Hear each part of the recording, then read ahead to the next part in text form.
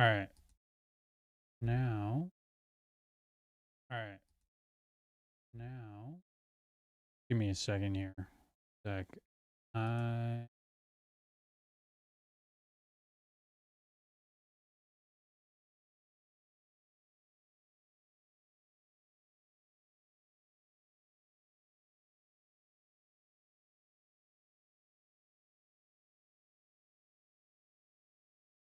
There we go. All right.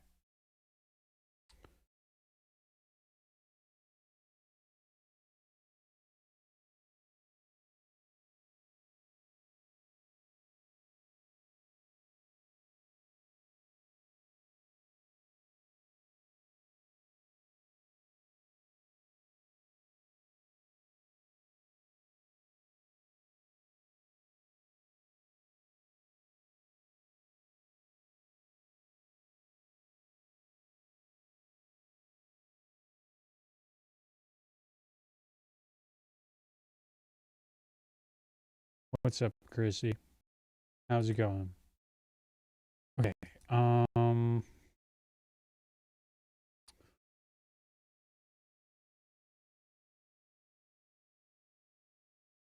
Okay. I just gotta do a quick audio check. Testing, testing. Test. 1 sec. We're trying something new. Testing, testing.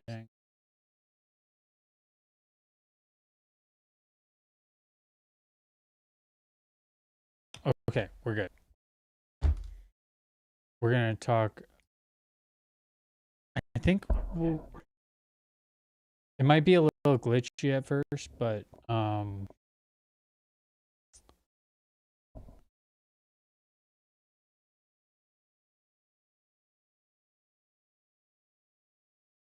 let me just.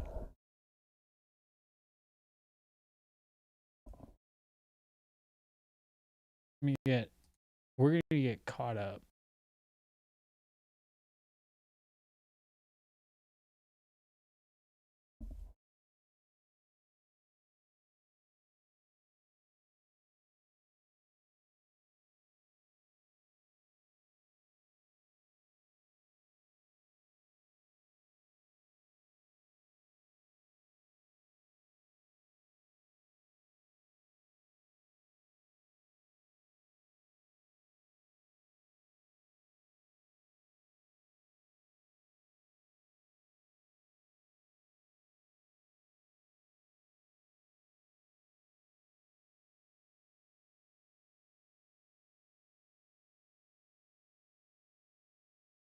Whoa. What's that? I just went to budgeting. I have ad block. I don't know why it's not working.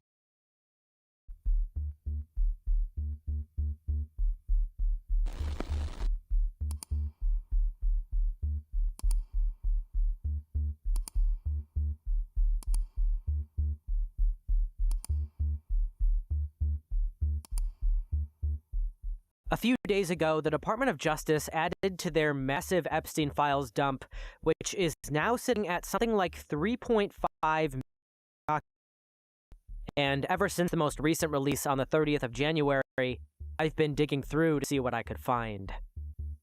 There is still so much to dig through, and new revelations are constantly coming out from people sifting through the data. Just to give you an example of just how— I don't like this video.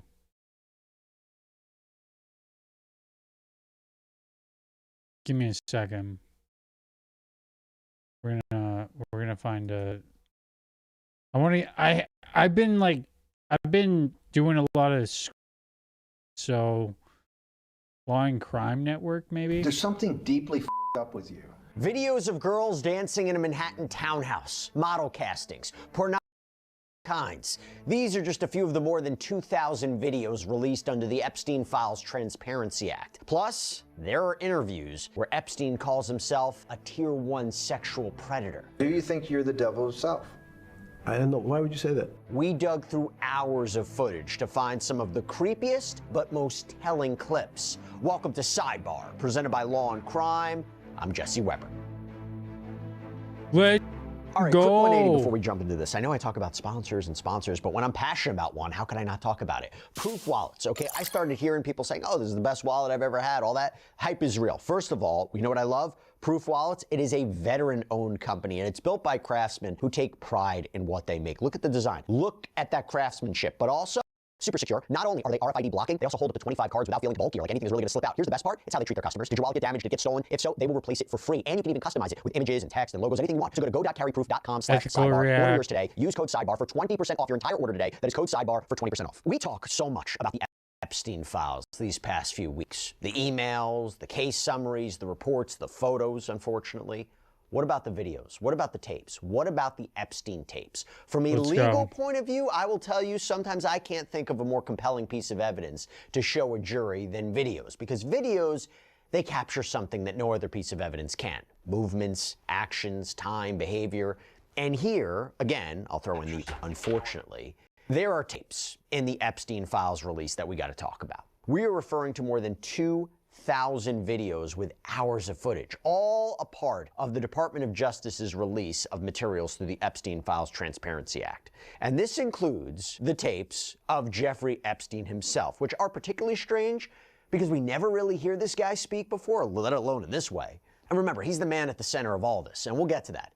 But I do want to preface this by saying that much of the footage is redacted, and we don't know the ages or the identities of the women and the girls that have been covered by black boxes, so I'll be just calling them females since, again, we don't know how old they are. Now, I do want to talk about arguably some of the most uncomfortable clips first, okay? Some of the footage included in the release is pretty innocuous. Someone playing with a small dog, what looks like a promotional piece for Little St. James Island, often called Epstein's Island, which he owned. Now, I say innocuous, we know what was happening on that island was allegedly not innocent.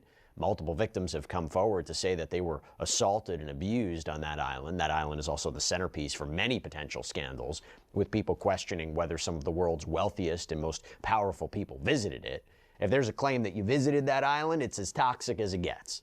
Now, some of the clips, although they're redacted, sites. It's unclear how many of the clips were from legitimate sites and how many were created by Epstein's victims at his behest. Website watermarks at the bottom referencing teens, unfortunately, but other videos are just strange. For example, you got this selfie video of Epstein making weird and unsettling faces into the camera. There's another that shows him standing up on a countertop in a large kitchen and then getting down and literally chasing a female around the room. Again, I don't know how old this person is. There's also footage of him dancing with someone in what appears to be a hallway. You know what? Actually, there are lots of dancing videos, with several apparently filmed in Epstein's office at his home in New York City. And I just gotta say this, how creepy is this one? In one of the videos, you can clearly see a paternity test, this kit sitting on Epstein's desk. Some of the footage is especially unsettling because while we don't know the age of the females in the video, there are also stuffed animals visible in the frame. For example, this selfie video of someone holding a Cookie Monster doll, and another, which we can assume based on the context, shows a teddy bear in the background. And there's even a video of someone playing with a young child, handing them various toys and stuffed animals. We don't know who this child is, where this video was taken, the connection to Epstein, but obviously really concerning. And remember, before he died, he was federal sex trafficking of minors charges. There's also around 14 hours of footage in all, and much of it is made up of short snippets of video. There's almost zero context provided for where the videos came from, who they show, why Epstein might have thought they were going to be pivotal in his criminal trial. I'll tell you this, there's a clip of someone filming a woman receiving a massage, and pretty disturbing when you consider that Epstein and his partner, Ghislaine Maxwell, they were accused of luring teen girls to his home with the promise of money in exchange for a massage. That was the grooming tactic, right? That's what led to the abuse. That's what led to the escalation. There's footage of someone taking a bubble bath. There's dozens sent from women and girls to Epstein, showing them in various states of undress. And there are videos that are apparently sent to Epstein or his staff. Getting all the flavors of all the jellies. We already got 4 bags, but she thought it wouldn't be enough, so she's getting some more. She's very serious about it.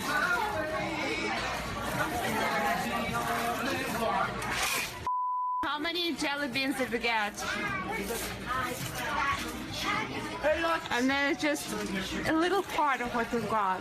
And it seems glaringly obvious in some of the files that these females are pretty young.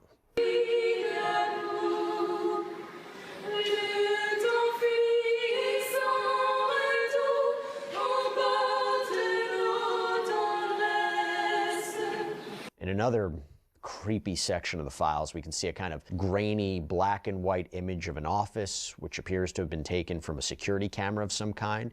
And you know, there have been a lot of differing information about surveillance in Epstein's home. You have photos that were taken inside his Manhattan townhouse by law enforcement after his 2019 arrest that show at least 2 cameras near the ceiling, so one in a bedroom and one in a hallway, as well as some sort of base of operations. And there's a sign on the door that says 24-hour video surveillance. Now, the thing about that is, in these files, there was a 2014 email sent by Epstein, let's get 3 motion-detected hidden cameras that record, thanks. And there's long been speculation that basically everything all the time in order to use the videos to blackmail the world's elite. That was a common allegation, a common theory, but in an email included in the files, there was an agent who sent the following to then FBI Deputy Director Dan Bongino, and it says, quote, during the New York residents and USVI residents in 2019, the FBI searched for videos and surveillance cameras. My understanding from the case agent is that there were no cameras found inside any bedrooms or living areas of either residence. I understand that surveillance cameras were located near the entrances of the residences. So if that's true, okay, that's strange, but also, did something change? I don't know. You know, is it always the case that there wasn't something there, or why they couldn't find it? I don't know. It's just interesting to say the least. But next, I mentioned hearing from so a big part of this is a long interview that was conducted by Steve Bannon, former White House chief strategist. And according to the files, there was this idea, seemingly, to try to rehabilitate his image by producing him. It's unclear why Bannon would have wanted to do this, but remember, this is after guilty to Florida state charges of solicitation of prostitution of a minor. And I mean, the files, they show a lot of communication between the two, texts, emails, several photos of the two of them together, really looking at that 2018-2019 time frame. I mean, I'll give you an idea. I sent a message to Bannon, I don't like texting, to which Bannon replied, got it. February 2019, before Epstein was federally indicted, Epstein wrote to Bannon, do you think I can do my own video interview and upload it on YouTube? Woody said he would help edit, not sure how to stage, what points to make, but better than trying to do an interview that I have no experience doing. Goal to humanize the monster. I will note here it's believed he's talking about Woody Allen, and the text that Epstein sent to Bannon just before this exchange reads, dinner with Woody or too many pedos in one place? Yikes, to say the least. And Bannon, by the way, also laid out this plan. Quote, first we need to push back on the lies, then crush the pedo trafficking narrative, then rebuild your image as philanthropist. To be clear, Bannon hasn't been accused of a crime. He's been very vocal about wanting the files to be made public. The produced, we have this footage, okay? You get this footage where Bannon is interviewing Epstein. It kind of gives you a window into this guy that you never saw before because, again, we don't really have that much of him even speaking. But take a look. How did a schmuck like you get on the board of Rockefeller? What year was that? I don't.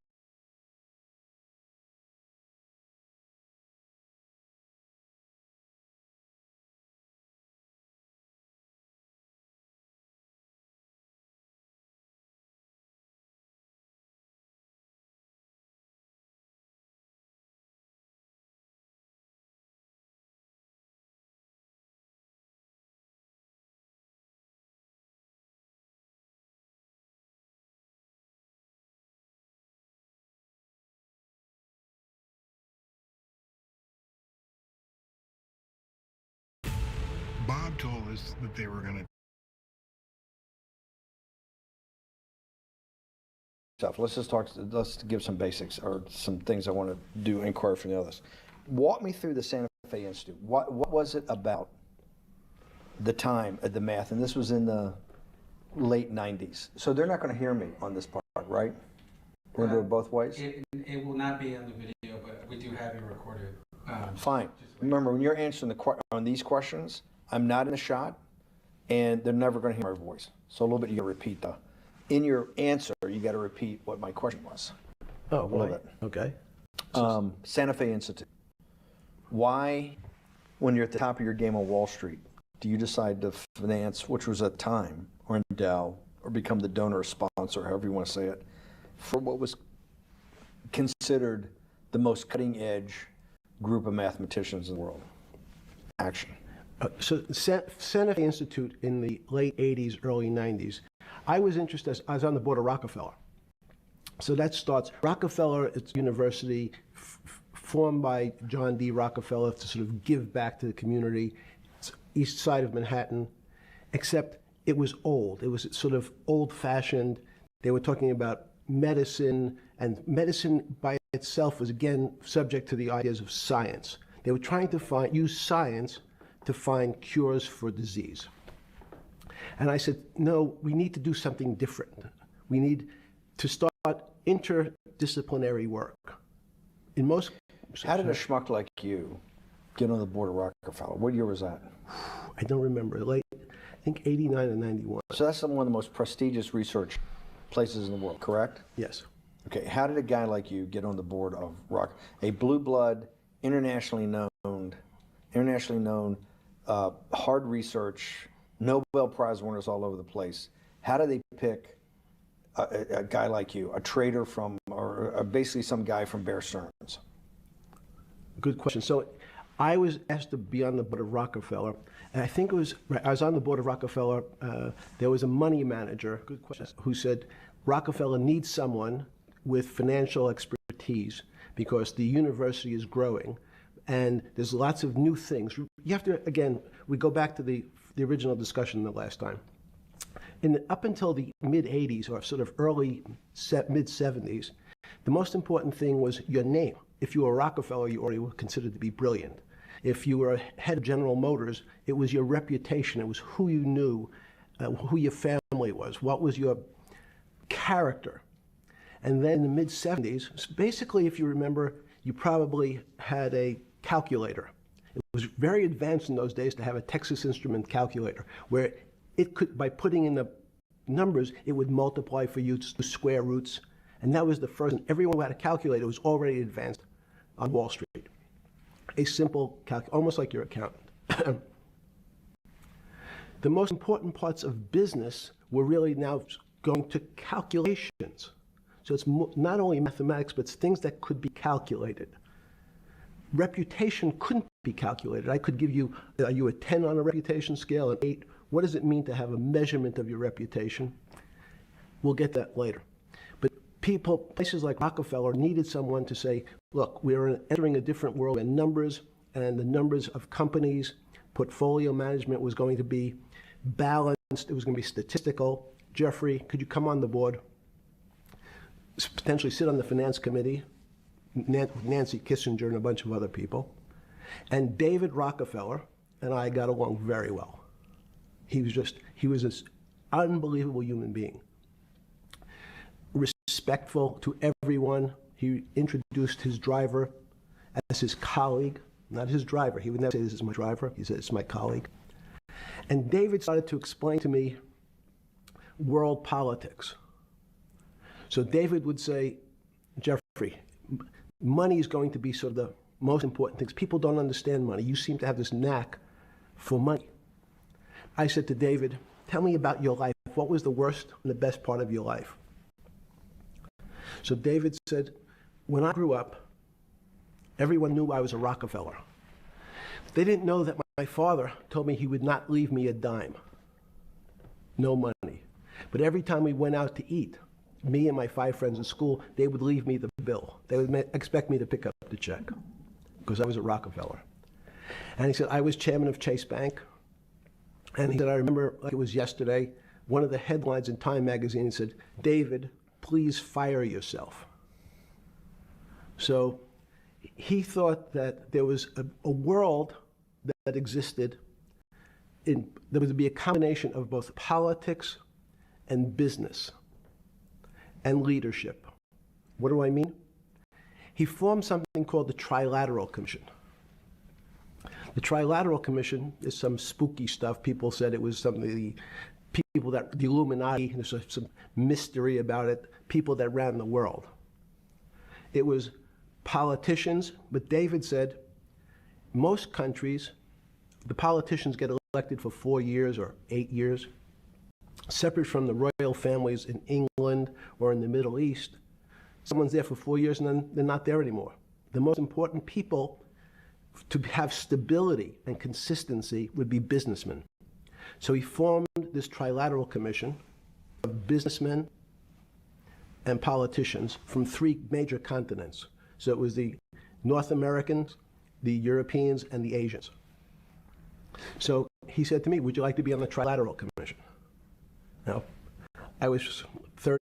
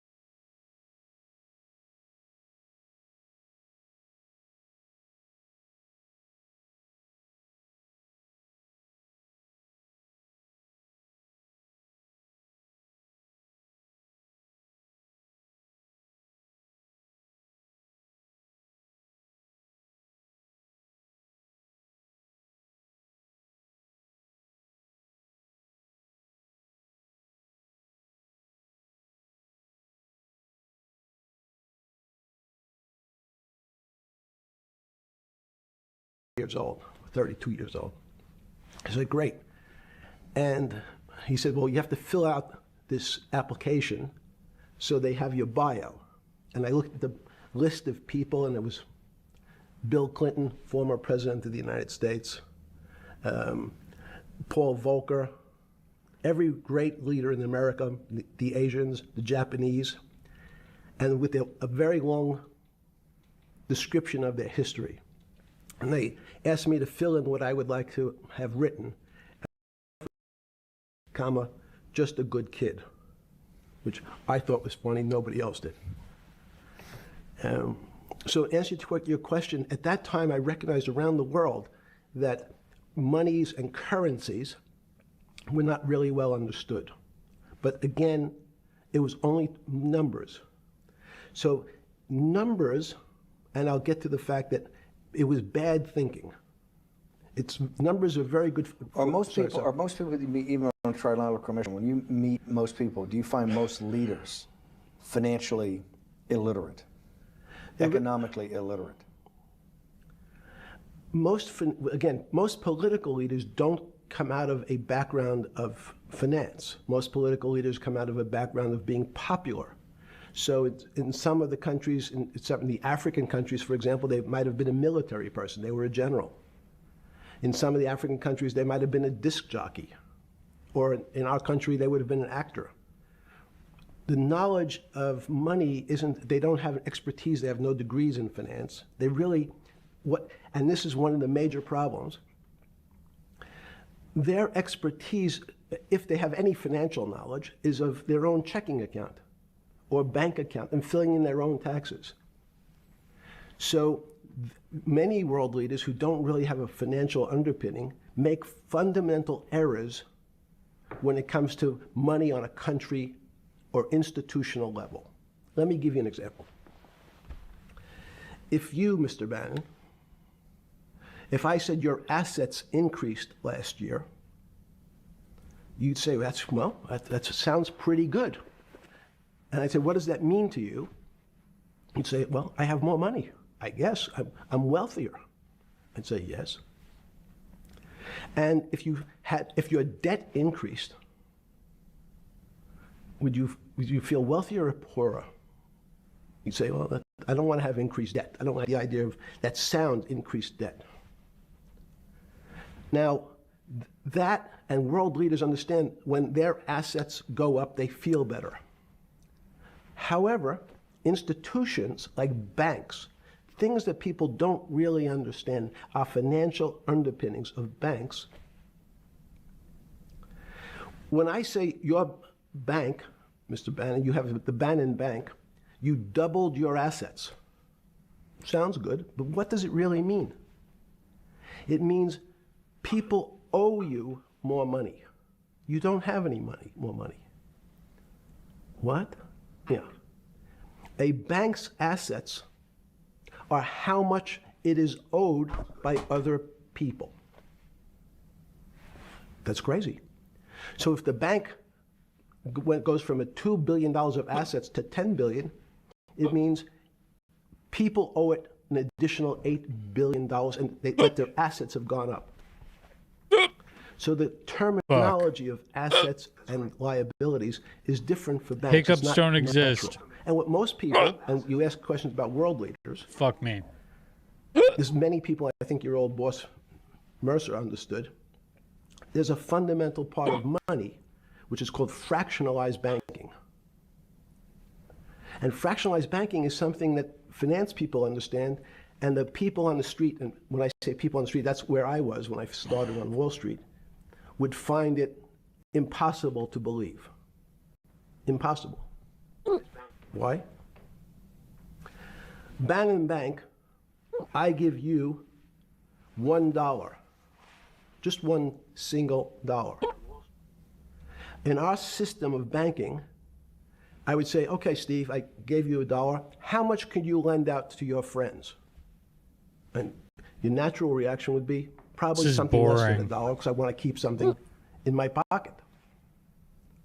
The way our system works is if you as a bank are holding my dollar, you can lend out an additional $8 or $9. It's impossible. I only have $1, Jeffrey. We have something called fractionalized reserves, which is if you have 1, you can lend out 9. That's the way our system works. And so not only do world leaders not understand banking, but the man on the street, my father who worked in the park department, it would be beyond his imagination that people could lend out more money than they actually had in their pocket. Next question.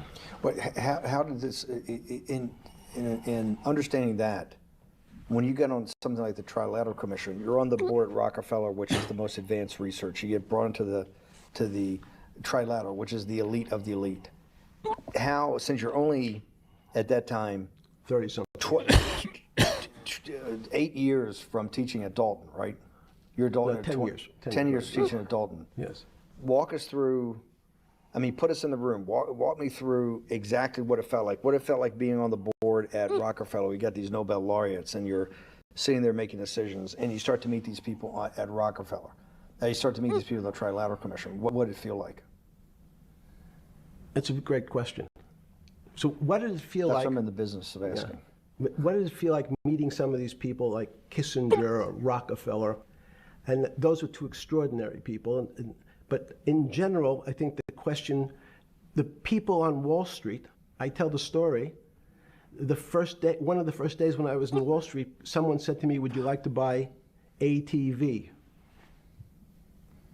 And I was looking in the brochure, and I couldn't figure out what stock had a symbol of ATV. And when I finally said, well, I can't find it. And they said, what's the matter with you? Do you want to buy ATV? Which is, he was selling hot televisions, stolen televisions from the floor of the American Stock Exchange, referred to in common parlance as the televisions fell off the truck. So I knew what that phrase meant from Coney Island.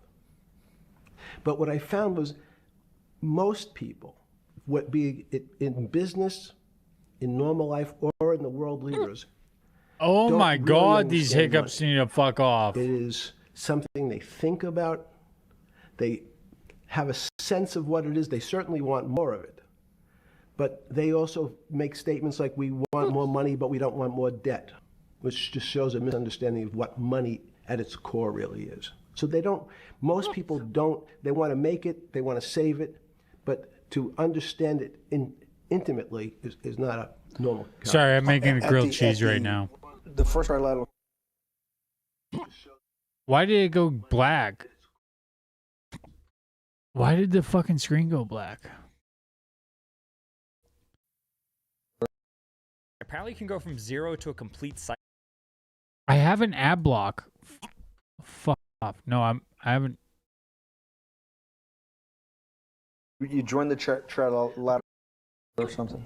Yeah, you're good. Just give me approximate. You joined the trilateral I commission. think it might be. And we'll be able to show we'll pull down the chart of where your name was, but just give me roughly when it was. I think it could be 90. I don't remember. Okay. Let's say early 90s. Yes. When you got on the trilateral commission and had the first, do you remember where the first meeting was? It was in Tokyo. In Tokyo. And at what hotel? I would like to say the Hilton, but it's probably not. And it's a 3-day, 4-day? Give me some 3-day event. And walk me through the whole thing. Speeches. It starts with a dinner. Just walk me through it. It was boring. You couldn't possibly think it was boring. It's bullshit. It was boring. You had to be stars in your eyes. No. Did you fly over privately? Yes, but it wasn't my plane. So it didn't count? No. You fly over. Yes. And it was who were the first? Like when you first met those leaders, you had to be wowed. No. You're 10 years out of Coney Island. No, I'm not wowed. Holy by fuck! These hiccups people are of bad. position. I'm wowed by people of great ideas, and I don't care if it's the bus driver. I don't care if it's the student I had who has teeth coming out. Well, every these guys direction. have to have great ideas. They're the leaders of the 3 great continents of the world: North America, Europe, and Japan. No, many of these world leaders become world leaders because they're popular and they were able to get votes, or they were able to convince people to vote for them. I learned later. Many of them were just good at what they did in terms of politics. Remember, world leaders are politicians in general. They're not scientists, they're not intellectuals, they're not great thinkers, they're great politicians. At the first Trilateral Commission meeting that you remember in Tokyo, sometime in the early 90s, do you remember what were the big issues of the day that they were talking about, and what did you think about it? Yeah, in fact, it was funny. Hiccups don't exist. Hiccups don't exist. Hiccups don't exist. Hiccups don't exist. They just don't exist. Hiccups don't exist. Hiccups are a made-up thing that humans think exists, but they don't actually exist. Hiccups don't exist. Hiccups don't exist. Hiccups don't exist. Hiccups don't exist. Hiccups do not give up. Inflation. These are like the worst hiccups I've had. What would happen? How do you control inflation? Holy fuck! And as a mathematician, I don't understand the concept today. How's that possible? Actually, as a mathematician, I don't understand how the world Ponzi scheme works. Man, I'm actually exposing the World Bank. Oh, man. This guy's a pretentious douchebag. Not only is he a world-renowned child sex offender, but he's also a douchebag. Most things to do with money. Money is meant to be local. Remember, this was US meant dollar. to revive his. This was recorded to revive his reputation. Oh my God, they're so bad. Hiccups don't exist. Hiccups don't exist. Oh my God. Why are they so bad? Fuck. Okay. I'm going crazy. Then I understand what it means. If inflation, it means my dollar today inflates and it doesn't buy as much as it did a couple of years ago. The prices go up. I don't have, it seems that everything is great, but in fact my dollar is shrinking in value. If you, and you're the financial genius here. I'm just a lowly M&A guy. Sure. If you let me finish the thought. Go ahead. So if you're in America, you can feel inflation. Your salary's gone up, but you can't buy the same car. In fact, it starts to feel weird because the value. That's why I wanted to ask the question. This is my point. Sure. The people who live and breathe this, the central banks, have been haunted by the specter of inflation since the late 70s. Yes. First off, tell our audience, how did that happen? The two great financial events in the 20th century, I'm not going to get to the 21st, were the Great Inflation in Europe after World War I, the Great Depression, the hyperinflation in Germany that led to the rise of Hitler, and then this inflation in the mid-70s. Before you go explain inflation, why is this specter of inflation always the central thing in central bankers' minds? Because it goes back to the first concept I said, the weird concept of fractionalized reserves. The system is not well understood. And most systems, in fact, are not well understood. We don't know how our digestive system. Stop. This is impossible. This is impossible.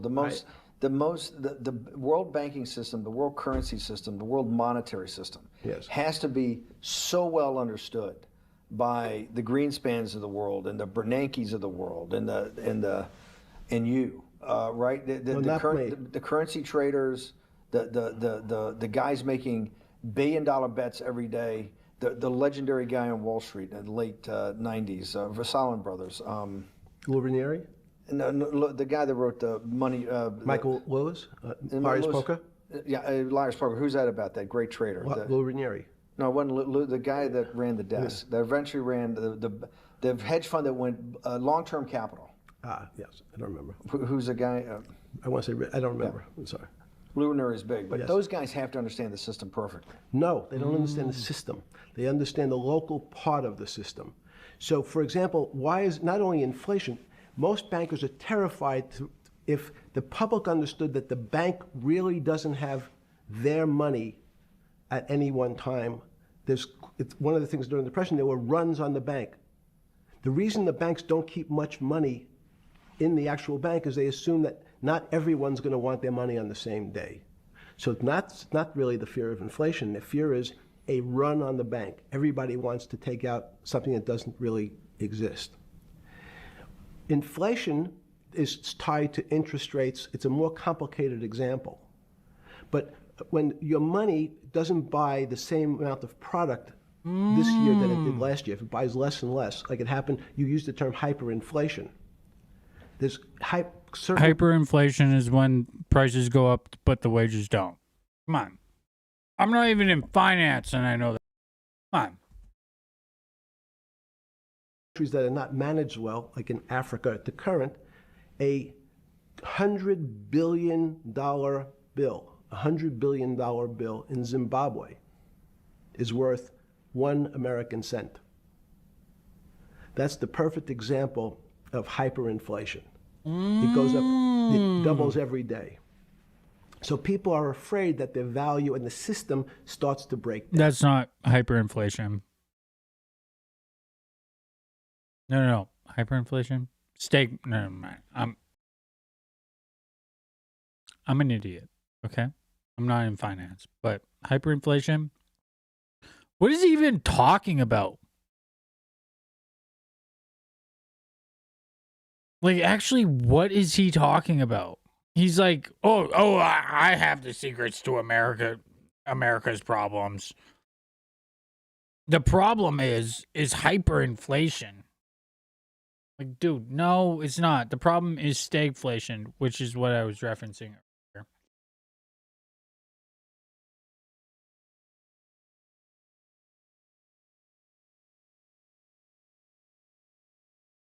He might have even said stagflation. I just can't remember. But, like, come on, dude. This is the most basic, like, Are we supposed to buy this shit? This is supposed to redeem your reputation as world-renowned sex offender who blackmails the elites? Like, come on.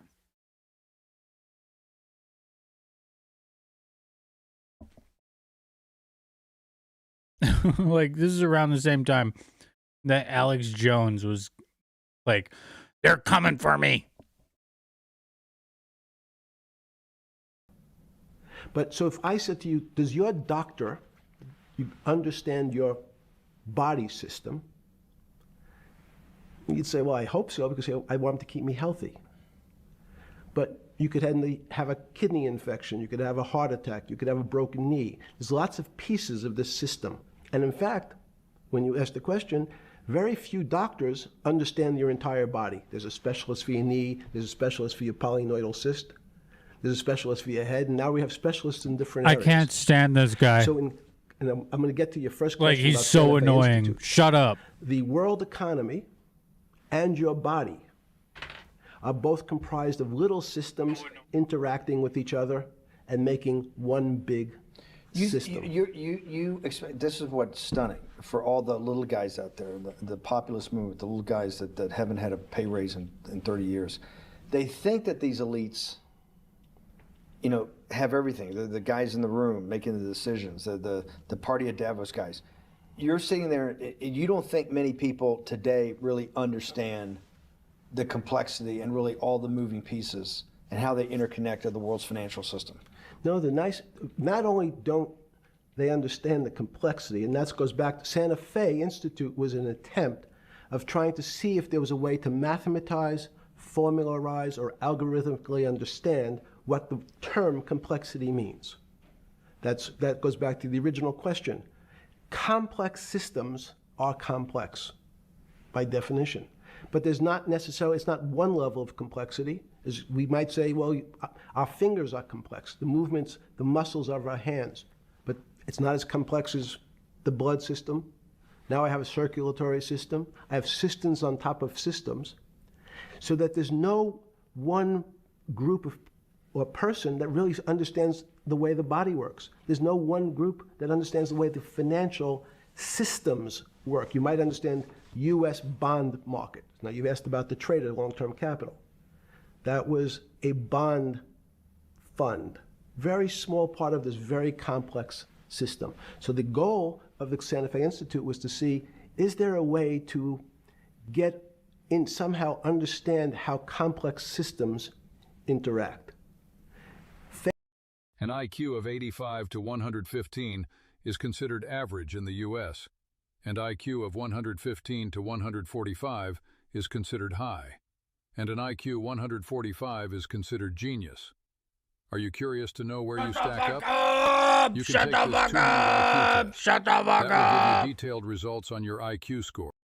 Fast forward, Steve, to today, where Google and these other engine companies, the other tech companies, are trying to build artificial intelligence. The strangest thing that they've found, one of the strangest things, is that the systems that they design, this artificial intelligence, which a lot of people have heard about, is they design a bunch of systems. They're called neural nets. Terms simply taken out of brain work. Sorry, I'm making neurons in the brain. some grilled cheese. Nets because they actually look like a net. They put in some This shit's on the public inputs. record, so. The computers work, spit out an answer. Sounds normal to you. It's because you're thinking about that calculator you had in 1976 on your desk. When you ask the person who Is this shit all about how he had a calculator and nobody else did? Is that actually all this is about? Like, dude, okay, wow, you had a calculator. You're so advanced. I can't stand douche. I actually can't. He is so insufferable. Just shut up. How is this supposed to fucking revive his reputation? It's so stupid, dude. This is supposed to make you look good?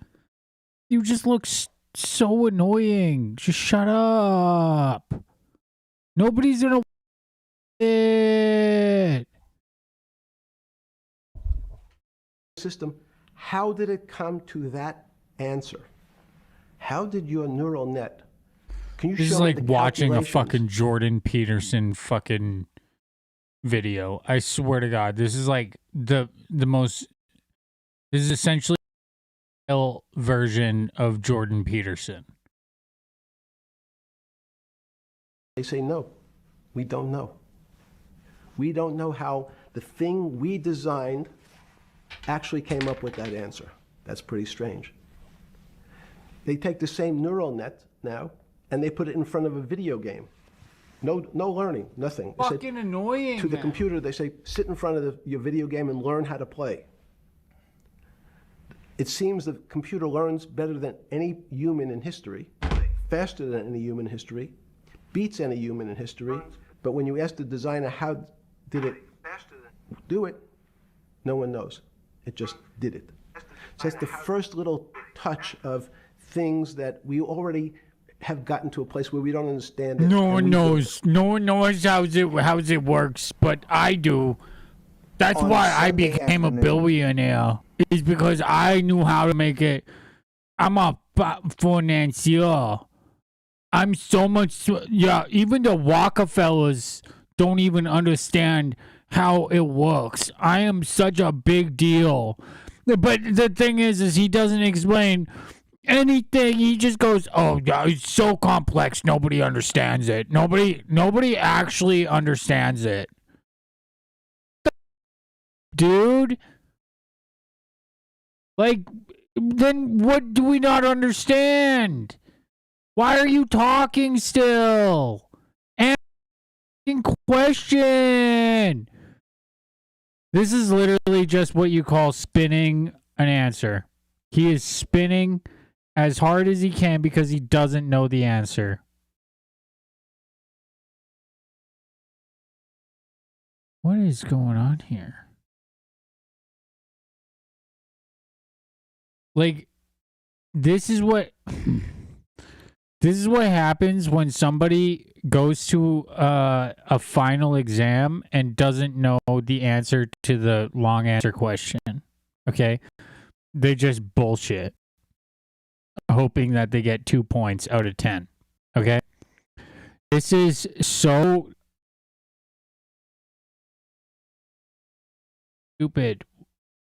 Why is this even saved? They should have just deleted it. He changed clothes? He changed clothes. Look, he's wearing a different... Oh my God. This is... They were like, yep. So now we're gonna... That was a terrible attempt. Now we're gonna try again. Now that you understand the rules and what we're doing, we're gonna come back tomorrow and try again. Wow. Whoop whoop. Nerd alert. Whoop whoop. Nerd alert. Whoop whoop. Pedophile alert. Whoop whoop. Pedophile alert. What's that? I'm working on my grilled 14th, cheese. 2008, where were you? Sorry?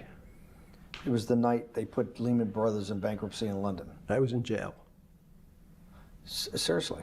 Yes. So the financial crisis of 2008 happened when you were in jail? Yes. Oh, this is going to be so amazing. This is going to be so amazing. I take it you didn't have your Wall Street Journal dropped off to you in the morning, your Financial Times? No.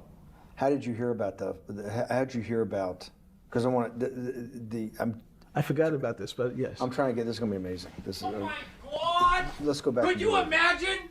Sunday Jeffrey Epstein would have afternoon. saved the entire 'Cause I wanna world find if out he was about if he wasn't in prison. People, the geniuses understand the complexity. of He the would have financial saved system. the entire Look at the world damage economy that if he wasn't in prison.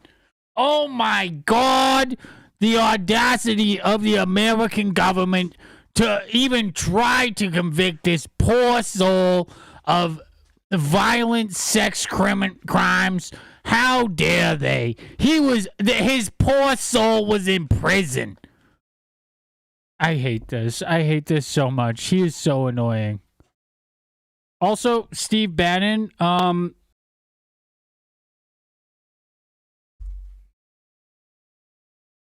because I want to find out about people, the geniuses understanding the complexity of the financial system. Because I think the best example we have is the financial crisis, the crash of 2008. Sunday afternoon, September 14th, I think it was, 2008, is when they were working feverishly in Midtown Manhattan at the Lehman Brothers offices and at various law firms around town, and with the Secretary of Treasury and the Federal Reserve, what they're going to do with Lehman. They decided they weren't going to save it. And so they prepared to put it into bankruptcy at the open of the market in London. oh my God, this is going to be so good. This part's going to be so good. This is what we need. This is it. This is the part. This is the part that's going to be really good.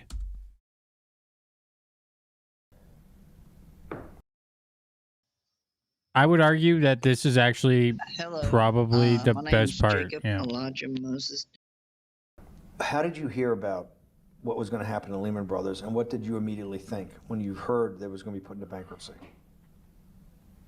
I'm glad you asked Yeah, that let me question. tell you what I would have done. What I would have done is I would have told them, you don't understand. You cannot borrow money if you do not have money. They did was not in give him solitary an orange confinement. suit. They let him go home at the end of the day. They were like, well, no, sorry. They made him sleep in the prison. That's it. So he would go home, and then he would come back, and then yeah. He had to use his one call a day to contact people dealing with it. They gave him an orange suit that said trustee on it, but misspelled. He didn't go to prison. He literally was allowed to go home every day because he was such a valuable asset. The entire world economy was entirely dependent on Jeffrey Epstein. If it wasn't for Jeffrey Epstein, we would have had, the housing crisis would have been so much worse. It would have been the dirty 30s all over again. But Jeffrey Epstein saved us because a judge ordered that he could go home during the day, and then he just have to go back to his prison cell. It was all Jeffrey Epstein that saved us. Thank you, Jeffrey Epstein, for your financial service. So much. I never knew how much I actually until watching this. I'm not kidding. I actually cannot stand this guy at all. He is such a prude.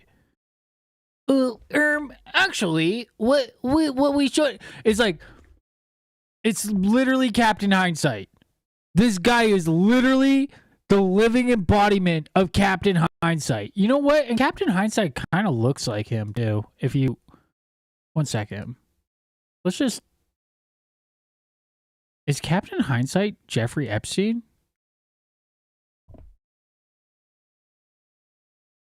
One second.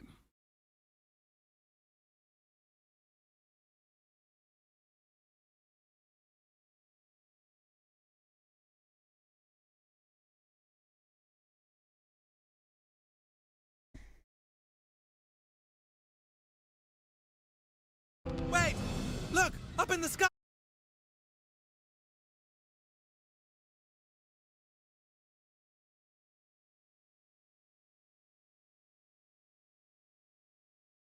Is that Jeffrey Epstein himself? Wow. South Park making predictions just like that we wouldn't ever even look at this. That's Jeffrey Epstein. National news. The hero was born. That is Jeffrey Epstein. Look at him. That's Jeffrey Epstein. Holy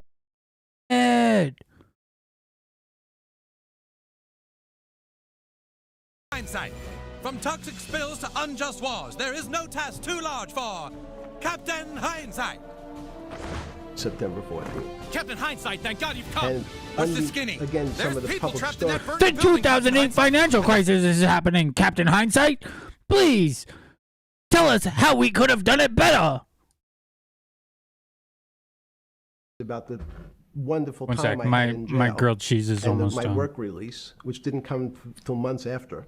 I'd been there since June, in an 8x10 cell, with a bed in the back, a 6-foot bed in the back, a chrome sink with a toilet attached to it, and a little piece of metal sticking out that was supposed to act as a table.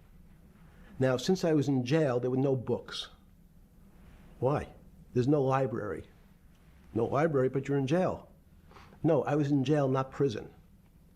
So in jail, I was in a place which was called the Special Housing Unit, which is for the roughest, toughest, meanest people. They had put me there, they said, for my own protection. So I was in a 8x10 cell with a little slit in the door where they would serve my food on a tray about 9 inches by 4 inches. And then as soon as I finished eating, they would take the tray and close it down. And one of the guards said, "Oh, poor "You Jeffrey understand Epstein." there's Wall Street's crashing. I'm worried about my pension fund. What should I do?" If only Jeffrey Epstein was free from his child sex crime.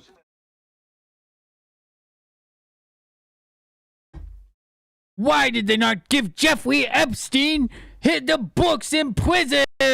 Oh my God, Captain Hindsight. Oh my God. From toxic spills to unjust wars, there is no Captain Hindsight. Captain Hindsight. I said, "Sorry, Captain Wall Street's Hindsight, thank crashing. God What's you-" happened?" And he said, "There's some crisis and some companies are going bankrupt." Call Captain Hindsight. And he said, "Yeah, it's all over the paper. Please, Everybody's Captain We're all Hindsight." terrified. We're going to lose our life What's the savings. skinny? Because There's we haven't people even trapped in that burning 401. building, Captain Hindsight, and the fire is so massive we can't get to them. See those windows on the right side? They should have built fire escapes on those windows for the higher floors. Then people could have. What they should have done is they should have not have loaned out 9 times the amount that they held in their bank account. God damn, Captain Hindsight! Thank you! Thank you for your service, Captain Hindsight! Oh my God, I can't stand him. Tell me that is not Jeffrey Epstein in his young age. Okay? That is literally Jeffrey Epstein. Tell me that's not Jeffrey Epstein. Tell me that is not Jeffrey Epstein when he was younger. They should have built it with a more reinforced structure so a helicopter could have landed on it. Yes, of course. And then you see that building to the left? Yes. They shouldn't have built that there because now you can't park any fire trucks where you really need to. Well, looks like my job here is done. Goodbye, everyone. God damn it! Thank you, Captain Hindsight! Thank you, Captain Hindsight! Pay our pension funds. We don't know anything about money. Can you tell us, like, what's going on? Am I gonna be able to education? Am I gonna be bankrupt? Like this company called Lehman Brothers. And there's another company in the front page today called Bear Stearns. Oh no! I said. No! Why? Because that's the company I was a partner in. Uh-oh. In fact, that was a company I had a very large investment in. So, as a great story, I didn't have my Wall Street Journal, but in the early mornings, you're allowed to make 2 phone calls, collect. And when you pick up the phone, This is you can literally dial a the number. first grilled cheese I've ever eaten with ketchup. I'm not even kidding. Like, I've never had ketchup on a grilled cheese in my entire.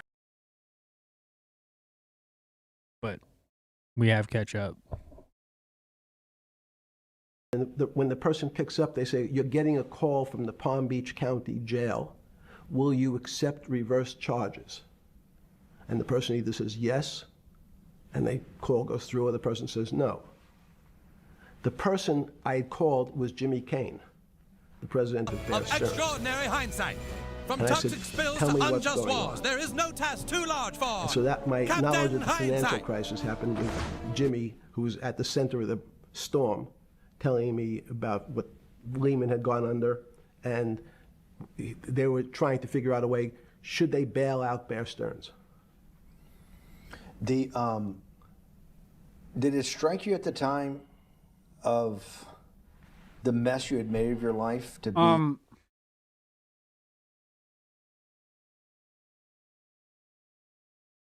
I'm sorry, but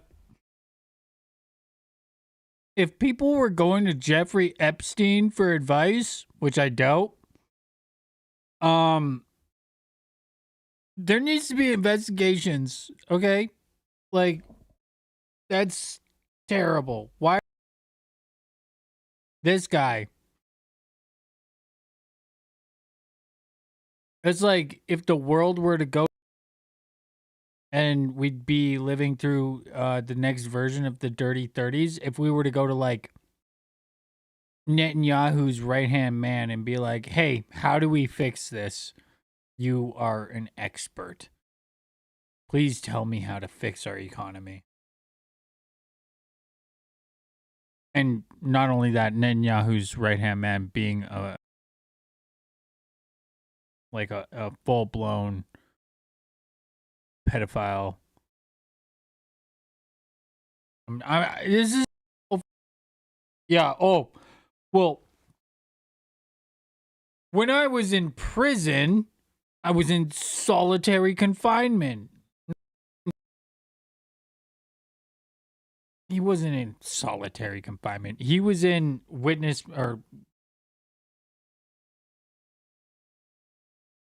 where it's like where they put else not witness protection, but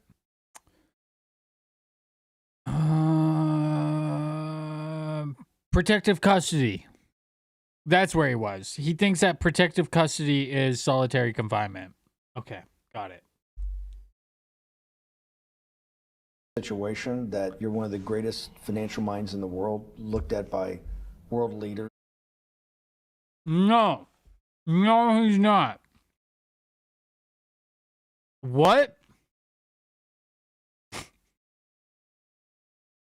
He's one of the greatest financial minds in the world?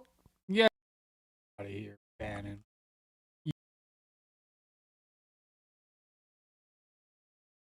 And ask their, your thinking by the most prominent and important people in the world, and here you are in solitary confinement. You can't even. Poor Jeffrey Epstein can't even make a correct call in witness or. I just had the word. God damn it.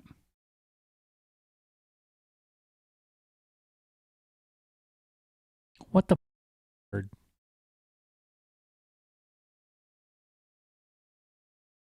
Protective custody. They're replacing the word solitary confinement. They're replacing the word protective custody with the word solitary confinement. And allegedly he was actually able to do a lot more than just he wasn't allowed to make a collect phone call. He was allowed to go home. Fuck. Here you are in solitary confinement. You can't even witness you gotta protection. Make a collect call to somebody. Did it strike you at the time how all the threads of your life had come together and put you in a position, or you had put yourself in that position? No. So it never struck you when you had to make one of your 50% of your collect calls that day, you call the president or the head of the CEO of Bear Stearns. The biggest financial event in your life is taking place, of which one, every important person in the world would be seeking your opinion. Number two would be a once in a lifetime opportunity to apply your craft. Number three, it would be a once in a lifetime opportunity to make money if you were smart, and obviously you're smart.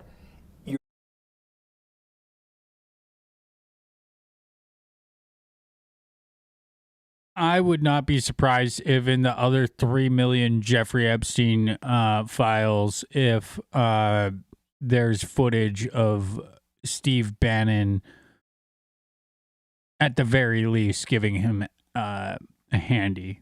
You know, like this is glazing a convicted sex offender. Child sex offender, by the way. At links that I have. This is such a bad look. What are you doing, Bannon? Like, you might as well just like posted a video to the hub of you licking his balls at this point. Like, what the? The greatest financial crisis of all time had happened, and the only person that could have saved us is Captain Hindsight. A reporter for the national news. The hero was born when a freak accident gave him the amazing power of extraordinary hindsight. From toxic spills to unjust wars, there is no Captain Hindsight. Captain Hindsight. Jeffrey Epstein is Captain Hindsight. That's what I've concluded from this video so far. Oh my God. Tell me that is not Jeffrey Epstein. Try to tell me that's not Jeffrey Epstein standing in front of 2 firefighters with the coon behind them. That's Jeffrey Epstein. That's Jeffrey Epstein during the 2008 financial crisis if he wasn't in prison. Telling me here, truthfully, that it never hit you at all of how you'd ended up in a place where you had to make a collect phone call from a jail cell that was 6x9 with a steel bed and your food being passed into a slot. The question you want to ask is, who was the other call to? Okay, who was the other call to? The other call was to my friend at J.P. Morgan, who was then, I didn't know it at the time, trying to buy Bear Stearns. So at one point, I had 2 phones. It was difficult because they're afraid people are going to hang themselves with the phone cord. So they don't actually come together and they're pretty short. So I was actually going between 2 phones talking to Bear Stearns and J.P. Morgan at the same time. So I found it amusing. Whoa. What's that? I just built a budgeting app in Base 44. Guys, Nina just built an app. Impossible. Nina can't code. Interesting. Can it generate reports? It can now. So you're saying we can all build apps now? Yeah. I'm on lunch. I gotta make a call. I'll be in my office. Just built an inventory tracker. Protein calculator. Book sharing app. A workflow manager that tracks who still owes for the group. And it never struck you about how to end up in a situation like this? No, that would be probably means I would be too self-aware. You can't possibly expect me to believe this. I know. I don't believe it. You're telling me that during that day, you never had a moment. You sat there and go, what the fuck have I done with my life that I'm in a 6x9 jail cell when I should be on a trading desk or I should be in my $250 million greatest townhouse in New York City taking calls from the king of Saudi Arabia, the president of China, the head of Russia, the president of the United Not States. Xi Jinping. Are you telling me Xi Jinping is in the Epstein files?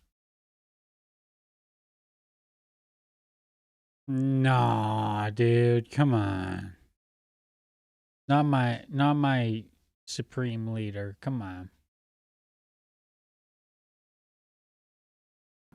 Save the world's population from a financial debacle. You honestly expect me to believe that that never happened? You're suggesting I was somewhat depressed, and how could this happen to me? I'm not saying depressed. I'm saying a moment of awareness of how could I get myself into this situation. No, I would just say how strange that this happens. It's strange. I'm wearing a jumpsuit and flip-flops. What given color to was me. the jumpsuit? Brown. I figured it out, guys. If it wasn't for the this is the through line of Steve Bannon's interview. If only, hear me out, if only they didn't convict him, Jeffrey Epstein that is, of being a child sex offender, we would have never had the 2008 financial crisis. God damn. We could have been so much better off if only they didn't convict Jeffrey Epstein. Hate to say it, but that's what I've learned today. Why is he so annoying? Why is he so annoying? Why is he annoying? Why is he annoying? What is it about him that I can't?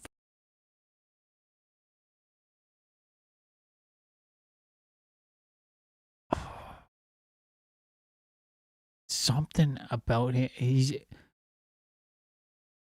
It's this look. Like, look at him.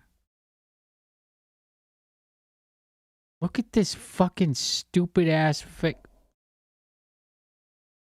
at this fucker, okay? He's got his, like, oh, I can't stand him. I can't stand him. I can't stand him. Stupid face. He is so annoying. Why do people like him?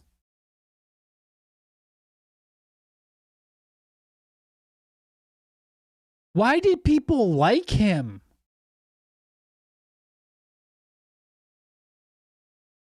Brown jumpsuit. Yes. I notice I don't see you in a lot of brown. No.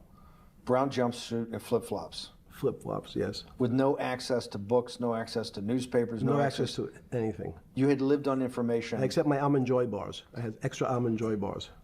Did you eat Almond Joy bars and things like that because you were afraid of what the cooks did to your food? Yes. Is that because of that you were in for the crimes that you were in for? No, it was just in fact, I was. Is it because you're wealthy? Yes. How did you know that? Well, people would constantly come if I was passing by or have to go for my medical. People would either ask to borrow money or make some other types of comments about. In the beginning, what were the comments? At the beginning, what were the comments? It serves you fucking rich guys right that you're here next to me. There was nothing about your crimes. No. So all this rumor you hear all the time about people in prison that commit the type of crimes you commit, you're saying in your personal thing is not true. No. It was all because you were rich. Yes.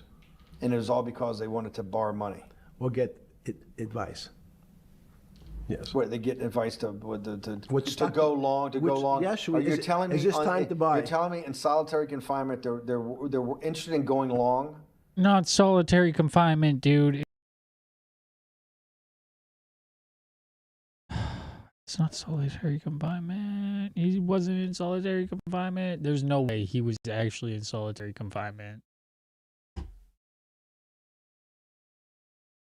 No fucking way. If he was in solitary confinement, you think he'd be having fucking protein bars? Like, the people asking him advice were other pedophiles. Yeah. They want to know what does that say about human nature? Well, what I think the people find, one of the reasons they wanted to keep me in solitary confinement was they're afraid that everybody would want to know which stocks to buy. Oh. But what happened was, after this crisis, now it's on the front page of every newspaper. I don't want to lose this day. Sorry. When you first heard that, was it Bear Stearns had been kicked into bankruptcy, what, 6 months before? No, this is the same time. This is part of the same deal. I thought, no. Bear Stearns, they saved Bear Stearns and didn't save Lehman Brothers. That's right. it. 6 months before they had bailed out Bear Stearns. But Bear Stearns was still a zombie. A shell of its former self. A former self. But they had, quote unquote, saved it. They admit, why did they make the decision in your mind?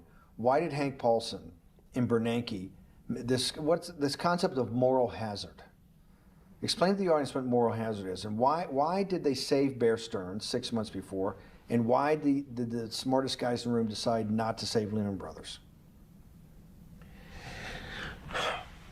It's a good question. The real issue is I'd have to go back when you have these systems to the way your doctor responds to any type of emergency in your body. If they might decide to save your kidneys and let your gallbladder go because the gallbladder is less important to your overall system. If at that time, even it's not that long ago, the boogeyman was when said, well, what really happened? Jeffrey, what really happened? What is this financial crisis? And, some of the progressives and the right wing blame it on the banks. It was the banks' fault. And it's the fault of this very esoteric, unknown concept of derivatives. It was really the derivatives that caused this financial crisis because the derivatives got somehow out of control and in the Mickey Mouse. And that was the way you started your road to a billionaire went right through derivatives. Yes. But derivatives were not the cause. Derivatives were not the cause at all. It's like saying your hair was the cause of your heart attack because it was on top of your head. So what when you was fell the down. cause? There isn't, let me say, there's no one specific cause. These are system collapses. So many times when they have to make your death certificate, when you say, well, what did he die from? They'll say heart failure. But if you say, what was the cause of his heart failure?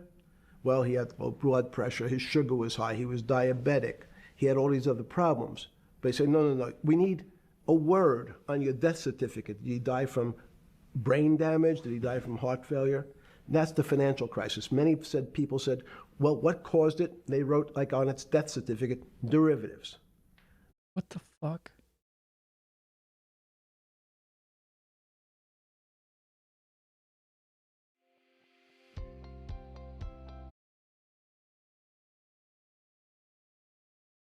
He had low blood pressure, his sugar was high, he was diabetic, he had all these other problems.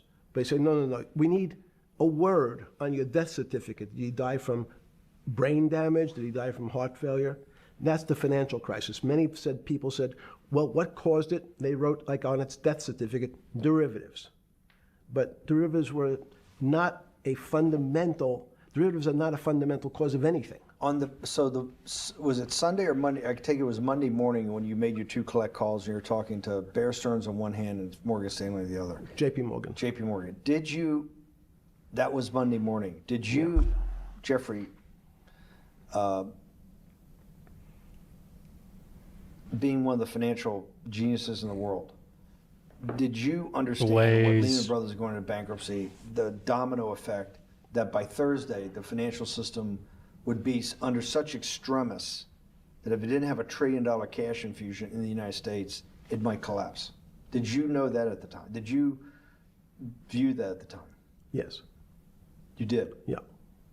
Why? Again, I don't want to bore you or the audience with the idea of it's a medical procedure, but you had system failures. So you'd recognize that if I said to you, did you realize when your father was on the ground and he was clutching his chest and he couldn't breathe, it was a bad situation, he could die. That's how I saw it. Did you immediately think about the commercial paper market? I mean, the mechanical triggers that actually you had to blow through these circuit boards. Did you know the circuits? Did you understand the circuits? Or did you have a concept of the circuits that were going to get blown through? Yes, but only because of an analogy to a body. And in fact, from my telephones against the wall with my little metal wires, because the next day I talked to another person in Washington about the issues of what I thought was happening, and I made the same discussion about the... They were at the Treasury Department? Yes. So in a 6x9 cell, The phones were outside the cell. In Palm Beach County, California. West Palm Beach, Florida. West Palm Beach, Florida. That's what your juice diet. West Palm Beach, Florida. West Palm Beach, Florida. West Palm Beach, Florida. You're making a call to Washington D.C. to talk to some deputy's secretary of Treasury. Someone in Treasury. Right. Someone in Treasury. Right. And that does not. The night before you go to bed, it doesn't dawn on you at all. You never have a moment of self-reflection that, how did I end up on this metal cot when I should be at the center of things? No, I had a telephone. So I said, I can talk to, it makes no difference where I am, in fact. I'm still talking to the same person if I was at my home in Palm Beach. But I'm here in jail. Your home in Palm Beach. I can dial my own phone. That's bullshit. No, but you can also make 1,000 phone calls. Here you got to make one, and he's got to take. Think how much better that was. I had to decide who was the right person to call. That was unusual for me, because I would have called 20 people. And before. What was the advice you gave him? I said, you have a sick patient, and it's very much like a sick patient in the emergency room. You can't think about it like your car. People in normal walks of life think about money and things as a machine. And unfortunately, so if your car breaks, cars are always easy to fix. My jets, my cars, if it breaks, I know it can be fixed because it simply follows the same pattern. If this part breaks, you replace the part and the thing works again. People and the financial system are not machines. Let's pack it up. They can't be fixed the same way. You can't simply take out the box, put some more juice into the commercial paper. That was perfect timing. If I would say myself. Thank you, Captain Hindsight. What was that? He's like, what I did is I called up the number one financial advisor of the United States of America, right? And what I told them was that it's kind of like when your car breaks down. Like, dude, what? Oh my God. I can't. He's so annoying. Oh, and then it works again. Oh, thank God for Jeffrey Epstein coming in and saving us from the financial crisis. If only we would have just put another part in the car. What part was it, Jeff? What part was it? What part of the car was missing that you told everybody and then the world was saved? What was it? What was his magical advice? This guy's such a douche. Oh, he's such a douche. I actually can't stand him. I didn't realize how annoying he was. Like, he's annoying. Well, you, sir, happen to be one of the greatest, most advanced financial minds of the 21st century. What advice did you call to the White House and tell everybody? What I did was I called them and I said it's kind of like when your car breaks down. You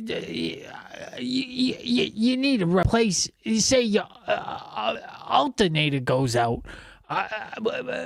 Well, you need to replace the alternator, and then it works again. You know, as long as you replace the alternator, then the car works again, right? And that's what I told them was we need to replace the alternator so that we can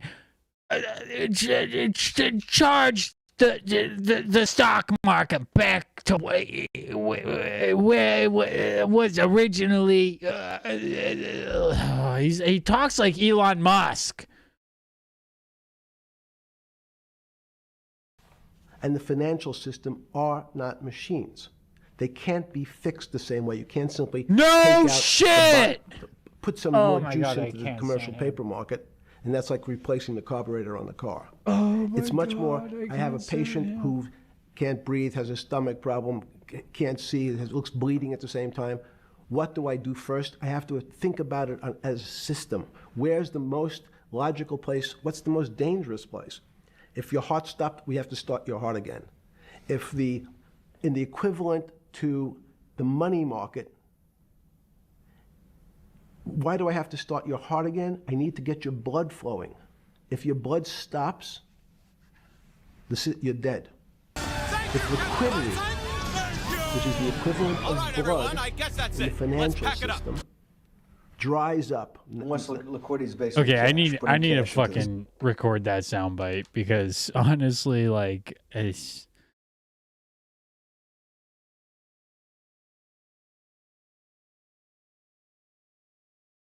Where you really need to. Well, looks like my job here is done. Good, everyone.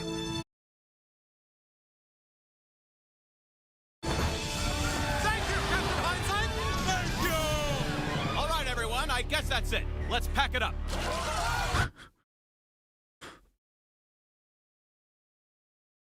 That's what it is. Okay. Liquidity is it allows the system. It's the blood of the system. You need to pump blood hard into the body of the economy to keep it flowing. And thank if you, especially when you're worried about someone dying, you're not going to be worried about the niceties of, well, you got the shirt dirty and there was some damage. Pumping that blood, keep that heart When you pumping talked to the person in Treasury on Tuesday, the 16th, did you get a feeling as you were sitting in your 6x9 I jail can't cell stand in West Bannon's Palm Beach? fucking questions here.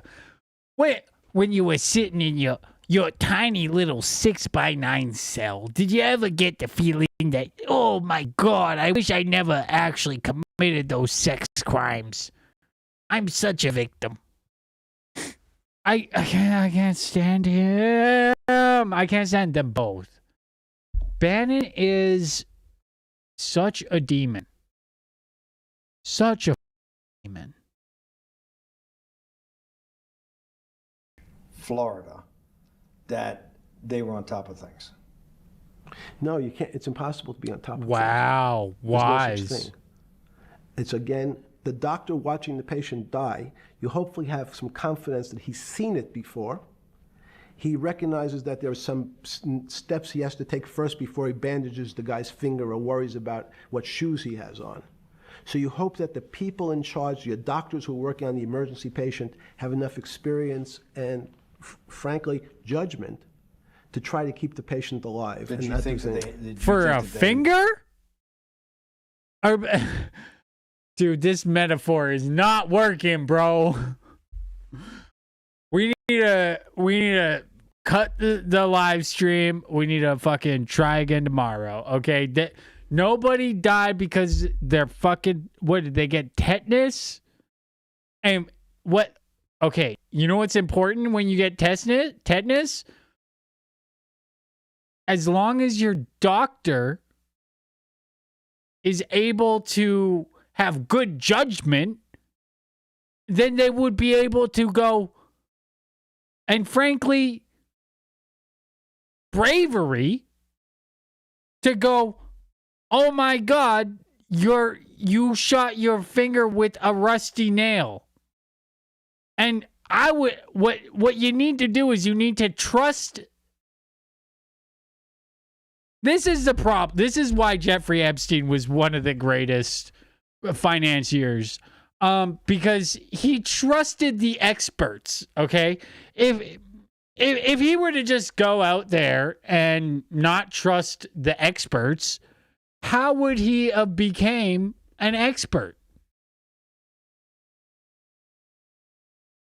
This is such a bad dude, what? What are we doing here? Okay, so this guy's supposed to be the #1 financier in all of America, but he's telling us advice on finances, and the advice is trust the experts.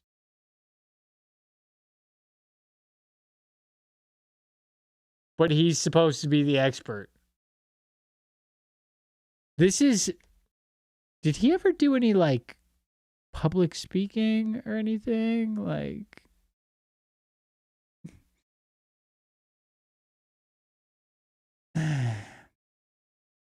I wonder if he ever did like any like conferences or anything like that, you know? Where he's like, what's really important about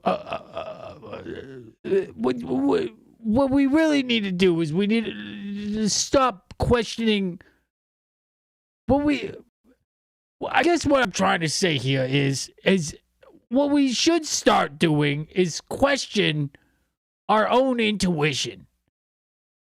And well, it's very important that we trust the experts on the topic, because if the experts never had a calculator, then how would we know if they're right or not? Can you improve gravity with just a calculator? No, you cannot do that. If it wasn't for me and my mathematics, I can't stand him. Had those things, patience and judgment? They had pretty good judgment, and you needed a lot of luck, just like in the dead patient. You need to, hopefully... I can't stand this metaphor! Bro, you're supposed to be the expert! Bro, Jeffrey Epstein is a moron.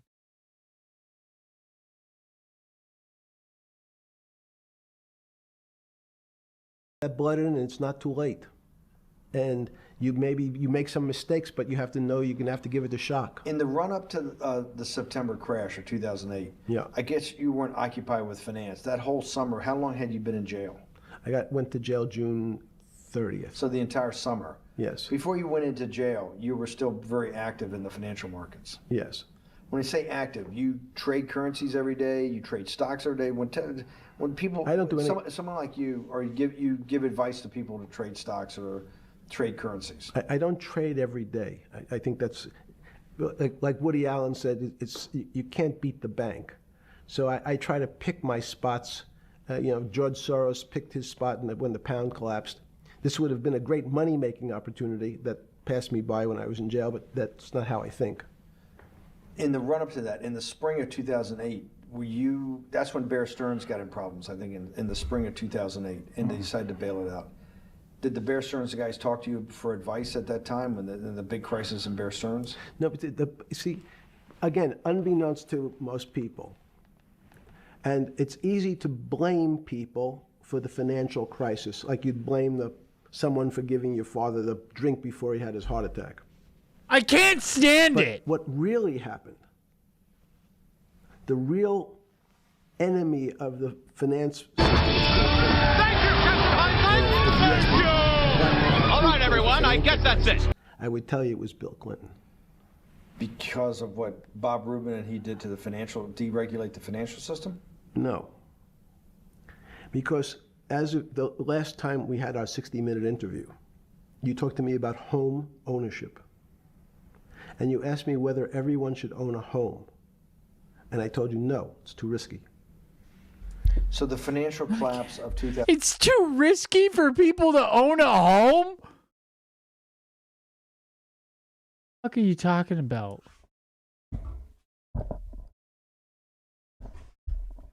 It's too risky for everyone to own a home. What does this mean? I'm gonna try to be as charitable as possible here.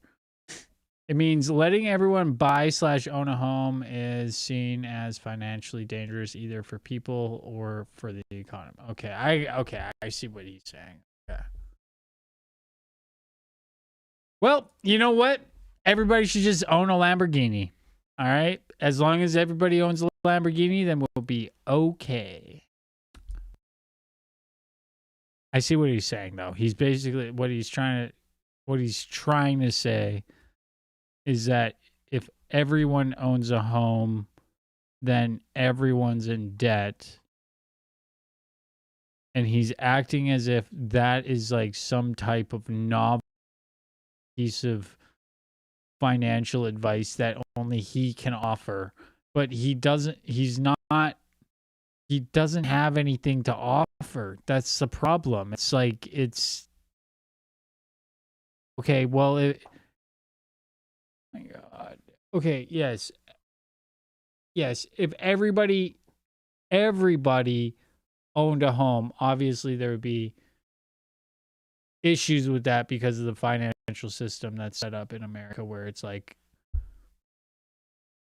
rent to own, right? But it's from like a Marxist approach, that sounds so good. Like, if you were to say in China, like, why should everybody own a home? You know how much they would hang you.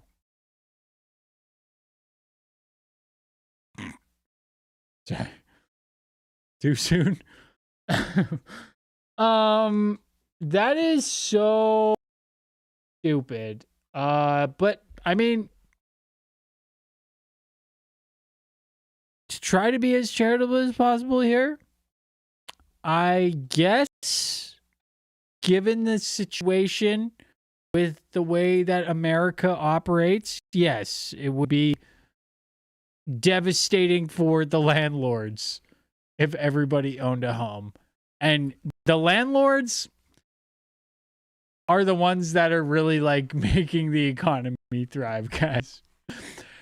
Think about it. What would we do without landlords? Everybody would own a home? That would be devastating for the economy. Okay. I'm kidding. But like, that sounds extreme. That if everyone owned a home, it would be devastating. That is so stupid. I don't even...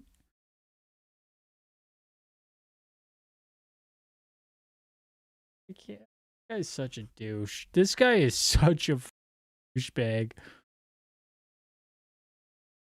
Is because of hardworking African Americans, Hispanics, and whites.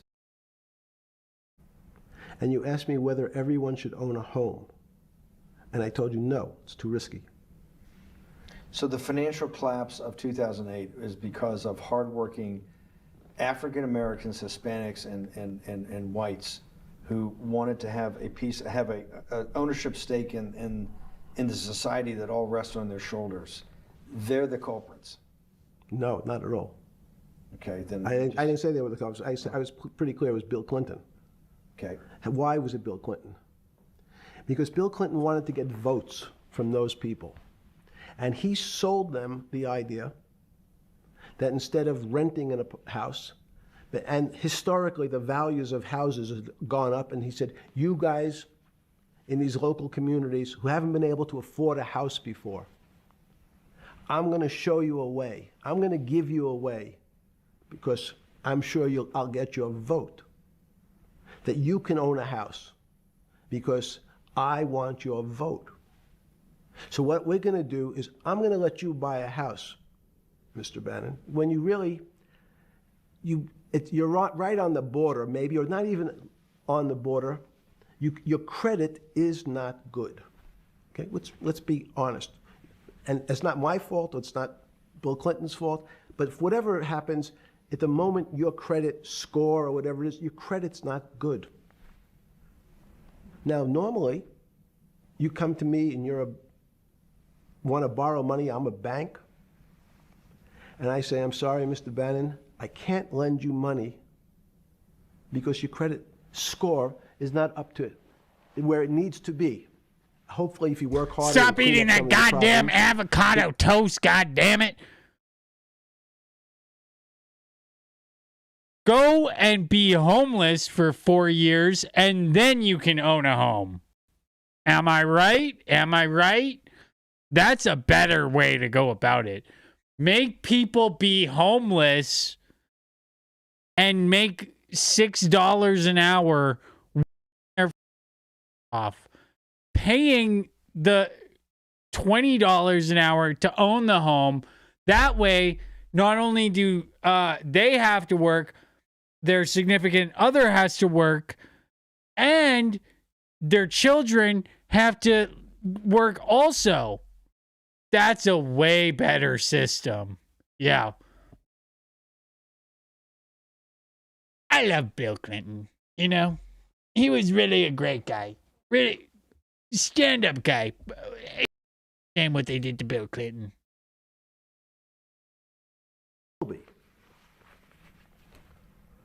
But no, what I say to you is I'm going to figure out a way to lend you, not give you. I'm going to lend you money anyway, though you don't have a good credit score. And don't worry, I'm going to get rid of the term that you don't have bad credit. Bad credit sounds pejorative. You don't want to be a person. Sounds judgmental. Yeah, sounds judgmental. So what we're going to do. This guy is illiterate. He's acting like academic. That didn't even make sense what he just said there. When Steve Bannon is correcting you, that's when you know you went wrong in life. I'm just saying, like,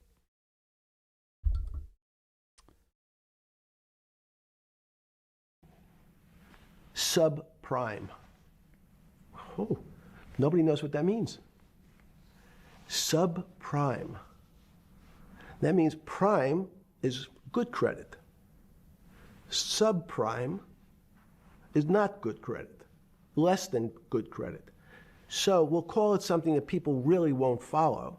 And we'll tell you what, we're going to have people lend you money, though you are a subprime borrower, and I will figure out some government agencies to guarantee your loan. All right, everyone, I guess that's it. So the banks say, no, we don't want, initially.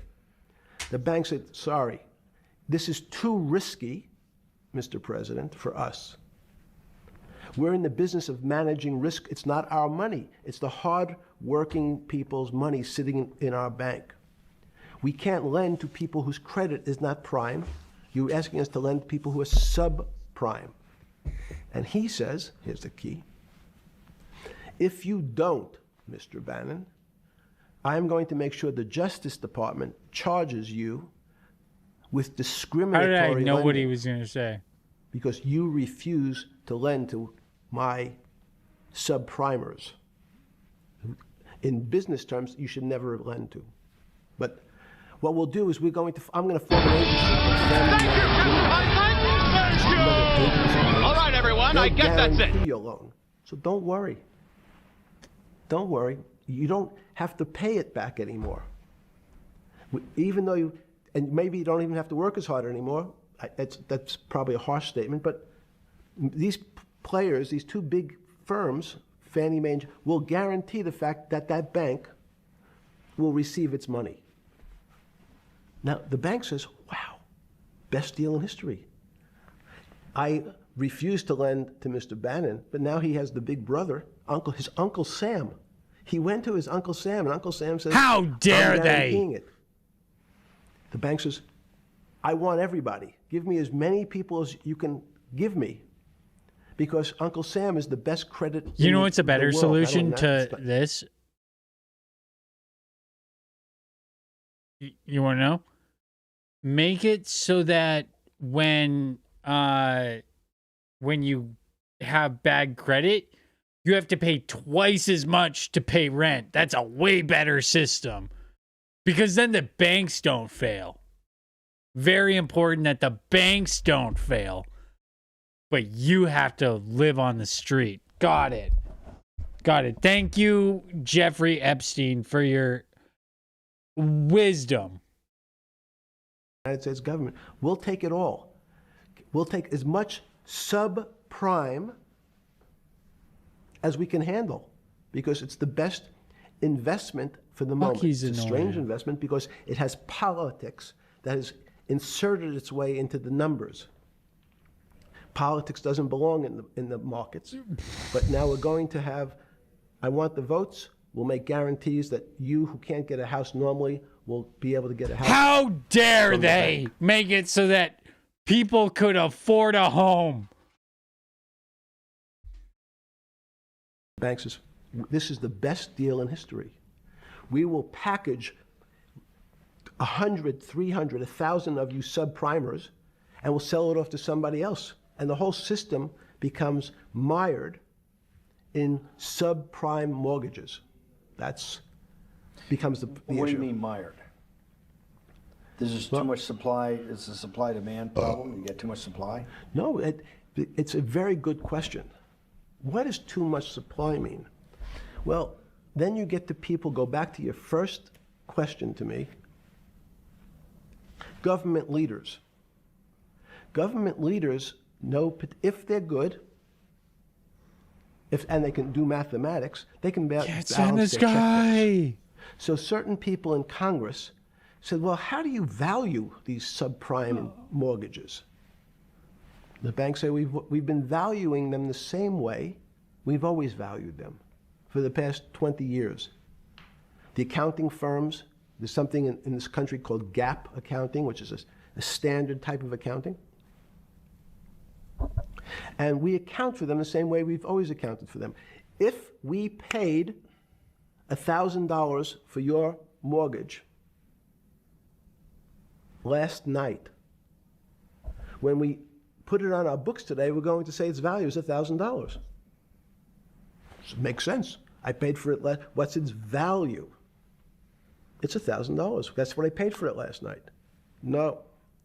The Congress people said, that's not really a good answer, you know.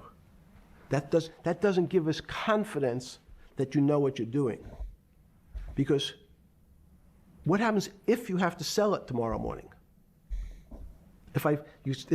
Something's happened and you have to sell it. Remember, there's kinds of stress tests. Would you be able to value it at what you paid for it the day before? And Wall Street says, that's not the way you can think about this. This is crazy. We always value things at the cost from the day before. And they changed the accounting method. In essence, to say, not what it was yesterday, but if I have to sell, All right, everyone, I guess that's it. what would it be worth? That's impossible. So what happens is every bank now has to value something that they bought yesterday at lower than they paid. Never before in 20 years did they have to do this. So something they bought at 1,000 on their books was 1,000 is now 990. Welcome to finance advice from Captain Hindsight. Holy I swear to God, I did not have to go to finance school to understand this concept. Like, honestly, fucking stupid, dude. Why are we listening to this? Why are you, what did you think that this is like some novel financial advice that we've never heard before?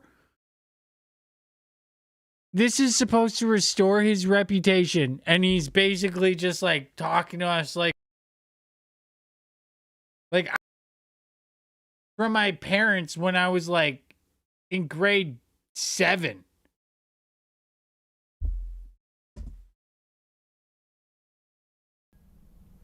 That starts to, you asked the question about what did I start to think about. Something's 1,000 and 990. This person now has to value it at 980.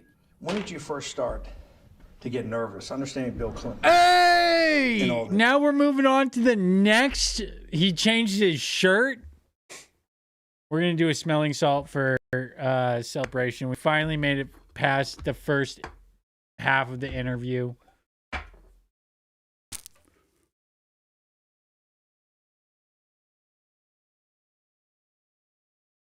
Whew.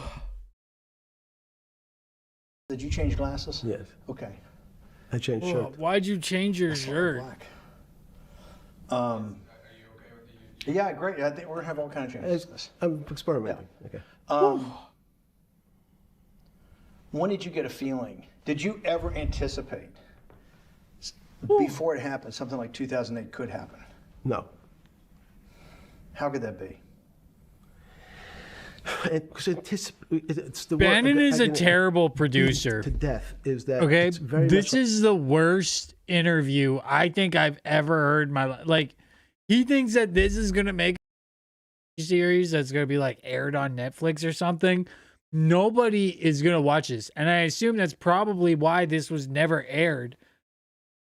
Is I don't know, maybe Noam Chomsky was like, this is terrible. But like maybe Barbara Streisand was like, oh my God, what? Why did they even record this and not delete it after?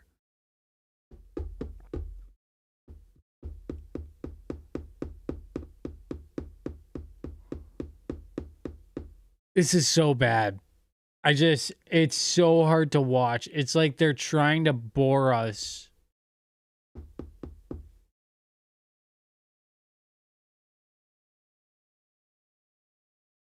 It reminds me of like,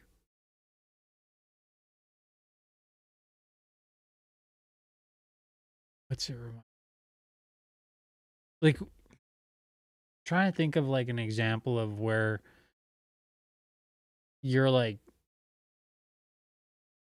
watching something, but it's intentionally boring so that you get distracted and don't watch it. But this was supposed to be like a debut. Like this was supposed to be like some history. Why the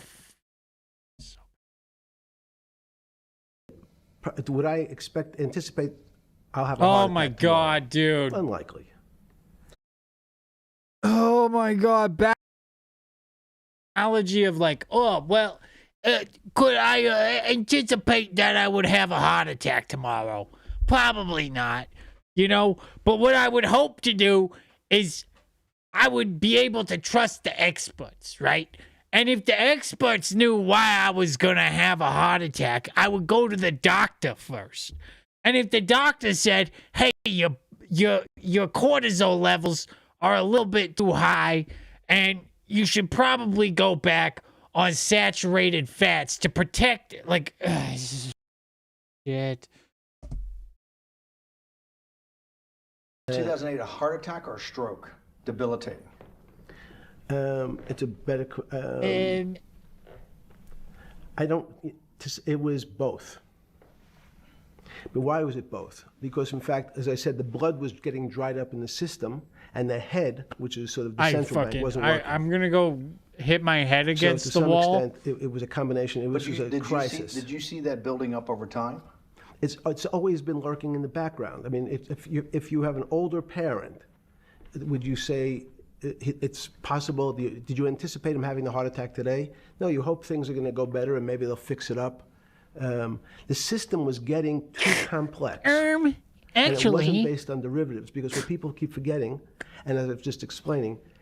Well, maybe what they should have done is they shouldn't have raised the interest rate so goddamn high during the 2008 crisis. They should have protected the homeowner. Hey, I got a wild idea. Why don't you, instead of bailing out the banks, bail out the homeowner? Well, the thing is that you don't understand is that when everybody own a home, then I can't stand him. All right, everyone, I guess that's it. Sound complicated. They don't want the little guy to understand what they do because they make so much money and they don't do very much. So they couch it in words like derivative and stock options. Literally what he was doing in the first half of this interview was exactly what he just said. Oh, they code it in words like derivatives and stock options. Like, dude, you literally just used the word derivatives as like a way out to sound smart when you're actually a moron. Like anybody could go, oh well, derivatives though. What about the derivative? Isn't that like correlation or something in the market? It's like I can't remember. Commodity It's like futures and some type of different correlation. types of contracts. It's all fairly. Everyone is capable of understanding it. It is not complicated. But Wall Street, because they make so much money from doing fairly simple things, needs to make it more complicated than it really is. Okay, if there's one AI site builder Holy you need to meet, fuck, this is man. Dope Tech from Wix. We had a very big recession in the early 90s based upon real estate and Japan basically imploding. Let's again, okay. You had a recession in the 90s. I don't know what it's based upon. It's always interesting to look back and say it's probably Bill Clinton. Maybe it was JFK. Thank you, Captain Hindsight. You're welcome. My All job right, here everyone, is I guess done. that's it. separate from there's certain triggers, like there in the 70s. There was What do you think it was based upon the 90s downturn? It's clearly there was a huge downturn. No, I know there was a downturn. That's what I know for sure. I don't. That's a fact. That's all. Everything else is sort of speculation about why did he have that? I understand that, but there's some speculation that has 0% probability of being I think true. what Bannon, and there's other. just knowing Bannon, I think what Bannon's trying to like guide the conversation in the direction of is probably my guess, just knowing Bannon. He's probably trying to fish for an answer that says like, oh, it's because black people or something like that, you know? Just going off of a hunch. But I assume, knowing Bannon, that's probably where he was going with that. Have 90% in the range. When you look at the range of alternatives of what could have caused it, Black people. In 90, it's all black and what I'm people's trying to do is fault. get you all the way up to 2008. Look, you're the smartest guy in the room, right? You know that. Do you think there's anybody in the world today?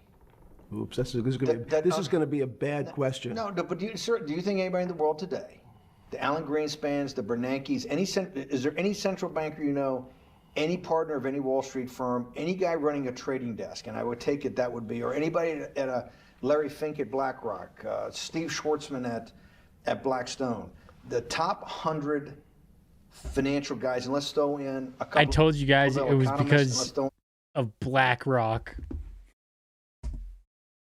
Or Blackstone even. Best professors at Wharton, at Harvard, at Stanford. Do you think that there's anybody that understands money or understands the world's financial system as good as you? There must be. But it doesn't come to the top of the head. No. Okay, fine.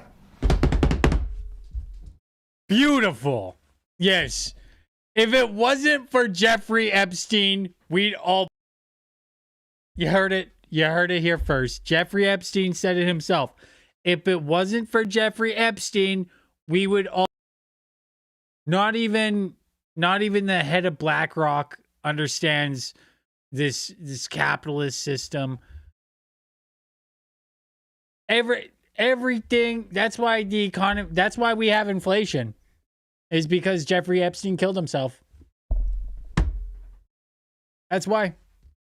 That's why we have inflation. If Jeffrey Epstein never killed himself, we would not have inflation. Amazing. Good stuff. Thank you, Steve Bannon. Holy fuck. Now that I've gotten that, let's go back to 1990. In that arc from the fall of the Berlin Wall to 2008. Good. We started with the implosion in Tokyo of the Japanese economy, Japanese financial markets. We had the huge run up in internet stocks. right? We had the implosion of that in 2000. The bankruptcy of Drexel Burnham in 90. Implosion of Japan, huge run-up in equity markets for the internet, implosion of the internet in 2000, 10 years later roughly. And then this run-up through the Iraq War and all that, the run-up to 2008. Every 10 years, it seems like, we're in some sort of 10 years before the 1990s. It's every 7 years, by the way. Literally everybody knows it's every 7 years we have a financial crisis. It's really not that. This is not something you need to go to Jeffrey Epstein for. Every 7 years. Do the math. Think about it. Every 7 years we have a financial crisis. Prove me wrong. You sound like an astrologer. Okay. And not a financial person. I'm not a mathematician. It just seems to be a pattern of every 10 years. That's misleading. That's exactly right. Because people like to see patterns. People like to see patterns where there are none. So a pattern of a financial crisis every 10 years is just in my mind. Yes. 2020, 2014, well, 2021, I got 2014, 2007, 2000, 1993. I don't know. I wasn't around then. But in my lifetime, every 7 years. People like to see patterns where they're not there. Okay, well, the crash every 7 years. Epstein. I'll be damned if I get my financial advice from Jeffrey Epstein. God damn it. Are we this? Like, this is what they wanted for us? This is what they wanted us to watch? This is the fate that we were supposed to live through? I'm so glad. Murked in prison. Okay? Because none of this would have came out if he didn't get murked in prison. They would have. I don't know why Trump did. I mean, Trump did not kill Jeffrey Epstein. That.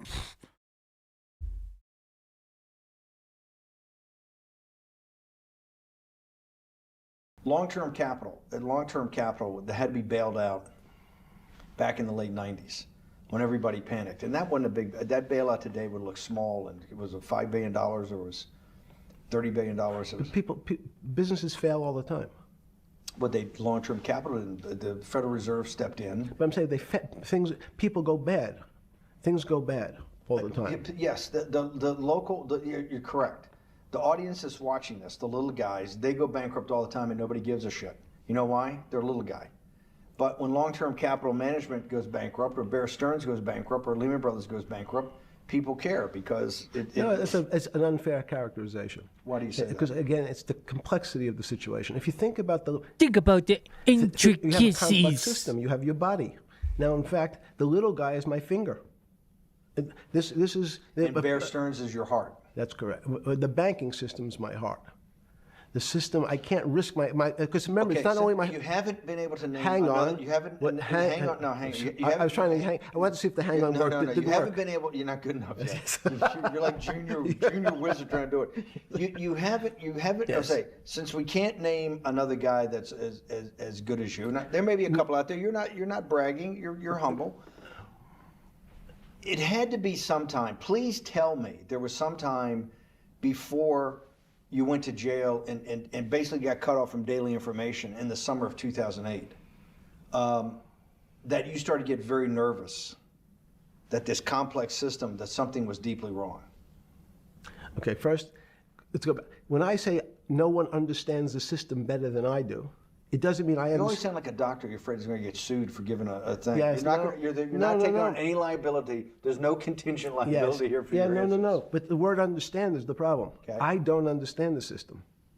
So I don't understand the financial system. There it is. You cannot sit here and tell me. No. What we just went through, I'll go through again. The hedge fund managers, the money managers, the central bankers, the commercial bankers, the heads of the investment banks, the heads of all the trading desks, the top economists, and I'll throw in the business school lectures of Stanford. Of all the top 200, 250, you can't name at the top of your head the guys are at least at your level. You have to understand it somewhat. No. Sorry. We all don't. Yeah, he understand. was too busy, you No know, one understands. trafficking minors.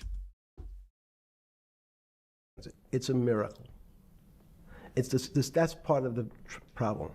It's impossible to understand. That word understand simply means if this happens here, that will happen there. It's predictable. Understanding means it's predictable. It's not predictable. That's the problem. It's very, in complex systems, that was the fascination. Is there a way to tease out some level of predictability?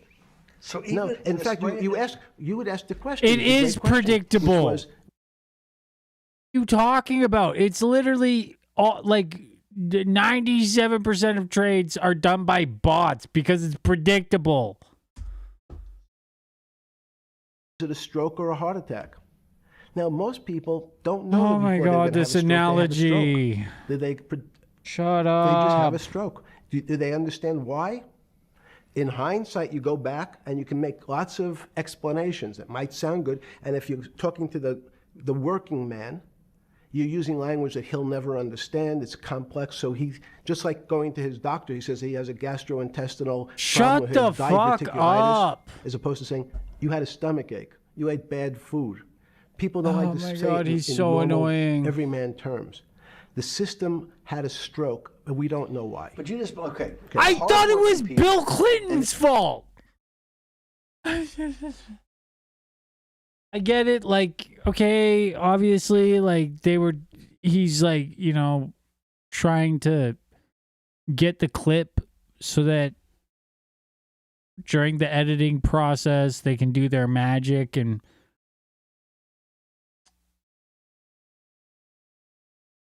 this is such ass. Like,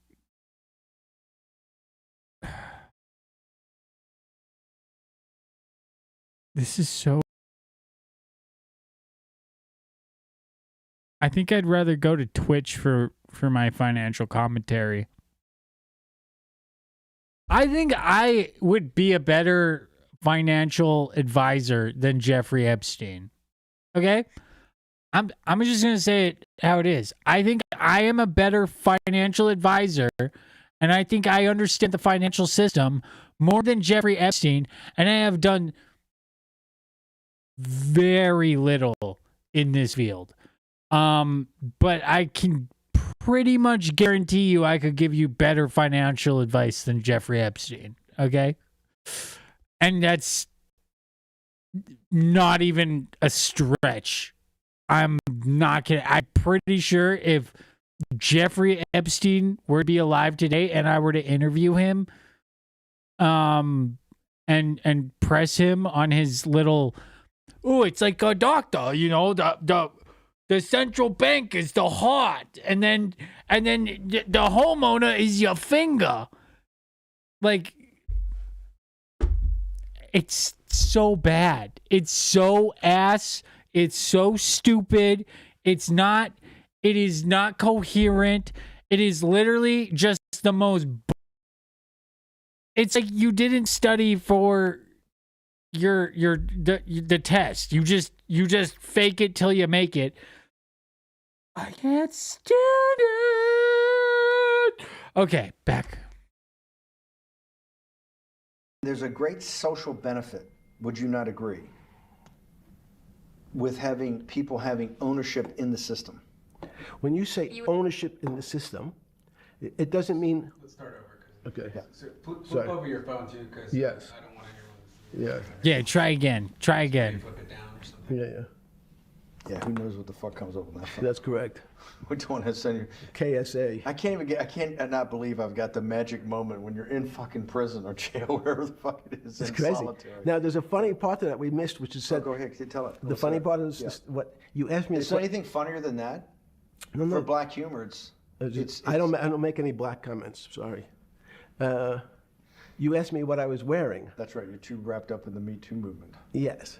So I was wearing a brown jumper and a brown pair of pants given to me by the jail with the word That's rough. trustee on the back. Because you had. That's a rough. I don't make any black comments. Bannon, that's right. You were too caught up in the Me Too movement. How did this get Me Too'd?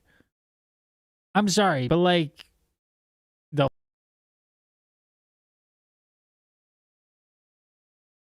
To be a trustee? Well, the funny part was it was spelled Trusty. So I wasn't really sure. I'd been a trustee in many different operations, but it was the first time it was actually printed on my back and spelled incorrectly. Probably had a higher level of being a trustee at that than you had at all the boards that you were trustees, right? Yes, because as the trustee meant you get two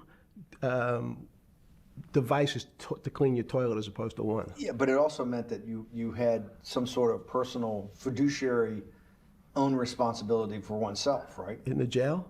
Well, that's what being a trustee is. That's where they give you two. Yes, you get two cleaners.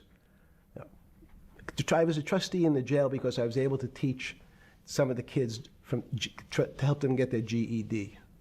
So that's how they gave me a trustee job. There's no time. I got to go back to this because it's. Could you imagine getting your GED from Epstein? Like, if that's a true story, like, which I doubt,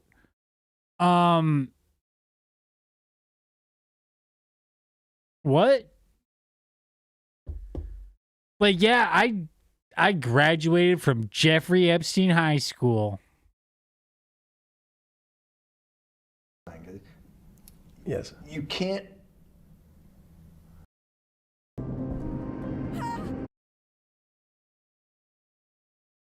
I literally have an ad block. I don't know why it's not. There's something deeply fucked up with you. At least something. Well, we know there are things deeply fucked up with this. You will get through in this film, right. But you cannot possibly have sit there, knowing that you came from nowhere, knowing that you went to the very top of what is considered outside of science and maybe physics, the thing people most admire because it's like alchemy, understanding high finance. To sit there in what will be the defining financial crisis.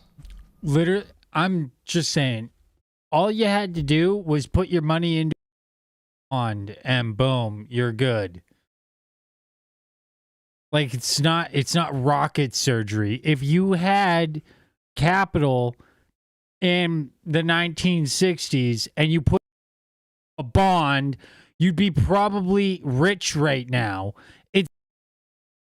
It's not that, like, yeah, money talks, money makes money.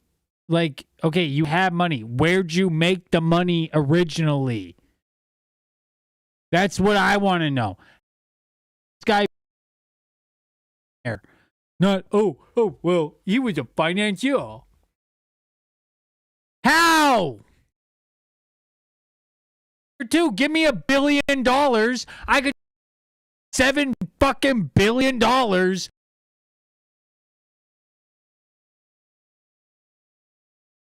And this is such ass. This is literally Steve Bannon sucking farts out of Jeffrey Epstein's ass. Of our time, like Black Friday or Black Monday, whatever it was, in the Great Depression, and be there at that exact moment. Triggered in part by a firm that you used to be a partner in and knew intimately well, and it created much of your initial net worth because of. And know that you couldn't. Someone who lives on a phone, right? Yes. Because you do live on a phone, right? Correct. You had to make just 2 collect calls. You cannot tell me sometime during that day you did not have that conversation with yourself of how the fuck did I do this to myself to put myself in West Palm Beach in a 6x9 cell with a metal fucking bed with a brown shirt that said trustee spelled wrong. So did I find it amazing that I was there? That's a not amazing. Well, I mean, Steve Bannon wears a brown shirt voluntarily, so whoo. want to say it was not funny. Oh, I thought it was. I wasn't funny. Right. But not amazing. no, it was incredible. Incredible in what way? Incredible, like how do I do this to myself? No. It's as incredible as me sitting here in this house. They're both just two sides of the coin. That's how I think about it. That my life today is incredible. Do you consider yourself a stoic? No.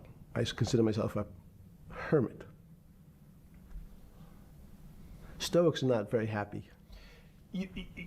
Being a hermit then, being in that 6x9 cell, being in the cell qua the cell was not the problem, right? Correct. What was the problem? Eating the Almond Joy bars. Because you couldn't eat the food. No, right. And but remember, my life is. Did that ever strike you that I can't eat the food because somebody might have done something to it? I gotta live off an Almond Joy bar, one a day or two a day or whatever. How many ever sneak in a day? No sneaking in.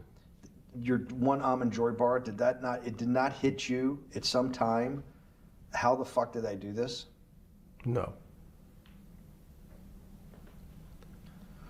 Let's go back to the spring of 2008. Were you so wrapped up in your personal issues at the time you were not spending enough time on the financial markets, or were you deeply involved in the financial markets like you normally were? No, I was involved.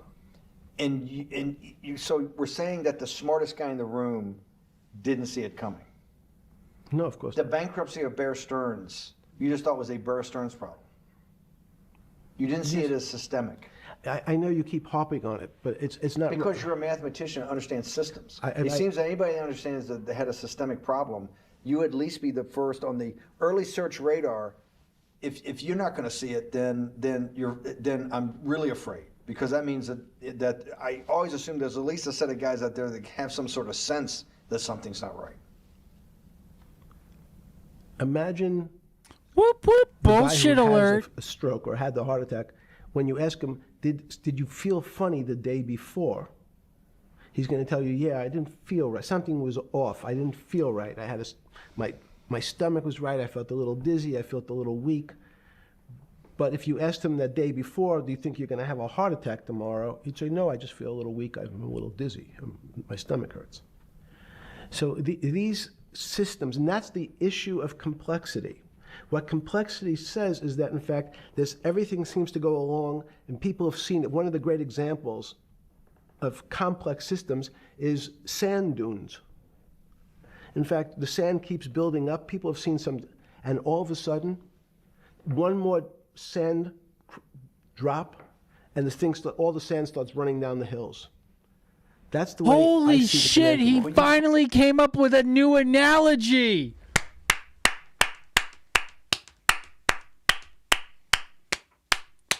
It's like a sand dune. Wow. Finally. Good job, Epstein. Wow, that's impressive. Santa Fe in the early 90s or late 80s? I believe it was early 90s. I can get back to you. But early 90s, Santa Fe was funded for the study of complexity theory. It was math. So let's make sure you guys subscribe to the channel. You know, hit that like button. 1993. So that's hit that like button. So subscribe. It in 1990. Los Alamos, which was the high energy lab up in New Mexico, was losing all its scientists. And Los Alamos, it was where Oppenheimer and where a lot of the nuclear weapons program, the bomb. That's where the Manhattan Project. Manhattan Project was as Los Alamos, and you bought your property out in New Mexico to be near that? Yes, because the scientists were going to be, they cut the funding for high energy physics. But the people who worked in Los Alamos would still be in the Santa Fe area. They cut that because this was the Cold War dividend, right?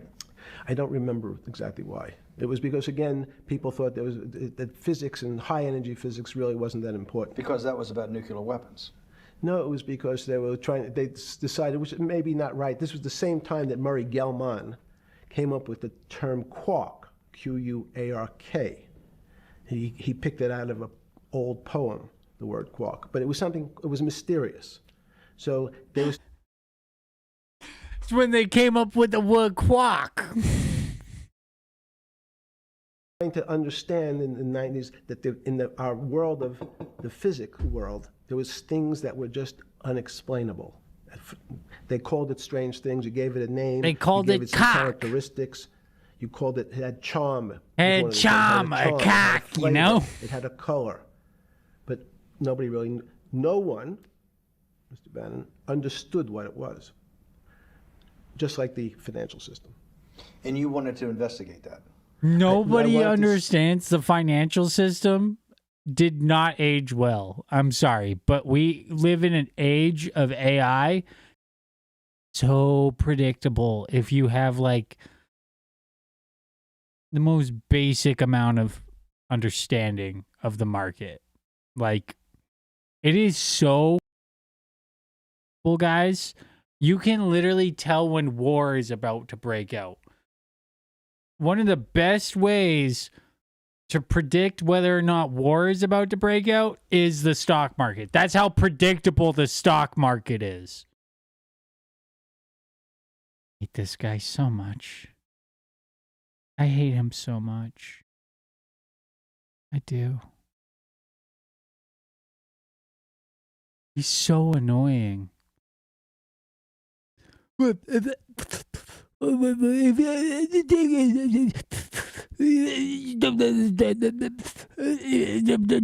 stock market, it's kind of like it's unique, you know?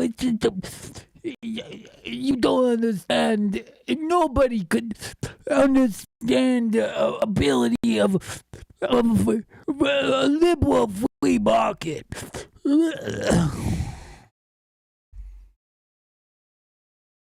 If we could build tools so others smarter than me could help investigate it. And that was the beginning of your concept of the Santa Fe Institute. Yes. And Santa Fe Institute was founded to do study in this type of... Can these areas of strange things be described by some form of mathematics? So that's what I'm trying to get at. The I thought you were the one with the calculator, dude.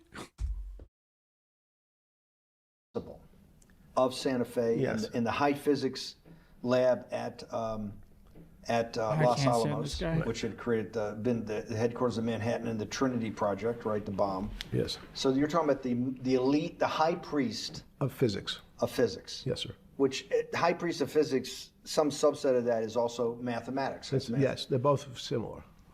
Project out. One of the tools you want to do is to make sure that in this complex system, the finance system, I'm doing a lot of this for philanthropy and a lot for the good of mankind, but also to be able to understand this complex system, the most complex outside of maybe our body, of the financial world. Yes.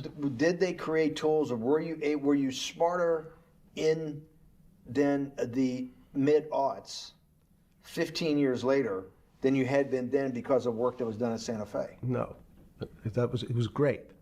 But in fact, most of the money, most of my philanthropy in the area of can you describe things that appear to be unexplainable by mathematics, and can you fund people who have new ideas? And unfortunately, when someone thinks they've been able to, there was a man, Stuart Kaufman, when they think okay, I figured out how to be able to predict the unpredictable, what appears to other people to be unpredictable. But my system, in those days it was called genetic algorithms, can predict what things will happen, and they all want to make money. So they use their systems to try to figure out, they know they have figured out the way to make money because they figured out the unexplainable. They try, they go bankrupt, and we start again. So with a cold view, what I've come to realize is that the attempt to mathematize, formularize, or what in your prior world, to understand what really is, in today's world, still unexplainable, is impossible. They're miracles. Experience Japan on a journey customized to you. Explore futuristic. Your first head of Santa Fe was Christopher Langdon, I think. Langdon from Australia. But Murray Gell-Mann was the funder. He was the rock. Yes, he was the rock. He was a Nobel Prize winner? Yes. Yes, and a wonderful guy. He came out and helped us with the Biosphere 2 project. He came with Chris Langdon. Yes. Chris Landon was the operator, the day-to-day guy. Chris was doing artificial life. Right. Murray tried to lead his own artificial life. Yes. When Chris came to the Biosphere 2 for the first big conference we had in 1994, he was one of the most impressive guys there among all the world's elite. Kew Gardens, the Lawrence Livermore Lab, the labs at Sandia, all the major universities, Lamont Doherty, all the big Earth observatories, Woods Hole. What set Langdon apart, I thought, and the reason I invited Santa Fe to be part of it, was Langdon actually made a presentation that everything, and he was making this to scientists, a lot of marine biologists, a lot of people that are just beginning, Wally Broker and people who were just beginning the study of climate change, at that time called global warming. That he made this compelling presentation that everything's really mathematics. Yes. It's all just back to math. And you have to, all these experiments you do, you're not, one of the reasons they're not considered by the high priest in physics as being real experiments is that they don't have a mathematical basis to it, and everything has a mathematical basis to it. Langdon seemed like a radical visionary. What happened to that concept? Thank you for tapping the heart at the bottom of the right-hand corner. You go back 350 years. God damn, my knees are So you terrible. have Isaac Newton, you have Leibniz. From move forward, you have people like Heisenberg. I looked it up. Gödel, Gödel, My and name is what in the every- Epstein files 76 times, I believe.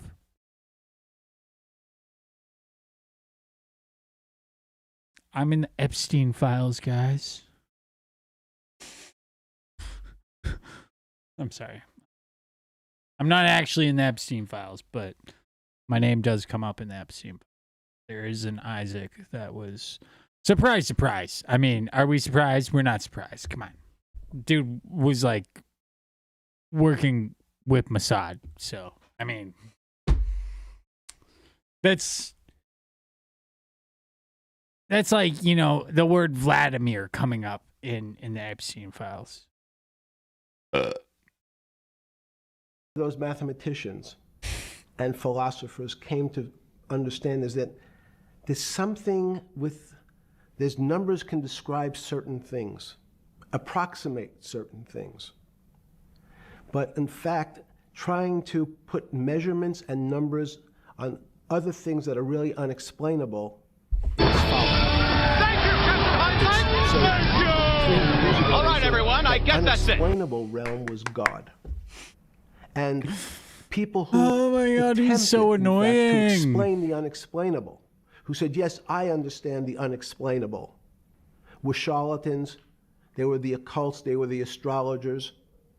They were the con men. Alchemist. Yes. Well, no, alchemist was, in fact, they believed that there was a way to transmute one metal into another. In fact, they always wanted to see if they can create gold. There's no reason, if you think about it, they recognize that one metal is different than another metal because it has some additional pieces to it. It has additional neutrons or protons or electrons. So because they thought it was a machine, they believed it was a machine, if I can take 5 protons and add 5, that gives me 10, I should be able to get gold. Move everything around inside these systems, the molecules transmute one molecule into another, and if this molecule I've Did transmuted they understand into is that, gold, though? I don't think they did back when alchemy was like a hit. I don't think they understood the concept of neutrons, electrons.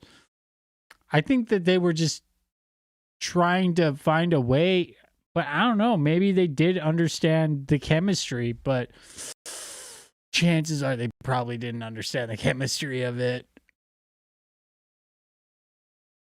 rich man, it's back to money. But there's something strange happens. Isaac Newton says, this is really weird. If I want to push a ball on the table, I have to touch it. Maybe I have to blow on it.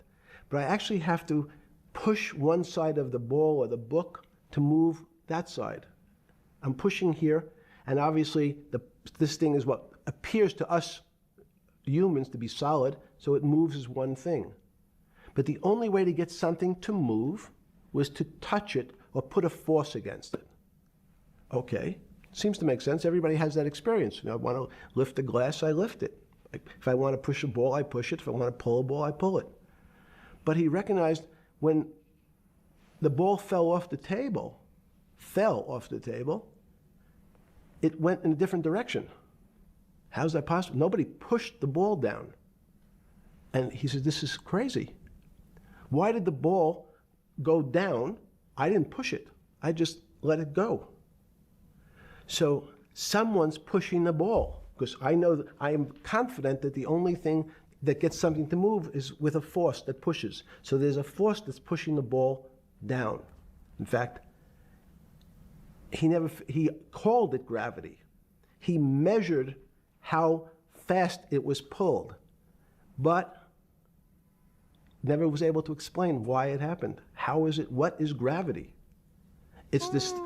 Everybody says, well, why did the ball fall to the ground? Because gravity took it. But what's gravity? That's, as Feynman would say, that's the name of the thing. We have no idea what it is. This goes to Santa Fe. They were trying to explain the unexplainable. Can we measure? Can we figure out a way to predict the stock markets using these types of TI-83 calculator? Let's walk back. It turns out all you needed was a TI-80 calculator and Jeffrey Epstein, and you could predict the stock market. If it wasn't for Jeffrey Epstein, guys, we would not have, complex systems analyzing everything to do with it. We wouldn't even have the time machine. Do you guys know that there's a thing called the time machine? You can literally see what the stocks are going to do in a couple weeks. It's called the time machine. It's a tool that you use when you open anywhere for stocks. You can see what's going to happen in a couple weeks. Called the time machine. Why is it called the time machine? Because you can look at what's going to happen in the future. You want to know how they did that? Because Jeffrey Epstein invented it. Back to Newton. Sure. Pre-Newton. Oh my God. What did Newton solve that for millennia up to Newton had not been solved? And then I want to go forward all the way to Santa Fe, what they were trying to solve. Let's start with just two or three of the basic guys, but let's go with Newton. What pre-Newton, it was what? And then why is Newton such a genius? In such a in the, I think mathematically they told me one time, I've seen there's been 115 billion people roughly that have lived on the earth. And of that 115 billion, Newton. Are you sure that's a number? That sounds a lot very high. We only have 7 now. I think in the history of the earth, I think 7 times 7 is. It seems low. I don't know. People existed on planet Earth. All of that seems low.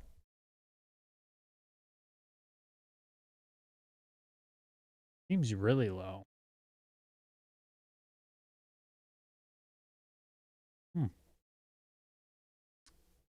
Around 100. Okay. 110 billion. Interesting. I never thought I would learn about, how many people have existed on planet Earth from a Christian fascist, but I just did. So I'll pull up the stat for you, but I think it's 115 billion people they figured. That probably is inflation. That's why you have lived on Earth. But he's one of the handful of the most important. What did he solve for? Why is he so important for how we live today? And then we want to go through Leibniz and the other 2 or 3 other major ones to get us to Santa Fe. Well, it's a long journey. This is the heart of what we're trying to do. Let me take a bit of a detour just a second. What if you went to high school and the last year in your high school you took calculus? So Isaac Newton sort of invents calculus. Well, that sounds mathematicians to torture seniors in high school before they graduate. Yes, but obviously no. Yes, the answer is yes. Certain people could never do calculus. Why is that? Why is calculus so? Why is that the dividing line between, to me, people who can handle that and can go on to do certain things, and people just hit the wall, even if they know math? It seems to me that there's that calculus is the thing that changes. It bridges. That's because it's about the theory of change and the theory of how things change. It's a great question.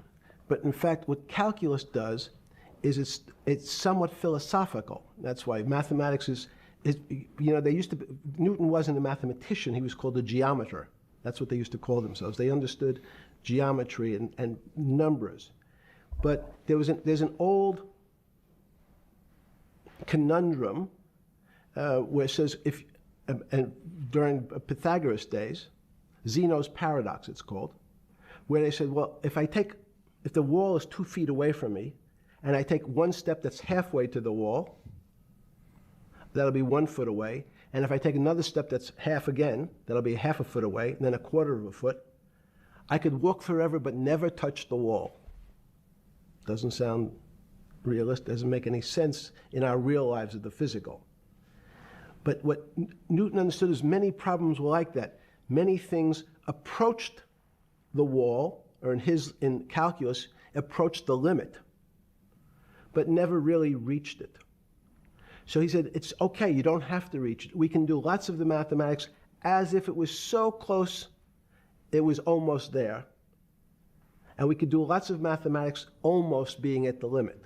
And this is really important, Steve, for today. Because most of the science up until today was things that are starting to approach the limit. You. Oh, just fuck you. off. Building your app. On base 44. Describe it. You were taught in high school that if you had 1 divided by 0, if you were what on in this video right now? Do you guys see it? Dude's literally ripping a piss in the background. He's taking a piss, dude. Shut the door. They're doing an interview. Fuck. Where did this guy come from? Why is there a dude pissing in the background?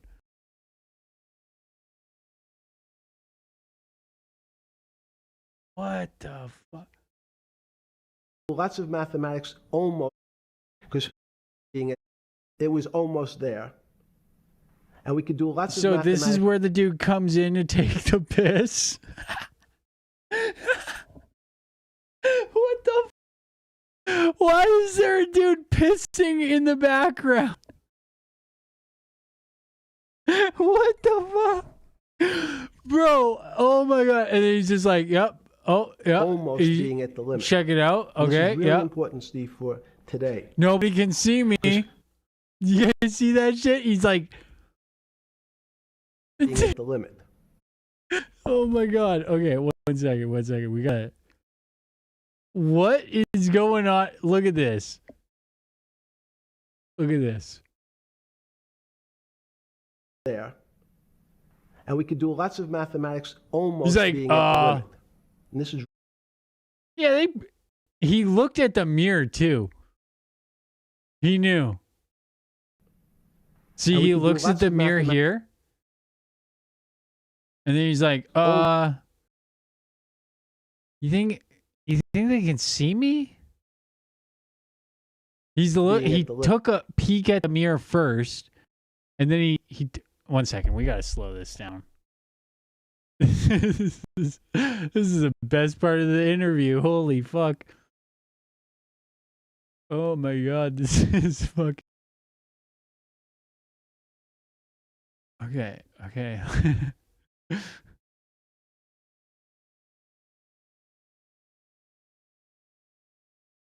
Let's look at this guy. Okay, so he comes could do lots of mathematics. He's looking at the almost looks back. being Oh, at the limit. nah, they probably can't see me. This is really important, Steve. All right, let's rip a piss. Because most What of the the fuck? science up until today was. And he looks around again like, things are they probably starting to can't see me. approach He's still the pissing. limit. This Fucking you were taught gold. in high school that if you What the had 1 divided by 0, if you remember your high school algebra, you were told, what's the answer to that? Is there an answer to 1 divided by 0? No, if you were in high school, it's like, stay away from it. It's the boogeyman.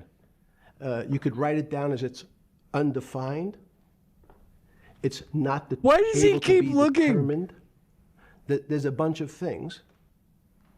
But in fact, 1 divided by 0 is a strange thing. Did he just piss on the wall?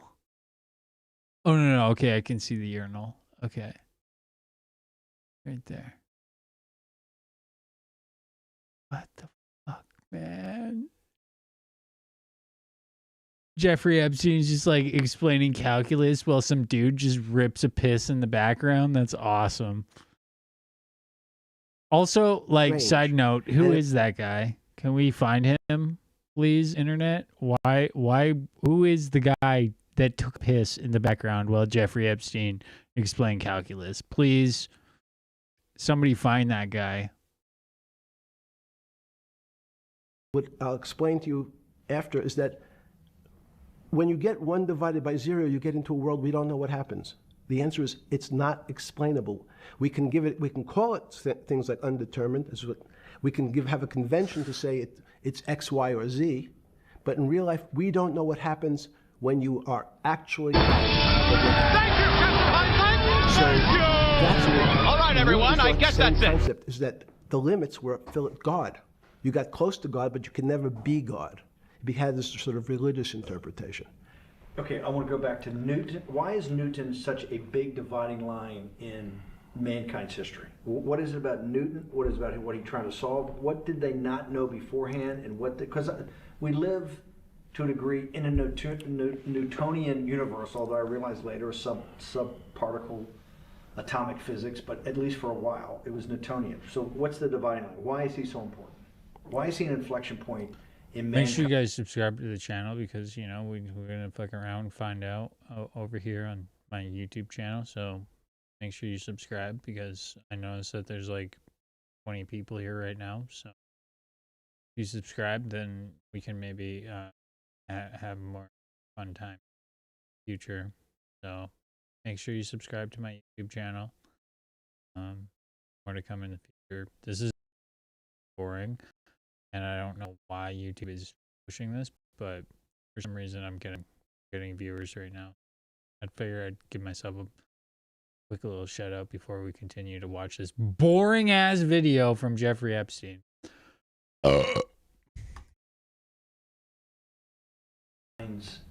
Movement from the swamp to the stars. It's a great question. The stars were by Kepler. What Newton starts to allow us to do is to make accurate predictions. Remember that we've talked about that with money, about the things in our physical world, how cars, but he didn't have cars then, how horse carriages moved, how bowling balls moved, how pool cues and pool, pool table balls. Had people tried to solve that before Newton? Many. Heraclitus or Plotinus, Pythagoras had these greats that we hear about, had they tried to solve the same problem? Not the same problem. They try to, again, what Pythagoras does, he starts to figure out this relationships in triangles. For example, everyone knows the a squared plus b squared is equal to c squared, that Pythagorean theorem, which is basically says these shapes in a triangle, each side of the triangle has a fixed relationship with the other two sides. That's strange. He knew, again, but it was all numbers. This was a system of things in the physical world, and Pythagoras says we can start putting numbers on things that help you predict how they will behave. You can add 2 triangles and make a square, some different shapes. They were looking at geometric forms. Excuse me, sir, how old were you when you made your first million? What is this for? We're trying to get advice for the younger Newton says, well, I want to know how planets move. I want to know how things around me move. Can we find formulas? Can I find formulas that explain what I see in the physical world, how physical things interact and how they describe one another? Again, the fact that 2 things, 2 solid masses, for some very strange, unknown reason, unknown today, attract one another, no matter what they are. People have seen the experiment. You hang something, 2 little metal balls from a string. Fuck, man. They move towards each other. In fact, they move towards each other was a very specific. You and me, so when you baby, drop ain't no mammals. the ball to the floor of this room, Newton says, in fact, the room came up a bit to meet the ball. Oh my The room moved. It's imperceptible. You can't really perceive that motion, but they attracted each other with certain ratios. So he started to be able to measure things in the physical world. It's so and that boring. Was great advances. It also, now you wanted to move very quickly. Unfortunately, most people, especially in the 20th century, 19th century, said, well, like Newton, let's measure everything. Let's measure people's behavior. Let's measure their psychology. Let's measure their health. You go to we can have my blood test. Let's measure everything. We measure Wall Street. Their voting habits. Measure, measure, measure. Can we put a number on how much I care for my wife? Can I put a number on how I feel? And we tried, unfortunately, we tried to mathematize the finer things in life, and then recognized that there's things that, unfortunately, just fall outside. Schrodinger wrote a very famous book about what is life. He was trying to figure out a way. Boring. Can he describe the difference formulaically between things that are alive and things that are dead? The answer is no. The things that are alive in my world are miracles, not magic. Magic has a bad connotation. We trying don't to hide believe things. you don't believe in the spirit or the soul. That's what animates people, is your spirit or your soul. That's No. But have you ever seen someone die? When they die, their spirit leaves. Their soul leaves, no question. So in There's fact, no question to you about no that. question. There's no question to you that there is some animating life force within us that leaves when you're dead. Yes, in fact, I refer to the soul. This obviously is certain. The questions in the past, even Because during people would normally think you were soulless. So Thank you. But have you talk about you actually believe in it, and have done some thinking about it is pretty shocking in its own right, isn't it? Well, again, mathematics. Leibniz thought. So Newton was at Cambridge, and he was the head of the math department, right? He's a professor, essentially. Yes.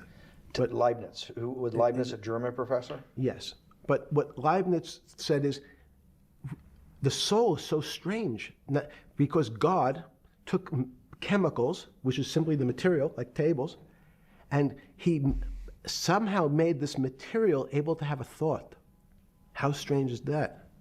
Not only does it have a soul, but some way it was put together that this material substance is able to think.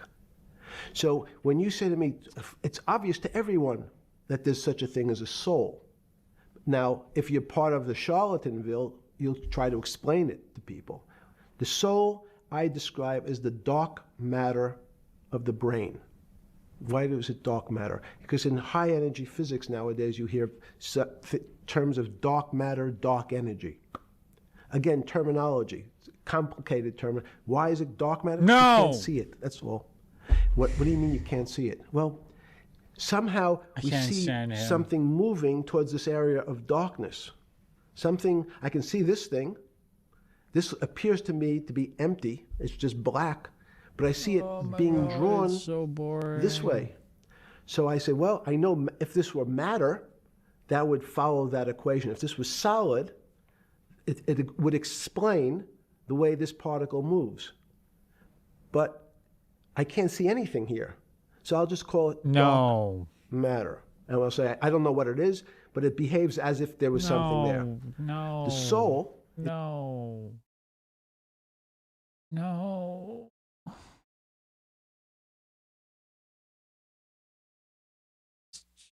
Stick to finance. Obvious to everyone that there's something different between things that are alive and things that are not alive. But we have no idea what it is. It's currently unexplainable. I believe we need an entirely different system of analysis to try to figure out. Apparently, you can go from 0 to a complete site in just Honestly, a single this file, ad is which probably for me, I better don't know if than it's this gonna be fucking possible, or video. vibe coding meets drag and drop freedom. We'll see about that. But sorry. No, with Newton, you know, with all his chemical studies and things he worked on the spiritual side, Leibniz had just talked about the soul, Schroeder talked about what is life. If a modern scientist or someone that you funded at MIT or at Harvard or one of these things talked in those types of terms, they would be considered to be a wingnut today, wouldn't they? They would not be. They would not be on the path for tenure, right? Unless they were in the philosophy department. This is exactly my point. We're talking about three of the greatest mathematicians in mankind's history that have really changed mankind. Talking like this, what happened? How do we get to a situation where they could not be in the high physics, you know, they could not be in the mathematics department or working in high energy physics? Good, it's an easy answer. Newton was a combination of mathematician or geometer then and philosopher. And as time went on, those disciplines seemed to move apart. We had philosophy. Some of the philosophers can't do math, and some of the mathematicians. Land the fucking plane, dude! People that solve problems. What does this have to do with More like anything? geometers in the old days, just problem solvers. And then there's thinkers, theoreticians. They're more like the old movement towards philosophy. I'm gonna go lay down because But I neither can't. one of those I actually two groups can't. have been able to figure out why something is alive as opposed to something that's not alive. No one's been able to describe what the soul is, but we all know it exists. And I think what we need is a new, science is a bad word. I think science only describes the things we already know about the physical world. In fact, there's an argument that the physical world that we see has been created out of our systems of mathematics. Mathematics, everyone knows mathematics describes the physical world much greater than it should, unless my view, the physical world really comes out of conscious beings that have mathematics. So they create it. This table appears to you and I to be solid. To a bat, because we have light that's bouncing off the table into our eyes, it appears solid. If instead of eyes that responded to wavelengths of visual light, our eyes responded to radio waves, the radio frequencies, it's not different, it's the same type of frequency as light, but different speeds, the table's invisible. We know that our phone works in this room. So the waves are coming through the windows, the waves are coming through the walls. So the walls are invisible to that type of radiation, that type of energy. The walls are, I can see them because my eyes, a physical system determines that the walls are there. You, with Murray Geldman, you founded, or were the original donor, and had the idea of Santa Fe Institute. In 10 or 15 years later, that effort to study the complexity of systems mathematically. Yes. It's a total failure. Yes. A total failure. Total failure. Why is that? It's the failure of science because, in fact, if to some extent science doesn't describe romance, I don't know why I'm attracted to somebody. I don't know. People are attracted to each other, and everyone has the same feeling. They've seen someone walk in the room, and they say, "Oh, that person gives me a creepy feeling." Science has tried to describe. Science doesn't describe what creepy feelings means. They just know it's a creepy feeling. I think women, as I said the last time, have an intuitive sense. What is intuitive? They have intuition, they have feelings, and they're able to deal in the realm of things that men, especially men like myself, find unexplainable. They have women have intuition, men. If you're from Canada and you have over $10,000 of debt, credit cards, payday loans, lines of credit that you can't pay off or get to zero, don't worry, you're not alone. Within 48 hours, you could be eligible to get rid of up to 80% of those debts. All you have to do is apply to Men see things a bit differently. Men want to measure everything. Women are not really that interested in measuring. In what you're saying in macro terms, you actually think science, mathematics, maybe ultimately technology is moving to that more intuitive? I think science and math are old-fashioned.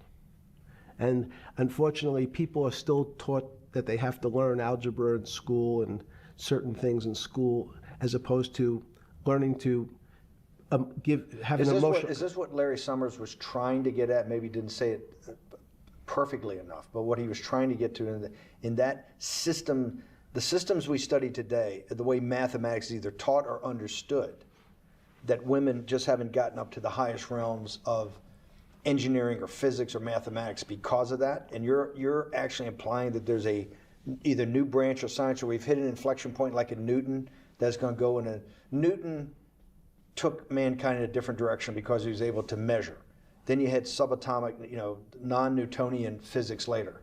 Are you saying that you think there's another developing field that's coming up that may take us, I don't know how many decades to get our hands around, but that's what's evolving out of this? Yes. Yeah. In fact, I think that mathematics, it's not the end of science. Every year someone says it's the end of, we can't discover everything. There's lots to discover with relationship to the physical world, but we know a lot already. In respect to the unexplainable world, we almost know nothing. Women, again, sense it. And instead of Larry Summers, I won't digress too much, but Howard Gardner early on said, there's not one form of intelligence. It's not mathematical intelligence. There's emotional intelligence, this kinesthetic intelligence. There's this argument that I reject that black people are less intelligent than white people. It's not true. We know, for example, that if I was in the forest and I had to run from the lion or figure out a way not to be eaten, and my competition is a local African, I'm the one who's getting eaten because they have the intelligence to deal with their local environment. So it's just different. It's not better, it's not worse, but there's many differences amongst different types of people. And so people have different intelligences, and they excel in some intelligences usually, and less so in others. When did it come to, because the world of high finance is a world of pure reason, or is it a lot of emotion and gut checks and on trading desk and central banks when these decisions get made? Is it that high church, like the high church of science of high energy physics, or is it as much emotion that comes in as much as the mathematics and the reason? It's a great question. I think if you talk to really experienced and successful traders, and you ask them how they know what's going on, they can't give you an answer. They don't know. They feel it. They can feel the way the market's moving. They can feel the way the stock's moving. And that these are not very well-defined terms. It's difficult to put in mathematics terms, how did I feel it? You could look back and make guesses what I was seeing. But great traders feel it and then act on their feelings. That's the difference. Many people feel it but are afraid because they want a mathematical justification before they take that next step. When you first got on the trading desk at Bear Stearns in the late 70s or mid 70s, were you shocked by how little actual understanding of mathematics that the traders comprehended? Yeah, well, again, we had a Texas Instrument calculator. Most stockbrokers, especially before 1975, if they were good stockbrokers, could add. That's about it. They could multiply. If you could multiply, you were already in the top 15% of stockbrokers. Stockbrokers simply meant There's a story. When I went to the first person, I had no money, and I said, "How much money do you make a year?" And he said, $400,000. I said, "Impossible. I'm making $10,000." That's probably more than your family had made in its entire existence. Yes. And he makes that in a year. I said, "What do you do?" And he said, "It's too complicated for you to understand." Which is what the main thrust of Wall Street people, they want to tell you it's too complicated. Because if you understood that that person was simply, he had a brother-in-law, in fact in this case, who ran the pension fund at General Motors. His brother-in-law would call him and say, "Buy 1,000 IBM. He'd hang up the phone, he'd write it out on a ticket and walk it to a window. That was his entire skill set. Hello, write what my brother-in-law says, walk it to a ticket window. Japan the way you've always dreamed. Explore futuristic cities and age-old traditions on a privately guided journey customized just for you. Kensington. Give me an example when you're on the trading desk in the early days of Bear Stearns of a time that you felt either complete uncertainty or you saw total panic, where something was happening that people couldn't foretell and that they were like in an airplane going wrong. Walk us through that. In 1978, I think it was, across the news wires, there had been a collapse of the currency in Thailand. On the other side of the world, had no relationship to me. I wasn't sure where Thailand was.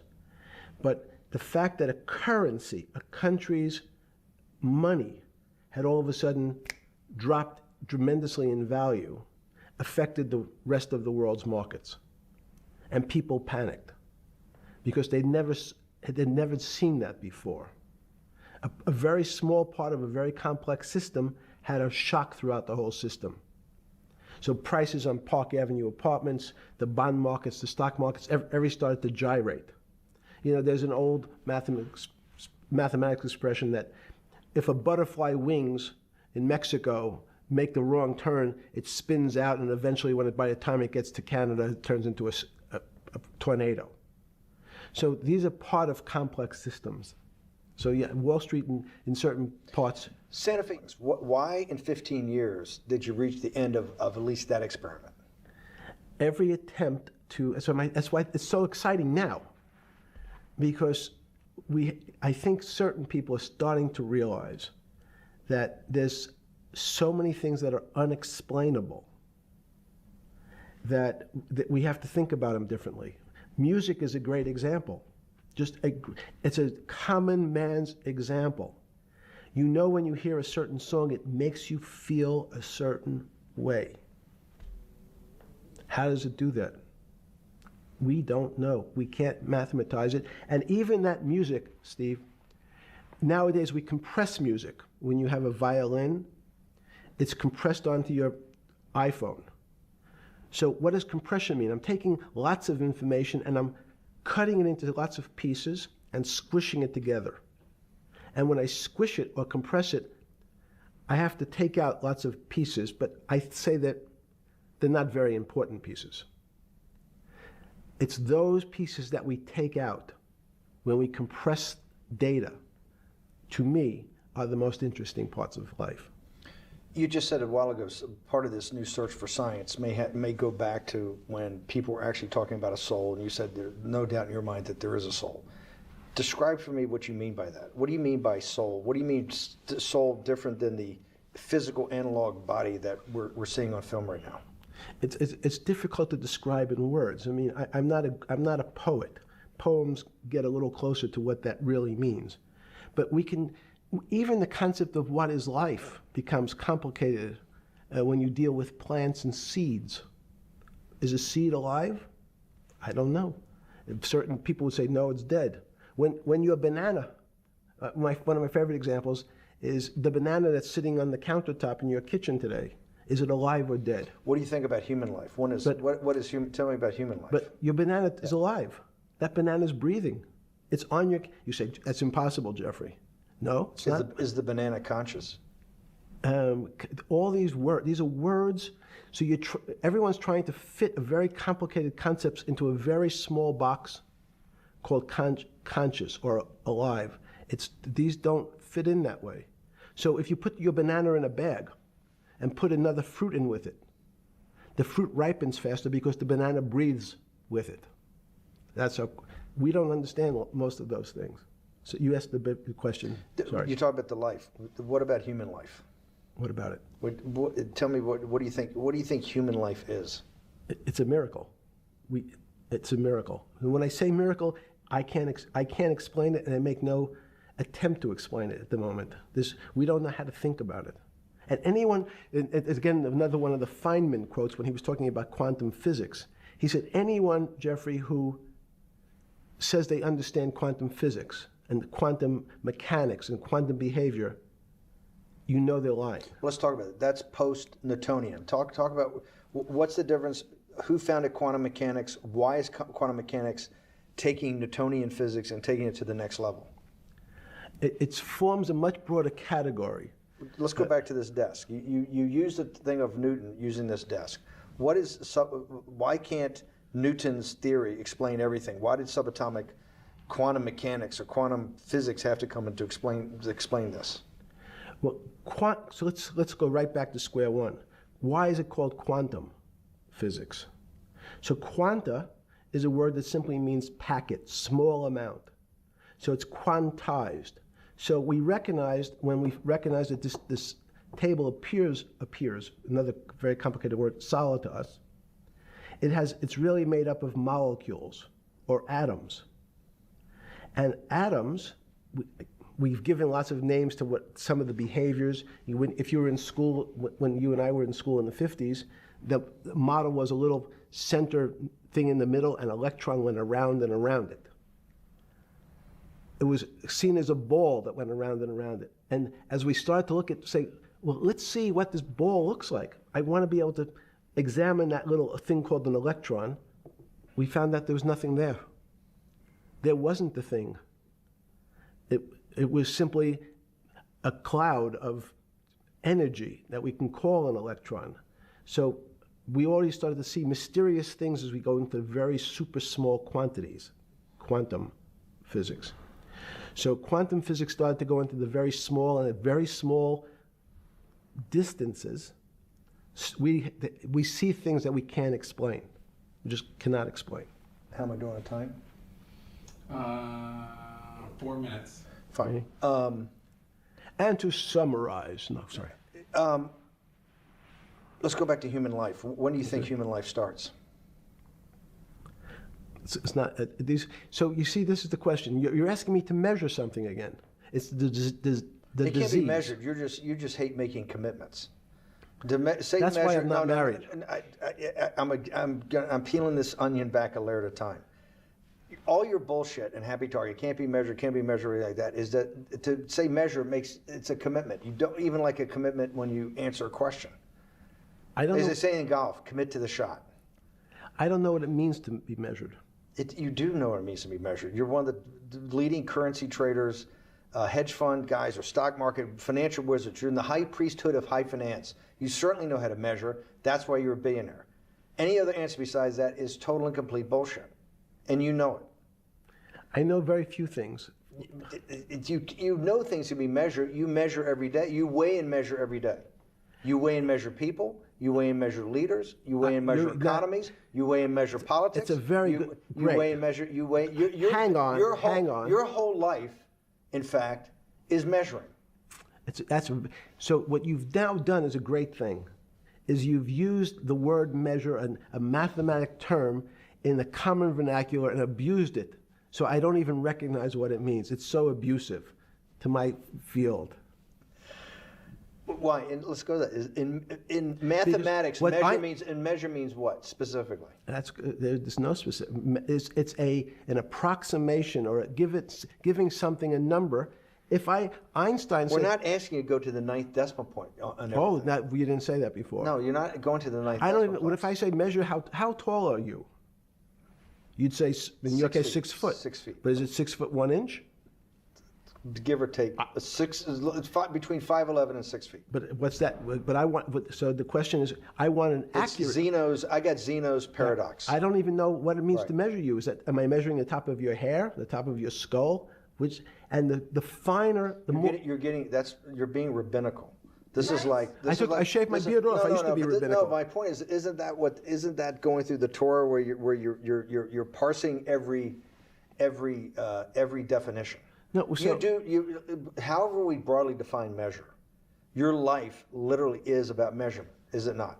It's about putting numbers on things so that I can try my best.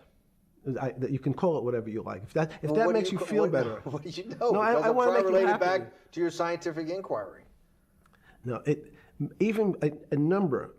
People don't. A number is a complicated. When did you come to this inflect? When did you come to this aha moment? Was when it was in your solitary confinement, when the biggest financial crisis in world history was going on, in your 7x9 jail cell with your metal bed and your two brushes because you were a trustee with the brown uniform on, trustee spelled wrong. Is that the moment of clarity that you had about science and Newtonian physics and everything that we can measure is really not going to be the way we go forward? It's going to be much more esoteric, emotional intelligence thing. Was that your moment of clarity? I wish it was, because it would make such a great story for this interview, but it's not. It's the fact that I lead such a privileged life to come across. But when did you? If it didn't happen then, when did it? Or did it happen before? I was going to hopefully get to the. Okay. I'm in a privileged position to have some of the world's smartest people come to my house and tell me what they think about different subjects, and I finally realized that the thing that they had most in common was there was this area, no matter how smart they were, that when I asked them the questions, they said they'd have to resort to a 500 or 1,000-year-old response to that question, which was, I don't know. You know who else found that out? Socrates. That's what Socrates kept doing, right? Socrates kept asking all the experts. He would go through, question after question after question, and realize at the end they didn't really know. They really didn't basically understand what they were talking about. And one of the things that people won't enjoy, it turns out that potentially one of the bad things to teach children is how to write. Writing, reading, and arithmetic was supposed to be, everyone's supposed to be taught. But writing forces you into a very narrow channel of thinking. You have to write in a certain form, in a certain way, in a certain linear pattern. So your thinking becomes somewhat narrow. The reason I brought up writing is one of the recent discoveries of mine. With coming from the guy that can't fucking spell. They never wrote anything. They spoke, and people around who could write wrote. Socrates could think. So that was. Jesus of Nazareth was the same way, right? Never wrote anything. I thought he was a carpenter. He was a carpenter. But didn't he need like a little carpenter's tool? I don't want to get that. But at least his written record. Right. One last thing. Sure. Thank you for having me to your house.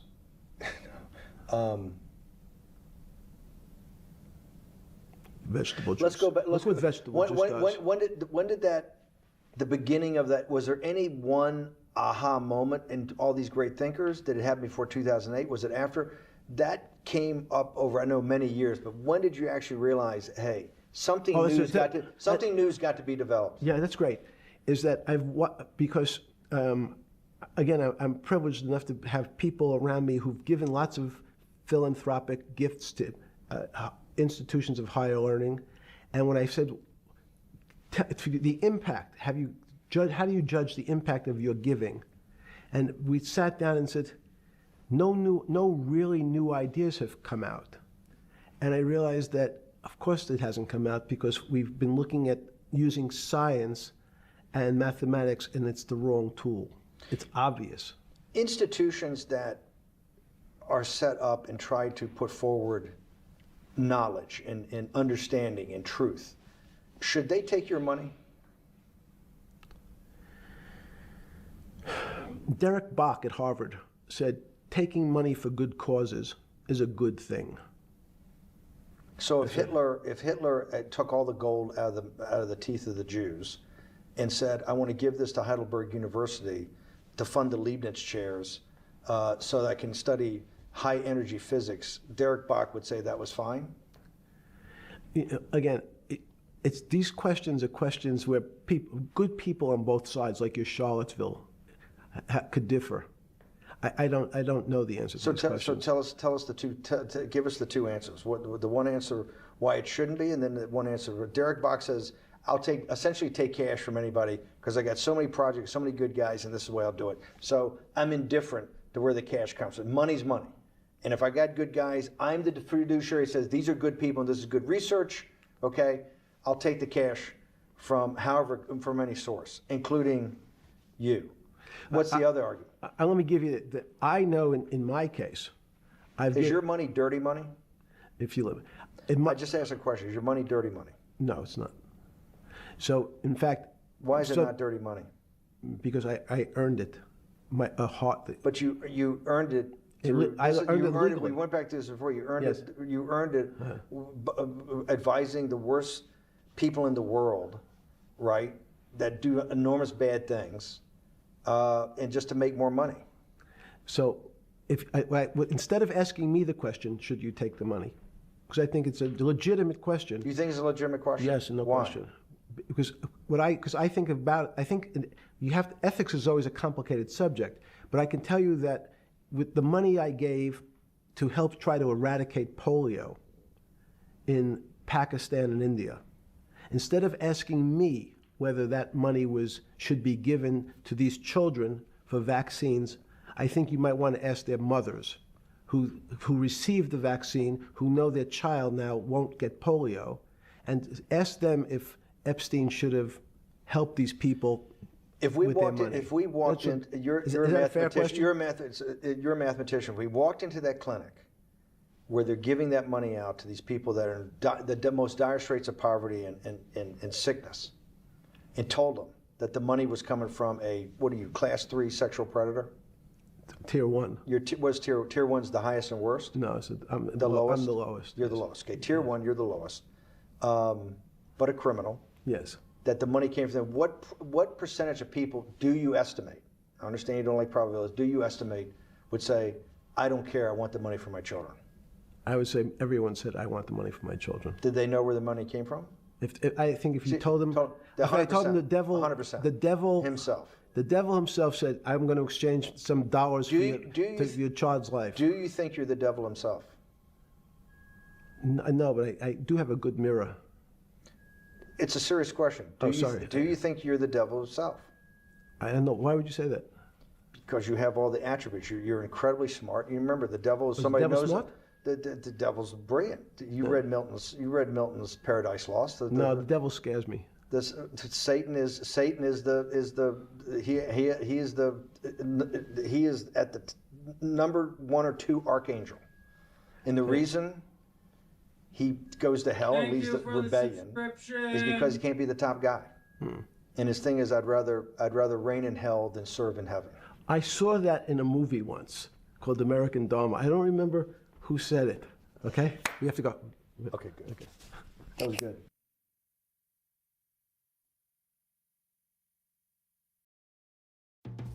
Remember, even though you drive an electrified Toyota, it still needs regular service. Make a date with your Toyota service advisor so you can keep that love flowing. Your electrified service experts since 2001.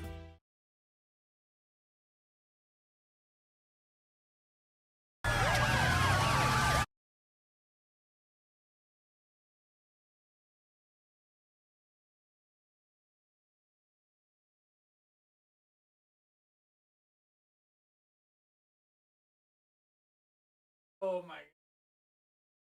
Alright, that was boring as fuck.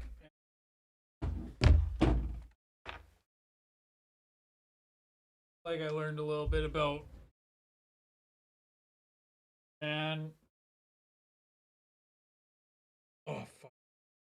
Forgot my mouth.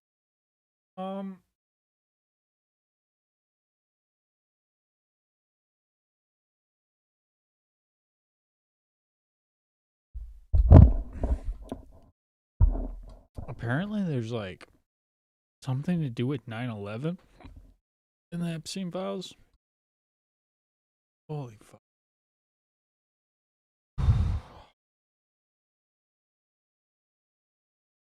Say, look, Cenk, you rail against mainstream media, legacy media all the time. But guys, I didn't think that they were part of an active cover-up. Like, I thought they got all their framing wrong, and it was partly because of the pressures and the different things that happened, like the advertisers, a lot of them are politicians and big pharma and defense contractors. I've explained to you all the things that are wrong with media in 100 different ways, but even I didn't expect this. Wait, there was a shadow 9/11 commission and there's not a single national media reporter that's interested in that? I'm not going to be quiet about this. In the Epstein files, we find 2 emails that are shocking. Now you're gonna say, wait a minute, aren't all the emails shocking? I mean, there's missing babies, there's torture videos that people are talking about, girls 9, 10, 11, it just couldn't get any worse. Until you found these 2 emails. Now these are gonna make you go, wait a minute, what in the world? And these are from the Justice Department's website, from the Epstein files, emails actually sent. So first one is to Ghislaine Maxwell. It's from Ed Epstein. Okay, interesting. Well, now that's not that surprising that Ed Epstein would be talking to Ghislaine Maxwell, but what's interesting is that's January 6th of 2003, and the subject is Shadow Commission invitation. Wait, what? And they say, any interest in being on the Shadow Commission on 9/11? The membership list is secret. Ed Epstein. Wait, there was a Shadow Commission? Do we know about that? I don't know about that. Did you guys know about that? And of all people in America, they were asking Ghislaine Maxwell to be on the Shadow 9/11 Commission? So did that exist? What did they decide? Did they affect the real, the apparently maybe not so real 9/11 Commission that we were spoon-fed? And who else was on this secret list that actually decided what was going to go in the 9/11 Commission report? And look, guys, at that point, even if you back in 2003, you don't know Ghislaine Maxwell's working with Jeffrey Epstein, Ed Epstein knows that she's working with Jeffrey Epstein. And let's say that he somehow miraculously doesn't know what Jeffrey and Ghislaine are up to. But Ghislaine Maxwell is Robert Maxwell's daughter. Robert Maxwell is not just a generic Israeli spy. He's the Israeli spy that stole our nuclear secrets. And you're gonna put her on a secret 9/11 Shadow Commission? And so what's amazing, the second one is email that I'm gonna share with you is arguably even more amazing.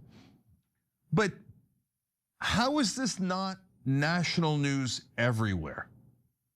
So what's happened to me in the last week or so is that my eyes have been open to how much deception is in establishment media. And if you watch the Young Turks regularly, you can say, look, Cenk, you rail against mainstream media, legacy media all the time. But guys, I didn't think that they were part of an active cover-up. Like, I thought they got all their framing wrong, and it was partly because of the pressures and the different things that happened, like the advertisers, a lot of them are politicians and big pharma and defense contractors. I've explained to you all the things that are wrong with media in 100 different ways, but even I didn't expect this. Wait, there was a shadow 9/11 commission and there's not a single national media reporter that's interested in that and has done a story about it. Okay, now let me give you the second email. Also to Ghislaine Maxwell, this time from a guy named Philip Levine. God forbid anybody should ask who he is. This one's date is even more important. September 18th, 2001, a week after 9/11. And the email reads, where is the real pilot? Whoa. What's that? I just built a budgeting app in Base 44. Guys, Nina just built an app. Impossible. Nina can't code. Interesting. Can it generate reports? It can now. Nice. So you're saying we can all build apps now? Yeah. Whoa. What is that? Where's the real pilot? A week after 9/11? And that email is going to Ghislaine Maxwell. If you don't think this is an interesting story, you're not a journalist. If you're covering up this story, you're not a journalist. Well, literally no one in corporate media is covering this, so apparently there are 0 journalists in legacy media, none. I mean, but it's beyond that. There's no one who doesn't think that this is interesting. It doesn't mean that you can't disprove it. I don't know how you would, but I know what you would do. You would do investigative reporting.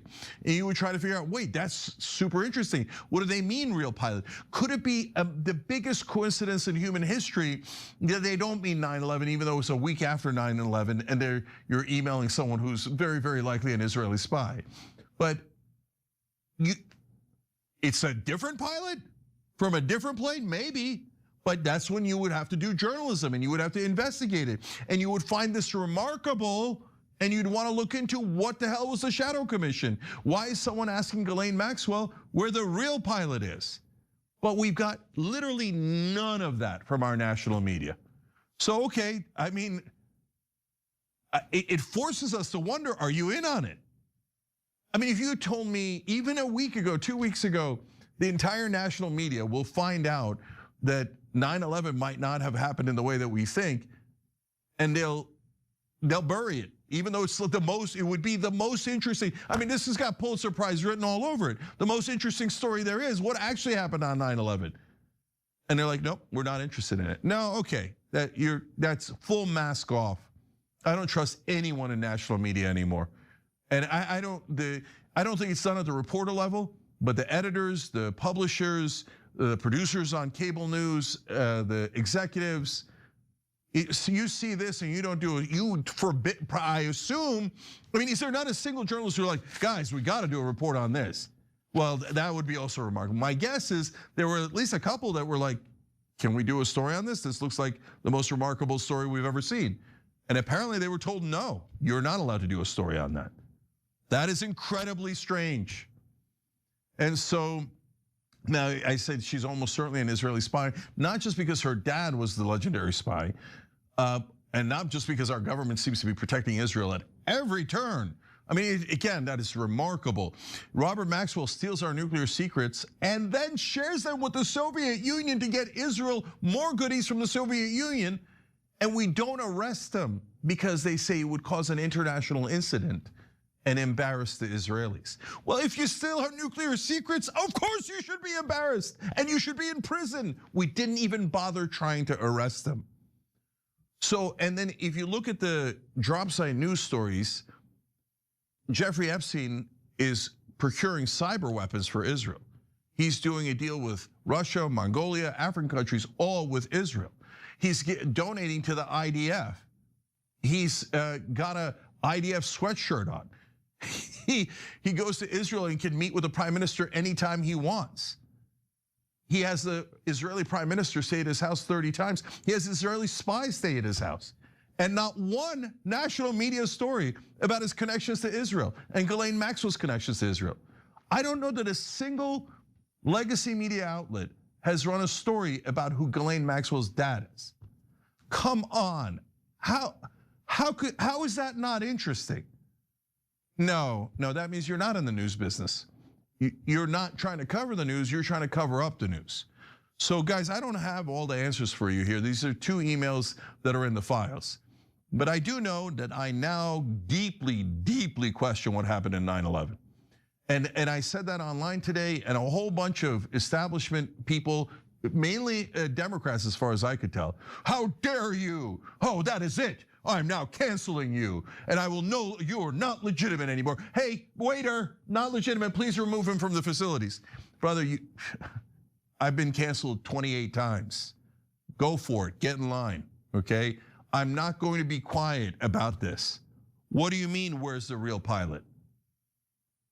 Is no one going to ask Philip Levine or Ghislaine Maxwell, what do you mean, where's the real pilot a week after 9/11? What the hell is the Shadow Commission on 9/11? Who was in it? And what did you guys decide? And how did you affect the US government? These are the most natural questions. If anybody tells you not to ask those questions, they work for another government. They don't work for us. They're not for America. They're for a different country, and a country that appears to be oppressing us. And even if they didn't do this, and they certainly did a lot of things that we've seen in the Epstein files, keep asking questions and do not be afraid to be an American. We have a right to free speech, we have a right to our opinions, and we have a right to fight for this country. America.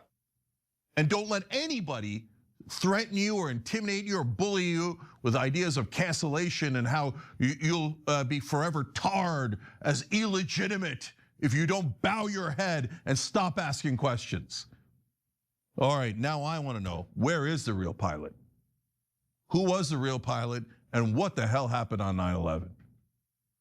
These Epstein files have been amazing, and the last thing I'll do is a shout out to two American heroes, Ro Khanna and Tom Massey. If it wasn't for them, we would have never gotten these emails. I hope that this opens up something bigger and we find out what actually happened, but I guarantee you our entire government will try to cover it up. They've had these emails all along. They've had them since 2001, and they covered it up. So our government is compromised. They're not on our side. They were hiding the truth from you. That is indisputable now. And our media currently, as we sit, is also part of the cover-up. So on the Young Turks and on TYT as a network, we're never gonna let you down. We're gonna give you the honest truth, no matter what people say about us, no matter what the rest of the news media is doing. We're gonna give you the best we got and be honest with you no matter what. So these are two real emails in the Epstein files on the Justice Department website. You could look it up yourself. And if you're not asking questions about 9/11 after this, well, you're the kind of sap that corrupt people inside the US government and potentially inside the Israeli government love. Do not let them program you. Do not let them make you bend a knee and stop asking questions. Ooh. Americans have to get together and fight back politically and get our government back. Young Turks. Every time you ring the bell below, an angel gets his wings. Totally not true, but it does keep you updated on our live shows. Dude, what? I want to look into that more, but it's 5 a.m. What the fuck?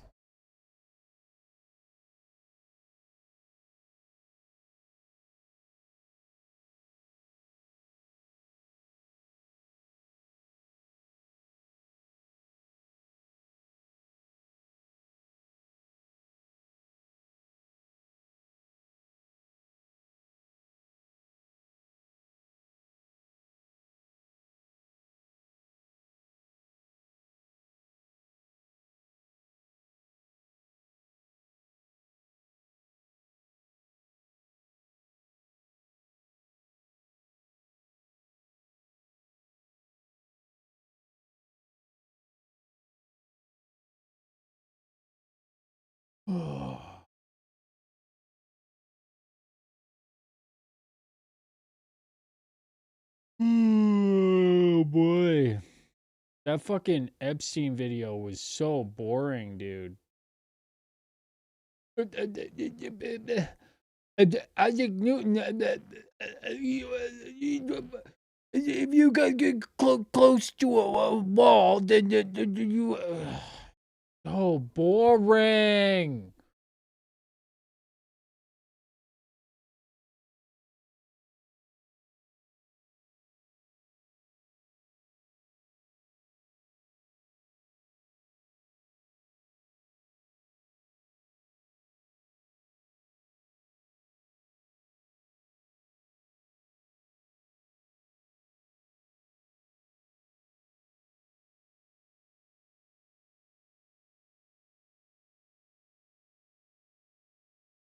Weird ass.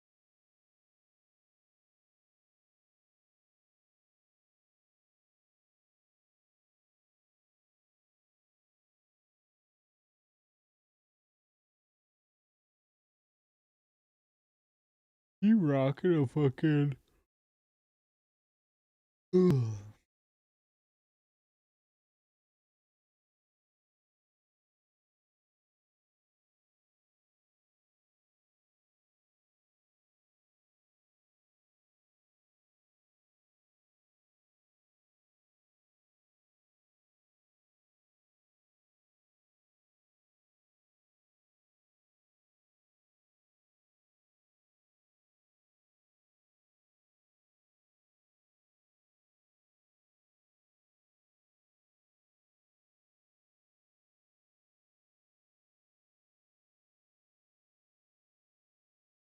There's so many of them too.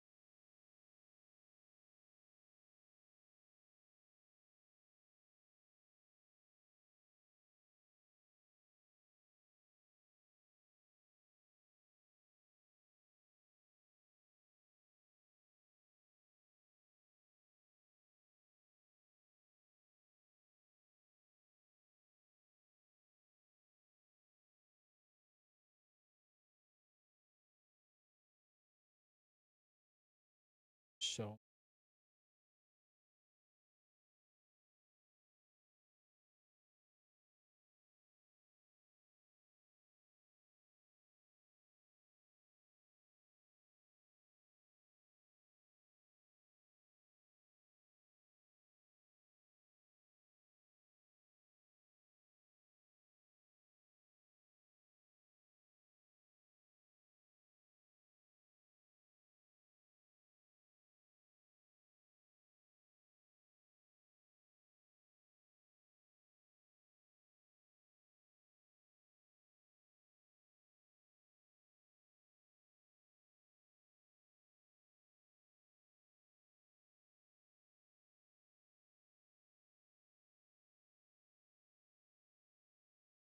I'm sorry, but they should.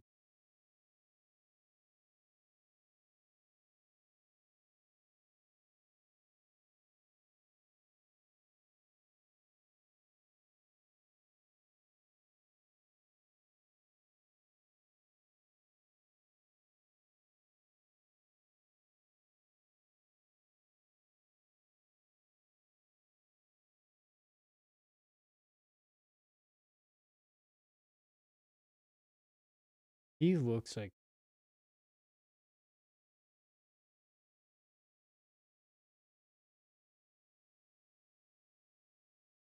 Captain.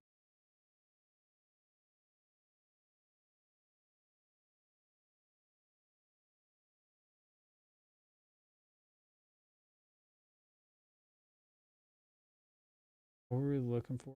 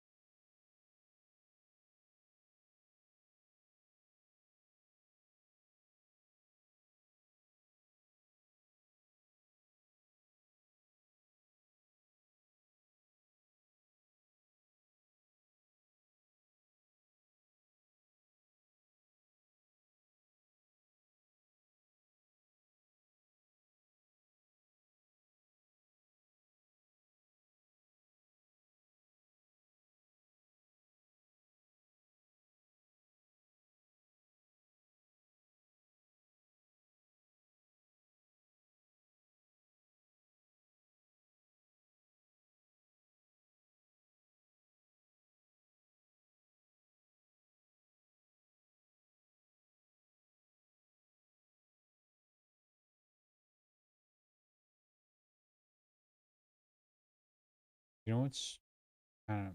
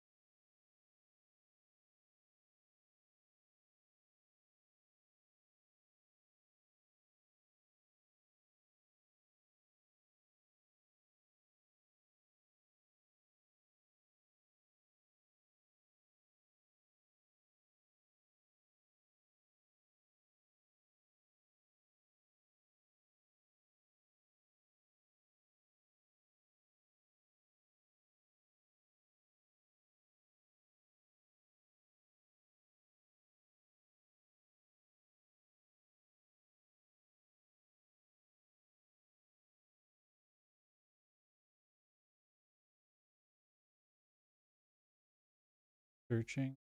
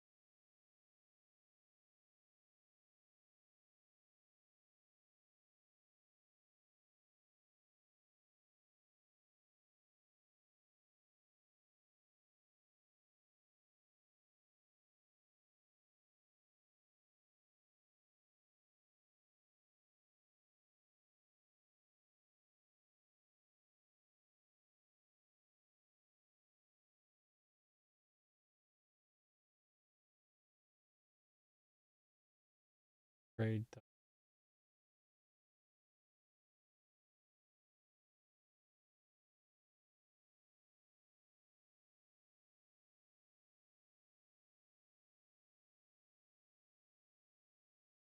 I don't know. This is. I don't know. This is. Jank. Fuck.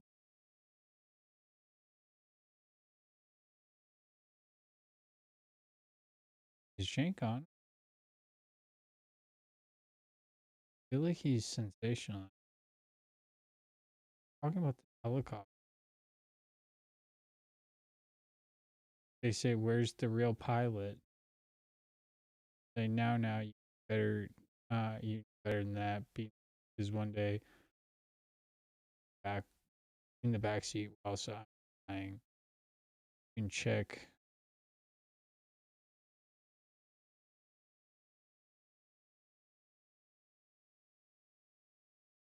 Times at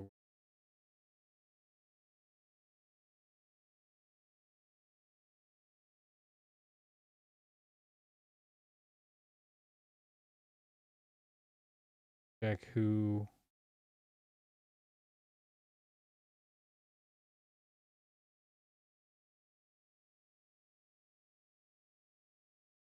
I don't know if this is a smoking gun that Jank is claiming it is.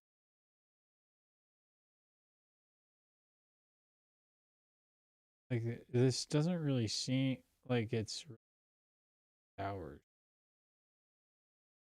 Who's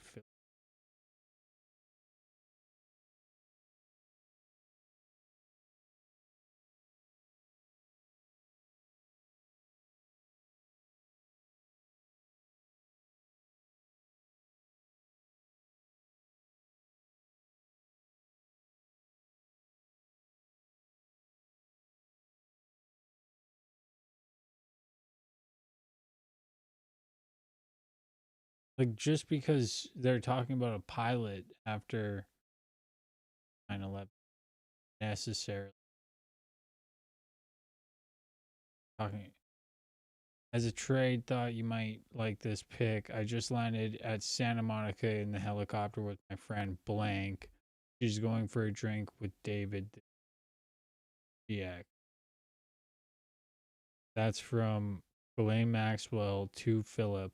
And then Philip responds, "Where is the real pilot?" So they're talking about the helicopter. This is what is he doing, man?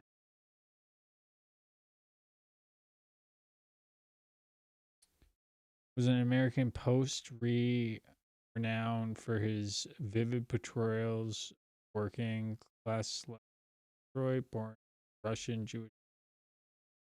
He began working Detroit auto factories at his poetry. Levine earned his State University MFA from Iowa.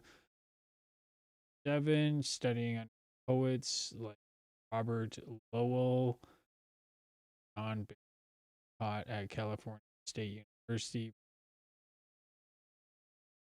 1992, served as poet.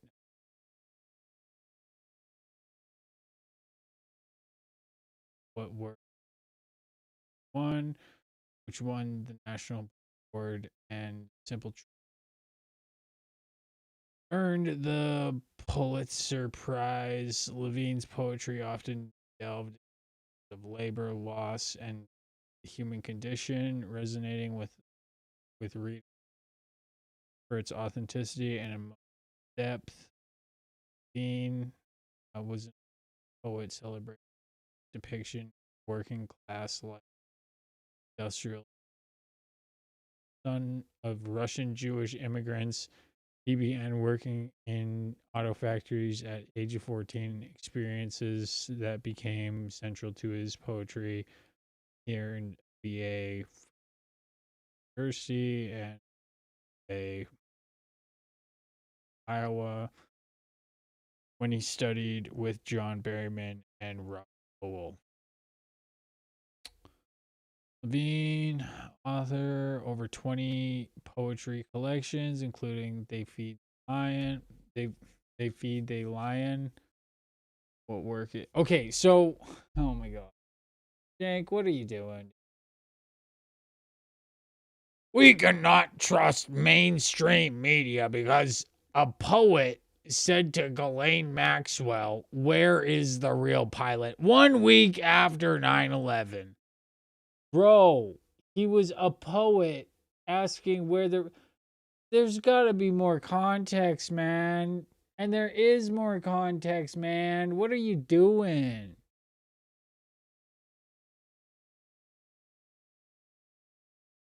What they've gone. This might be why the mainstream media is not talking about it, because it's a nothing burger. That might be why. If there was evidence of foul play after 9/11, what was the other one that he was talking about?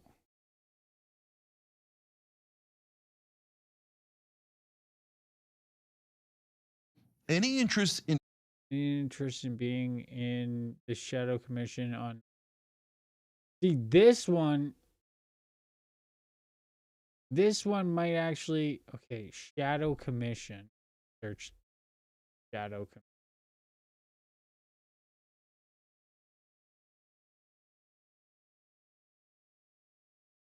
Fucking nuts.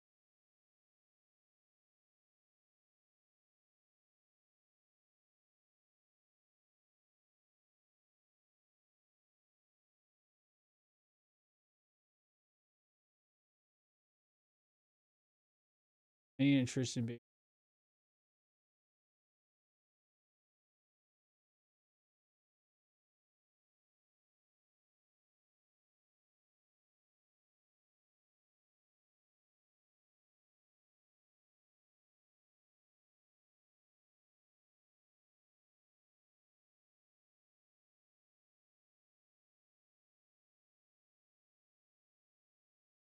one says, any interest in Shadow Commission?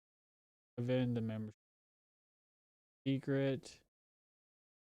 Thank you for the invite. Unfortunately, Shadow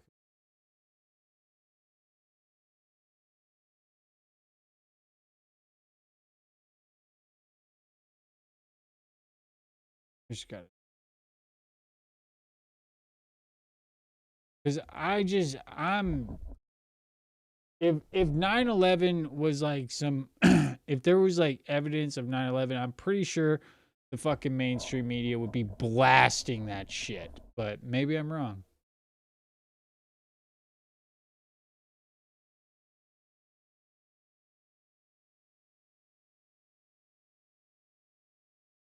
Is it a cover up?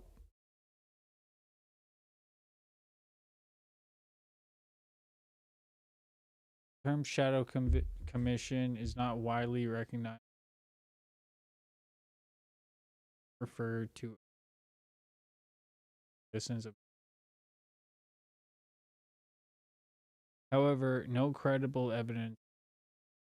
Official investigation is by national tax. The 9/11.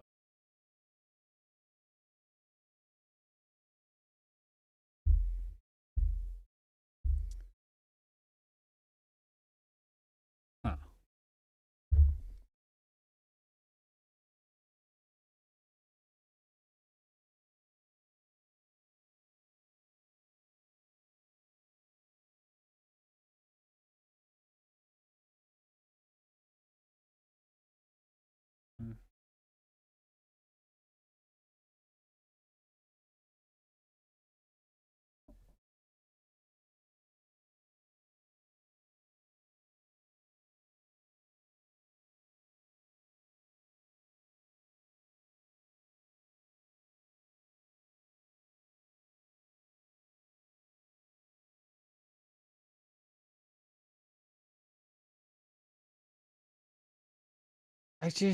It doesn't have any real like meaning to it. Like, okay, so there's a shadow commission. What does that mean? What does it mean? Shadow commission. It could mean anything. Like, just because it has the word shadow doesn't mean that there's like some fucking grand conspiracy. This is not a smoking gun. Not saying 9/11 wasn't an inside job. I'm just saying this ain't it. Doesn't appear to have much like meat. Invite for Shadow Commission. And another thing too, it's like 2003. So what? They would have been like invading Afghanistan at that point. So yeah, this was probably some fucking bullshit to manufacture consent in Afghanistan. I guess. Like, oh my god, they lied to us about 9/11. No fucking shit. Like, what? We've known this for the last fucking 15 years. How the fuck? Well, maybe not 50. Maybe the last 10 years. It's been pretty obvious that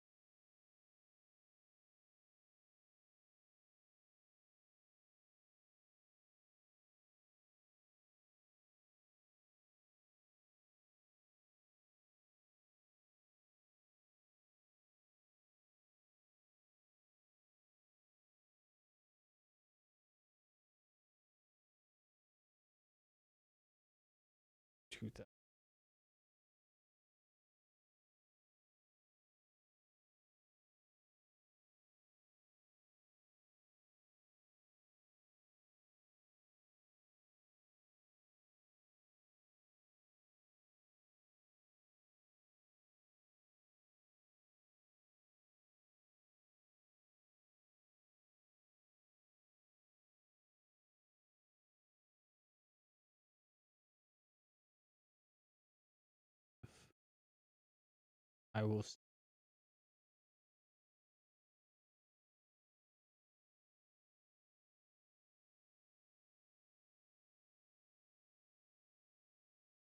Sure.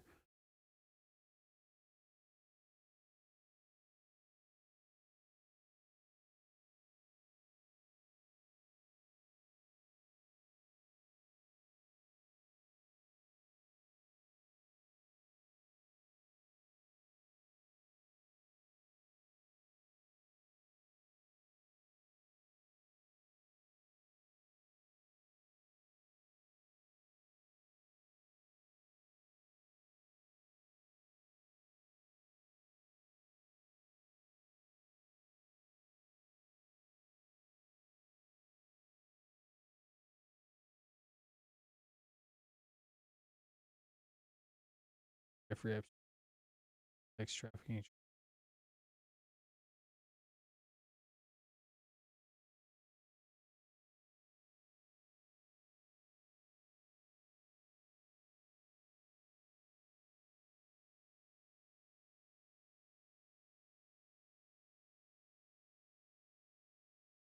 These are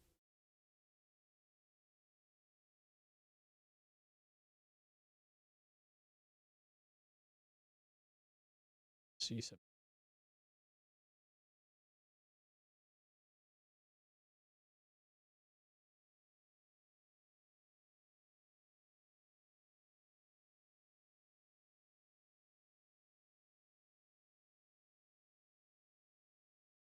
Halifax.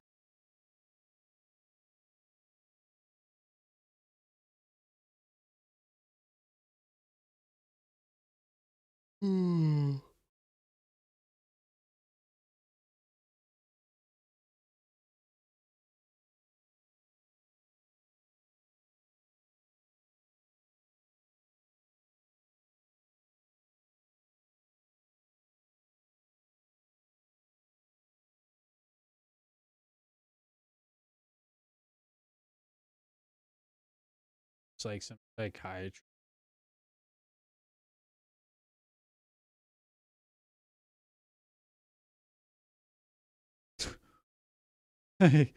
Holy fuck. Let's see. You know what I mean though? Like, do you think Ryan C. W.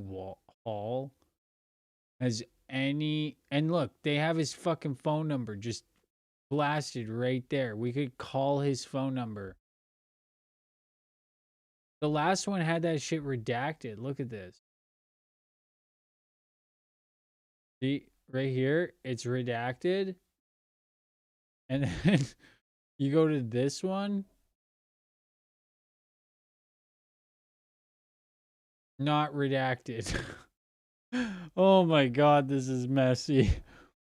What the fuck? Oh, this is crazy. So if you go here, right? Or yeah, let's just search more.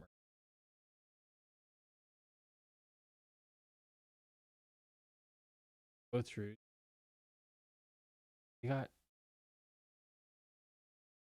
look at that, 133 pages where the word murder. Libya. Thank you, Miss for that lovely introduction. I would like to thank Council President Richard Haas for the kind invitation. I would also like to thank Council Member and Vice Chairman of Human Rights Watch, Joel Motley, and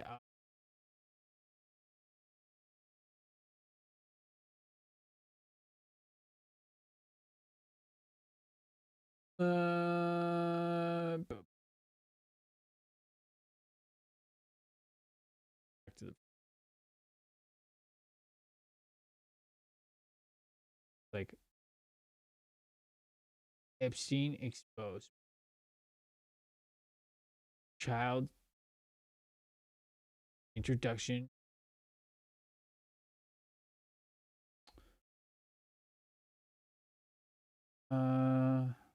Freedom of information.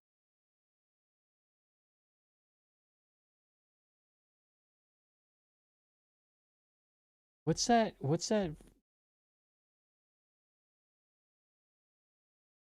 Apparently he ordered like sulfuric.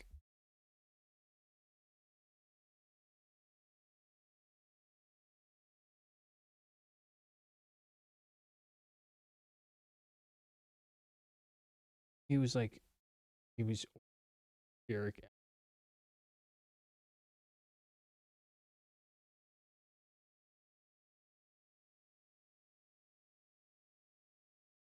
acid. Up acid.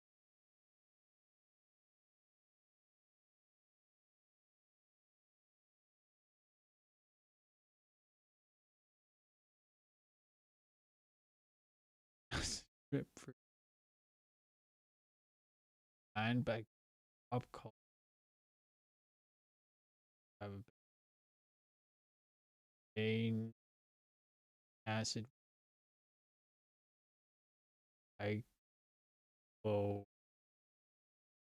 Dick acid. Powerful and cool. Rich people shit.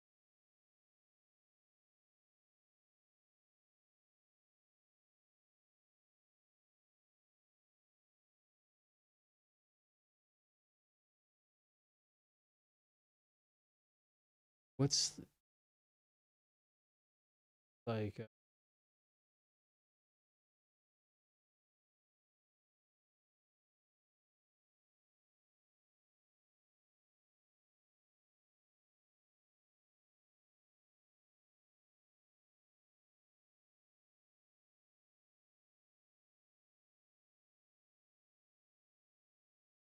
that the one we use? I wonder if we search the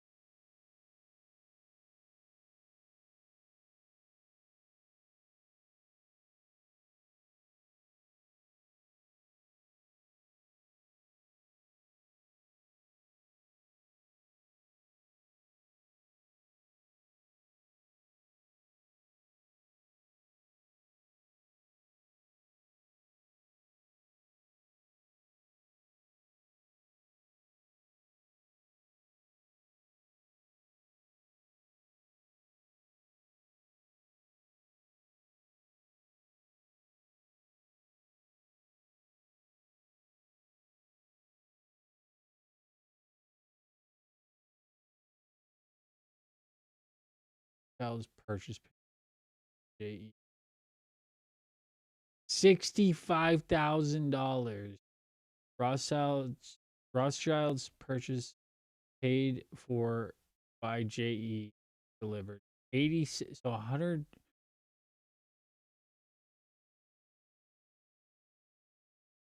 So he's paying like $1 million to the fuck to Jeffrey Epstein.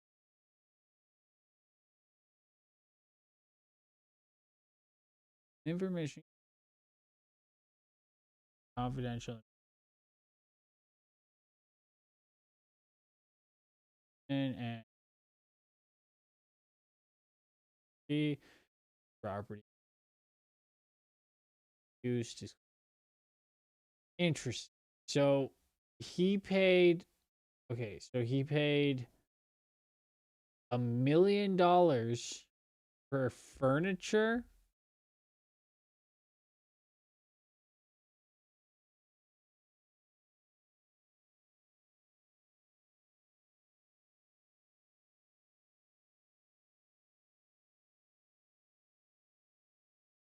Hello, Jenna. We wanted to let you know that items order blank have been placed. On 13 have been delivered. Your order may text below rest. I built in it. The anti-clip.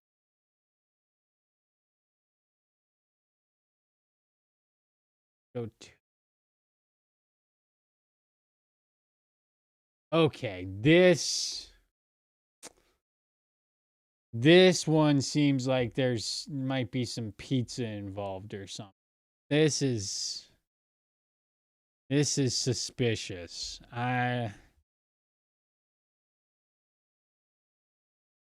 Order Baron fine wine to be delivered next week. That one's okay, let me know when it's there. Your bottle of wine delivered to Kathy Roomer. Hi Les, Leo is dropping off the wine now. Image of the wine. Bottle of card to be delivered. Let me know once it has been delivered so I can. That sounds like a victim. Your message was delivered to the. An interesting search queue. I should get my white sleeveless shirt delivered today. Why is it redacted? You know? What's a white sleeveless shirt? Is this another one of those pizza things?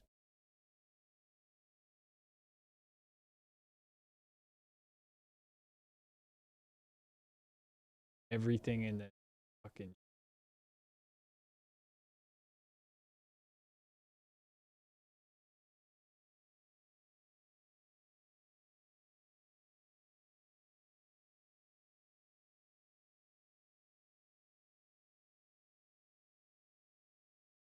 Let's see who she is.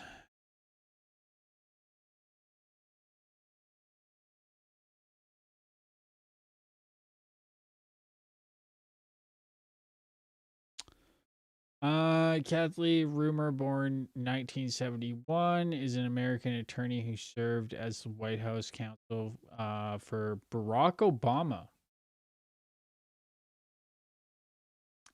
From 2011 to 2014, she later joined Goldman Sachs. Good morning, Lisa. How's it going? As a chief legal officer and general.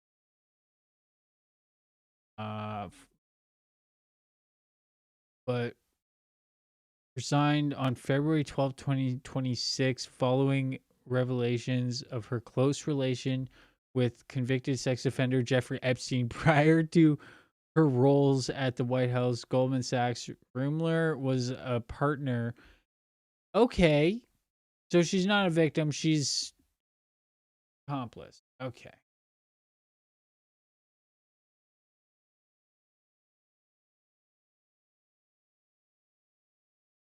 Everything that was.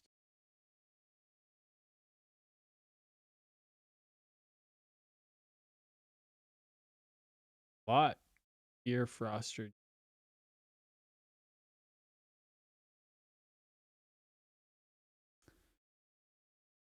Ooh, let's look and see if the word pizza.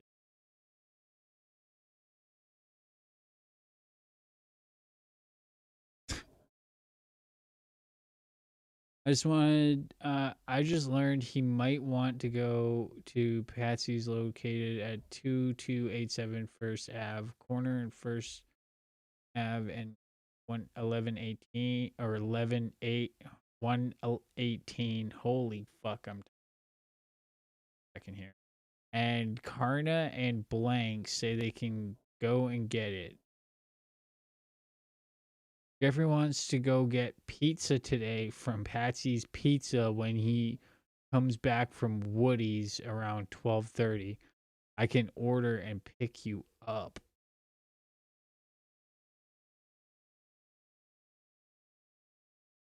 Pizzagate confirmed. Menu from Pizza Place. Uh-oh. Uh-oh. Okay, I want to see who this person is. Because that name just came up twice.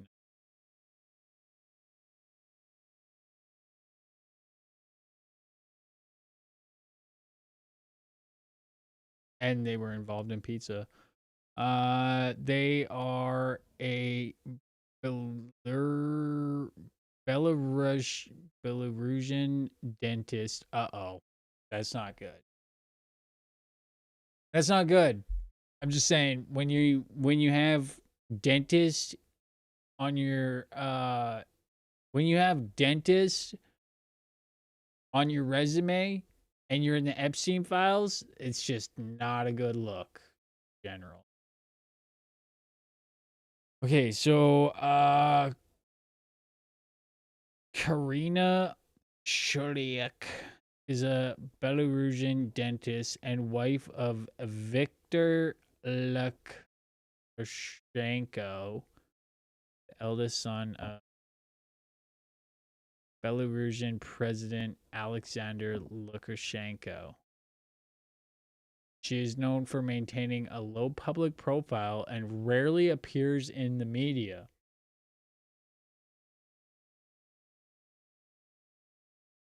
Interesting. Mr. Epstein would like to see the menu from the pizza place.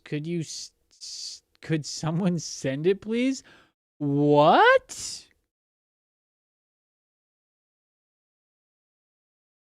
I'm sorry, but this is suspicious. Why are you messaging? Okay, I gotta go fucking. There's no way this is real pizza.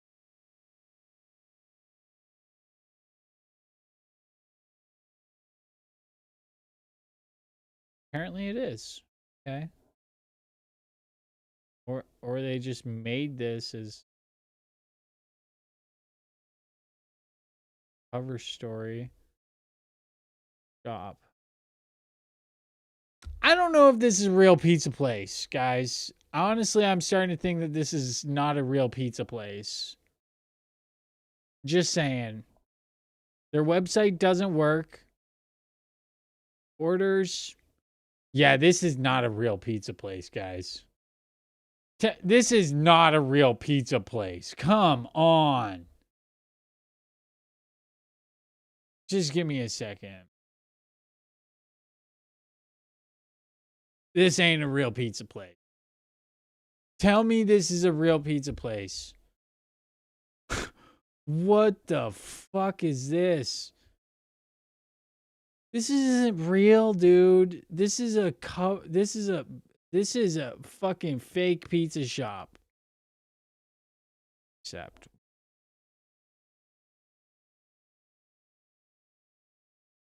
this is fake. I'm sorry, but like, look, you go shop and then it just new products are coming soon.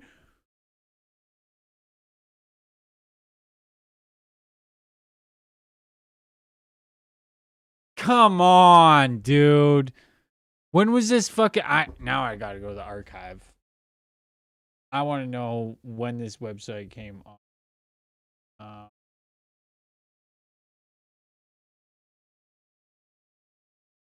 Web bot.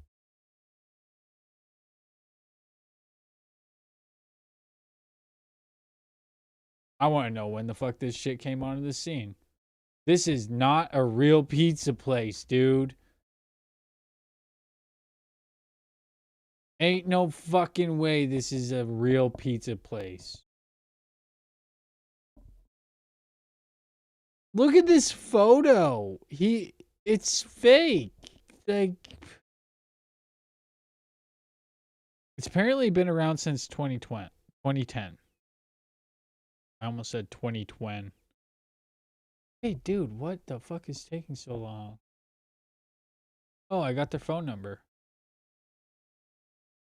Their phone number is 774-2822. Eat in or take out. Located in Al Owens Mall, Havenside. See, this looks like it was actually a pizza place at one point.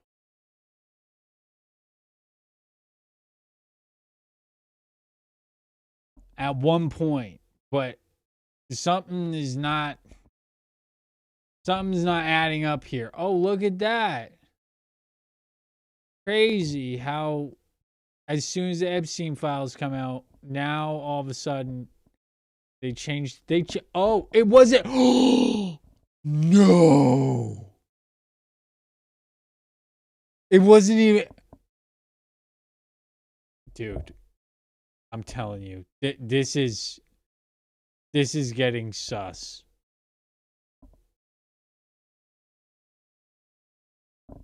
This is getting sus now. I'm starting to think that this whole pizza thing is like a real thing. Cause why the fuck would you be messaging the daughter of the president of some random fucking country? It used to be a trucking company. Okay. All right. Okay, when was the date on this fucking... When was the date on this? 2015? Let's see if it's even a real pizza place in 20.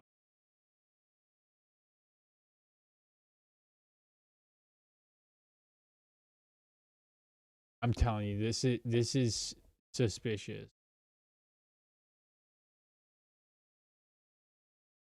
This is suspicious. Okay. Okay, it might have been a real pizza place. 9718 Estate, Thomas, St. Thomas.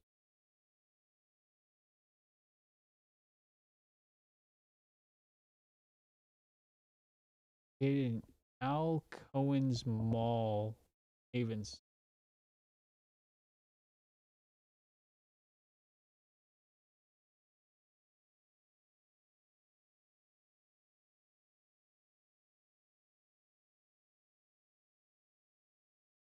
Maybe it is. Maybe it was.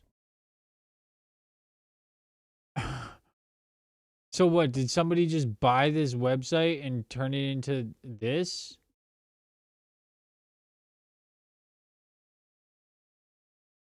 Because this website was not active until after the Epstein files came out. So did somebody buy this fucking website?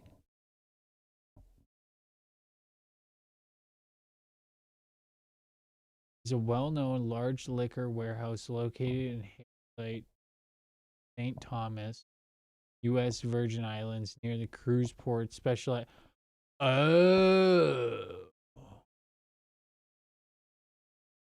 Oh. Oh. Oh. Really? Interesting. Okay. Go back to the email. Whatever it is. And also, who is Anne Rodriguez? These are fucking great.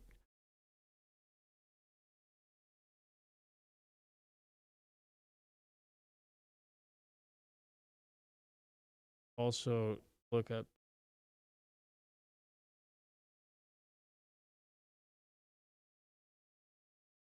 Karina Sholiak.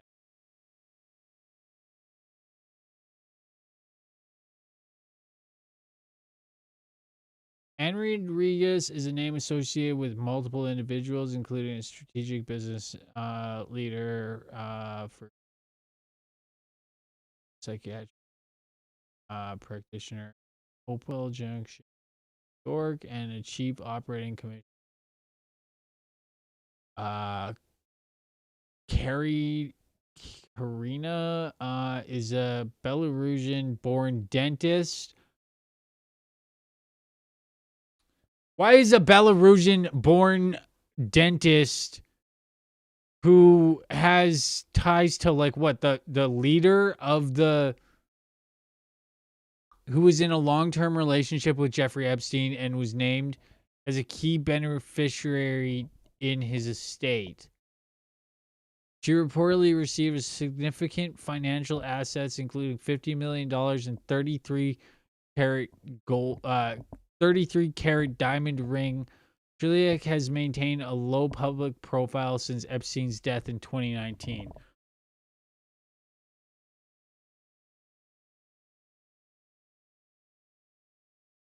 Huh. She's the same one that we just read about, right? They gotta log these.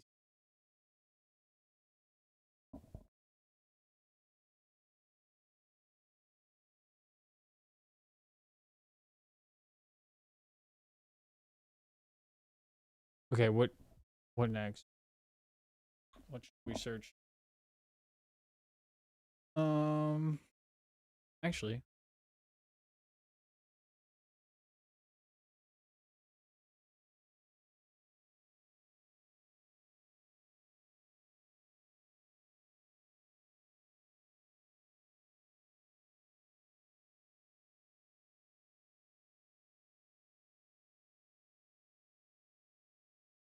What's her name?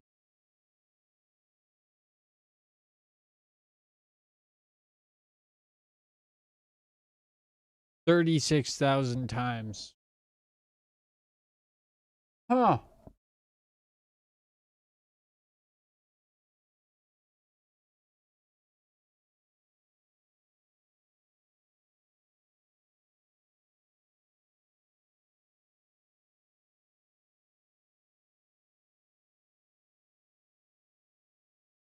Huh.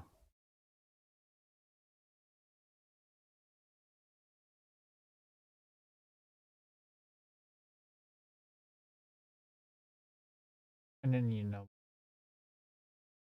I need to know more. Columbia removed staff who gave place to Epstein. Columbia University acts as personnel after files reveal Ivy League admin. Okay. Person's getting it. I've seen files come. His last girlfriend was Karina. Jeffrey Epstein paid Columbia University to get. Dude, bro, there's so much. Apparently, it was his last girlfriend. What? Columbia University acts as personnel after files reveal Ivy League admitted Jeffrey Epstein's girlfriend through irregular admission. Oh my god. Epstein's truth reveals who would inherit his fortune. 2 days before he killed himself in federal jail, Jeffrey Epstein signed a document that gave away much of his once vast estate, a total of $100 million, to his girlfriend at the time.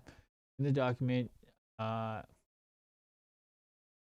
document, the registered sex offender said he had contemplated marrying his girlfriend, Karina, and wanted to give her his 33 carat diamond ring. A copy of the 32-page document called the 1953 Trust was included in roughly 3 million pages of the investigative files about Mr. Epstein. The Justice Department released on Friday. It is unclear how much Juliak and the other 40 mentioned as potential beneficiaries will get from his estate, which has shrunk considerably over the past 7 years after paying taxes, contributions, victims, hefty lawyers. The trust named for the year born had never been made public before. A document called the Act 36 to get a total of $100 million, which included a $50 million annuity to be set up benefit. It provided for her to get much of his property through the estate has sold his residence. The other two main beneficiaries listed in the trust are Mr. Epstein's time personal lawyer, Darren Indike, his in-house accountant, Richard Kahn.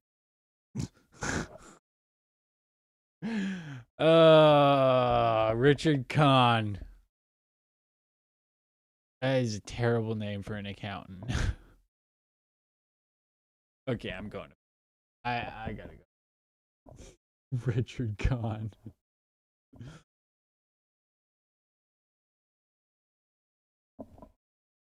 Dr.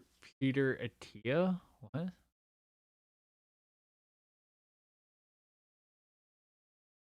Dude, these Epstein files are easy.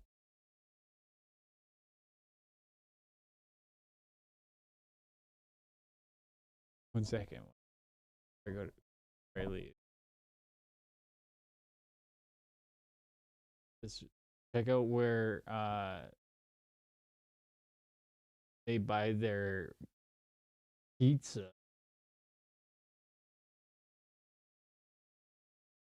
Can you imagine you're just like slapping pizzas shit, right? You know? It's like that's up, and there's like this like billionaire comes in all the time and oh yeah, here's a nice tip, and then you just find out that his name's Jeffrey Epstein and he's actually like a fucking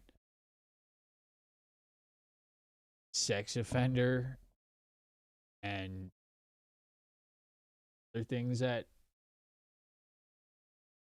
here. So this is where they got their pizza on the Virgin Islands.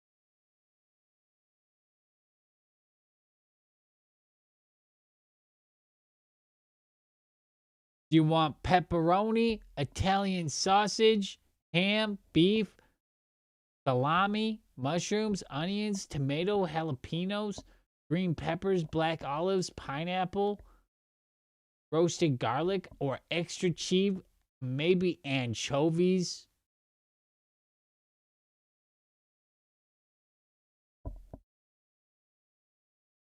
Pizza pies. They have pizza by the slice? No fucking. Look at that. You could get yourself a nice 20-inch cheese pizza for $22. Right off the coast of Epstein Island.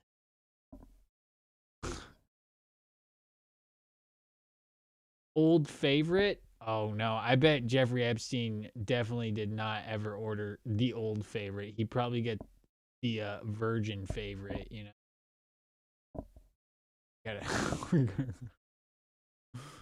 All right. All right.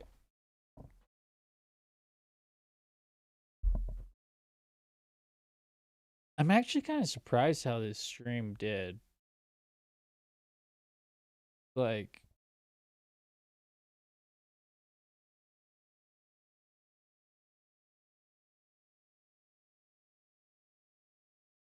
crazy.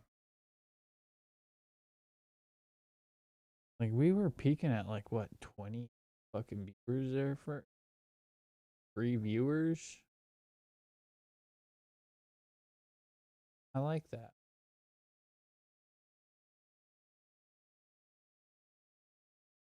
Viewers of people that have never, no clue, nothing.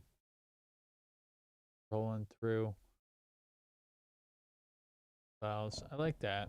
If you guys want to buy some pizza, call 774-2822. This phone number is probably just cooked so hard at this point. Like, oh my God. I honestly, I kind of want to search my phone number in the Epstein files now. Let's see how many times my name shows up. This is the new. Mamma mia, this has gotten too spicy. Contact our head chef, Samala Hyde, for any special orders. This has got to be a troll, dude. I don't know what the fuck this is, but this is not a real website. It went from this to this after the Epstein files. Somebody's trolling. This has got to be a fucking troll. Like, who? Am I crazy or does this person look familiar? I don't. It's grape. This is a troll. This has got to be a fucking troll. Come on, they're holding grape soda. Like,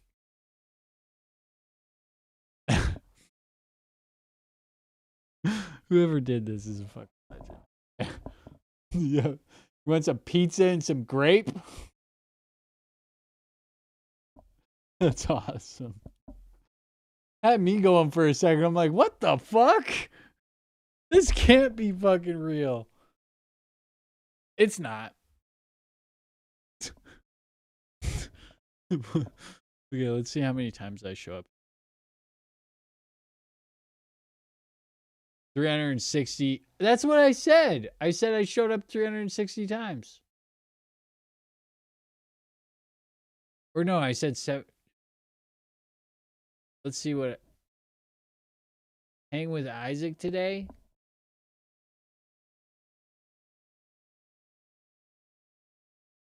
Meet Isaac at the beach today after Miss Blank.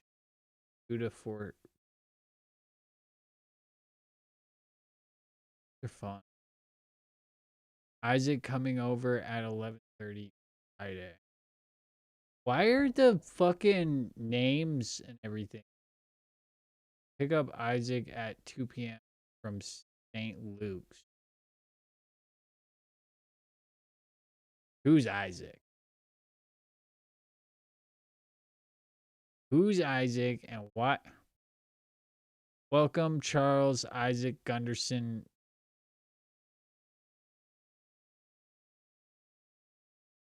We welcome with great joy Blank to his happy parents.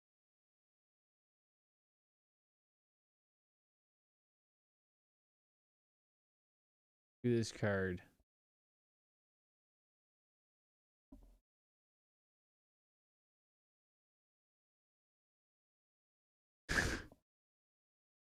Isaac Hayes? Is this the Isaac that we were looking for here? What is good? And in the words of Gordon Gekko, they truly believe that greed is good. My grandmother would have told them, and you, that unrestrained greed is not good. And that is if the letter of the law does not match its intended spirit, something is wrong. And to correct this inequity, and to correct this inequity of unbridled concentration of wealth and power, there is a precedent. Is it me or is it fucking just broken fucking? I feel like it's broken. Like there's too many dots and shit. Okay, now I need to know who Isaac Hayes.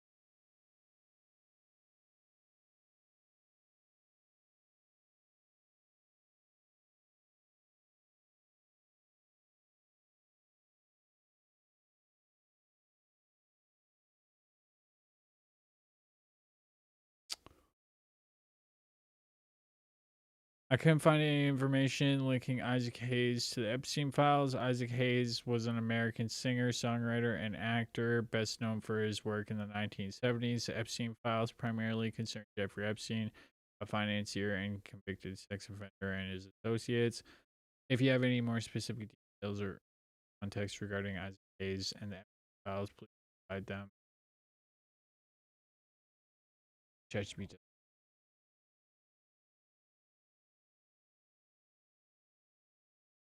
Isaac Rubin?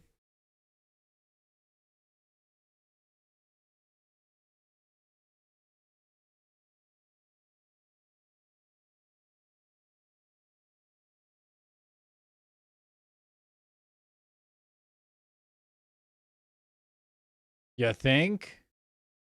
I don't think they're trying to like really hide it with this photo. I don't know who this guy is, but I think I know, like I've seen his face before. There ain't no fucking way in hell that this is a legitimate fucking photo. I'm sorry, I couldn't find any information on an individual called Isaac J. Rubin in the files. It is possible that this person is not mentioned in the available documents. Name is spelled differently. If you have any more context, I may be able to. Well, that's not much. I feel like they're kind of. I love how we're getting like phone numbers too. Like, look at that. We just got fucking phone numbers and shit. Like, what the fuck? Isaac Gilman. All right. Apparently, he was a stockholder. By order of stockholder number of shares, Isaac Gilman, 1599. Next.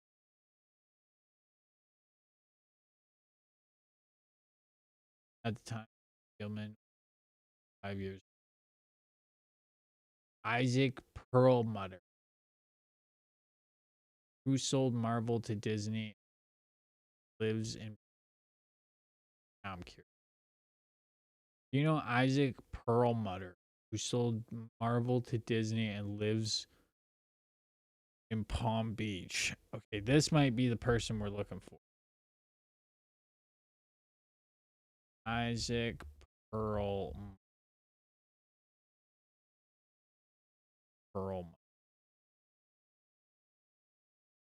Hey, Epstein. Do you know Isaac Perlmutter? He's the guy that sold Marvel to Disney.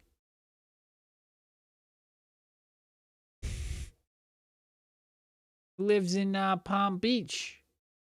Down there by the Palm Beach, you know? Ever heard of him? He's stopping by the island around 4 o'clock on Friday. He's hoping to see you there.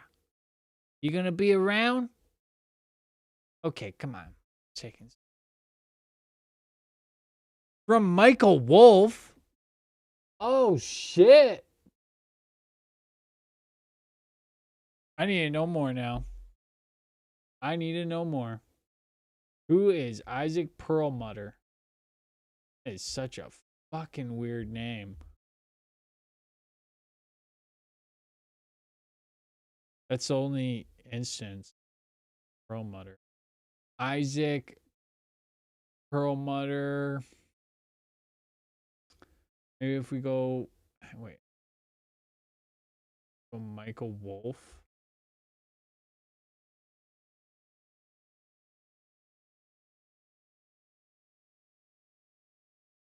Isaac. Wasn't Michael Wolff like the fucking the dude that he's like some author. He's an author, right? I think. Isaac McCullen.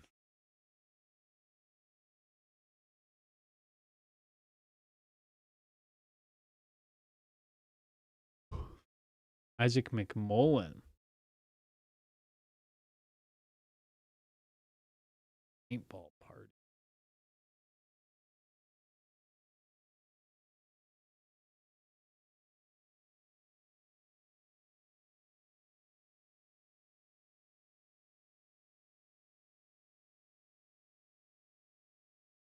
This is so hard to go to bed.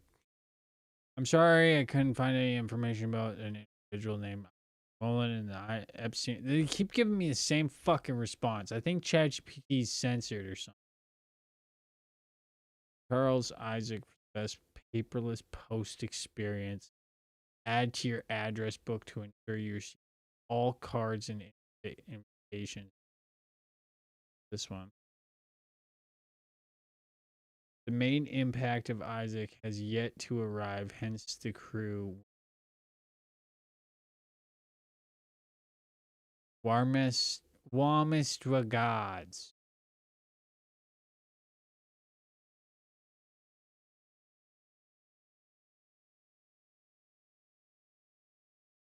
From Little St. John's Island at gmail.com to Jeffrey.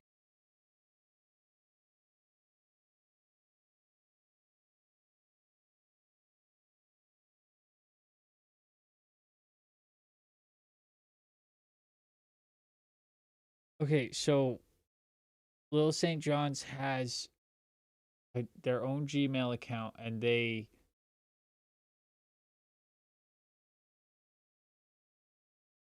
oh my god, this is fucking breaking my brain a little bit. Okay, oh, got another.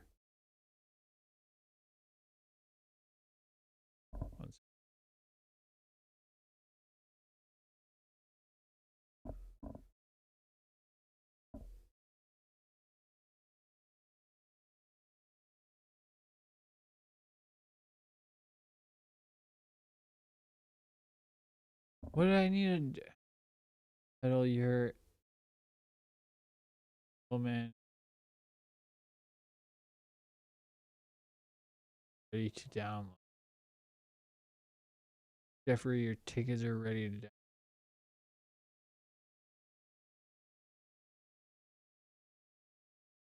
Virgin All?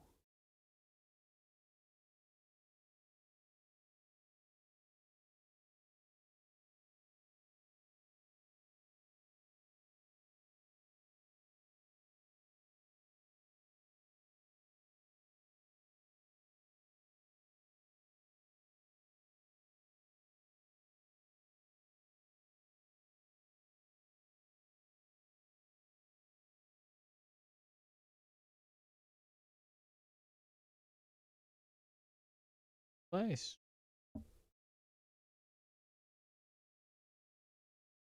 The inestimable sternatorium Perlman stage has an innumerable historical concerts and events.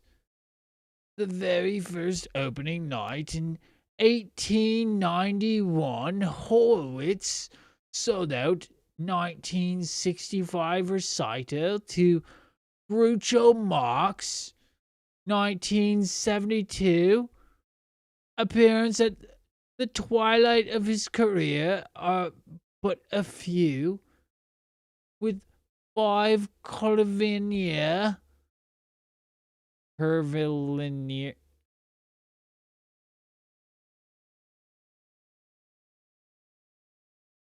I'm too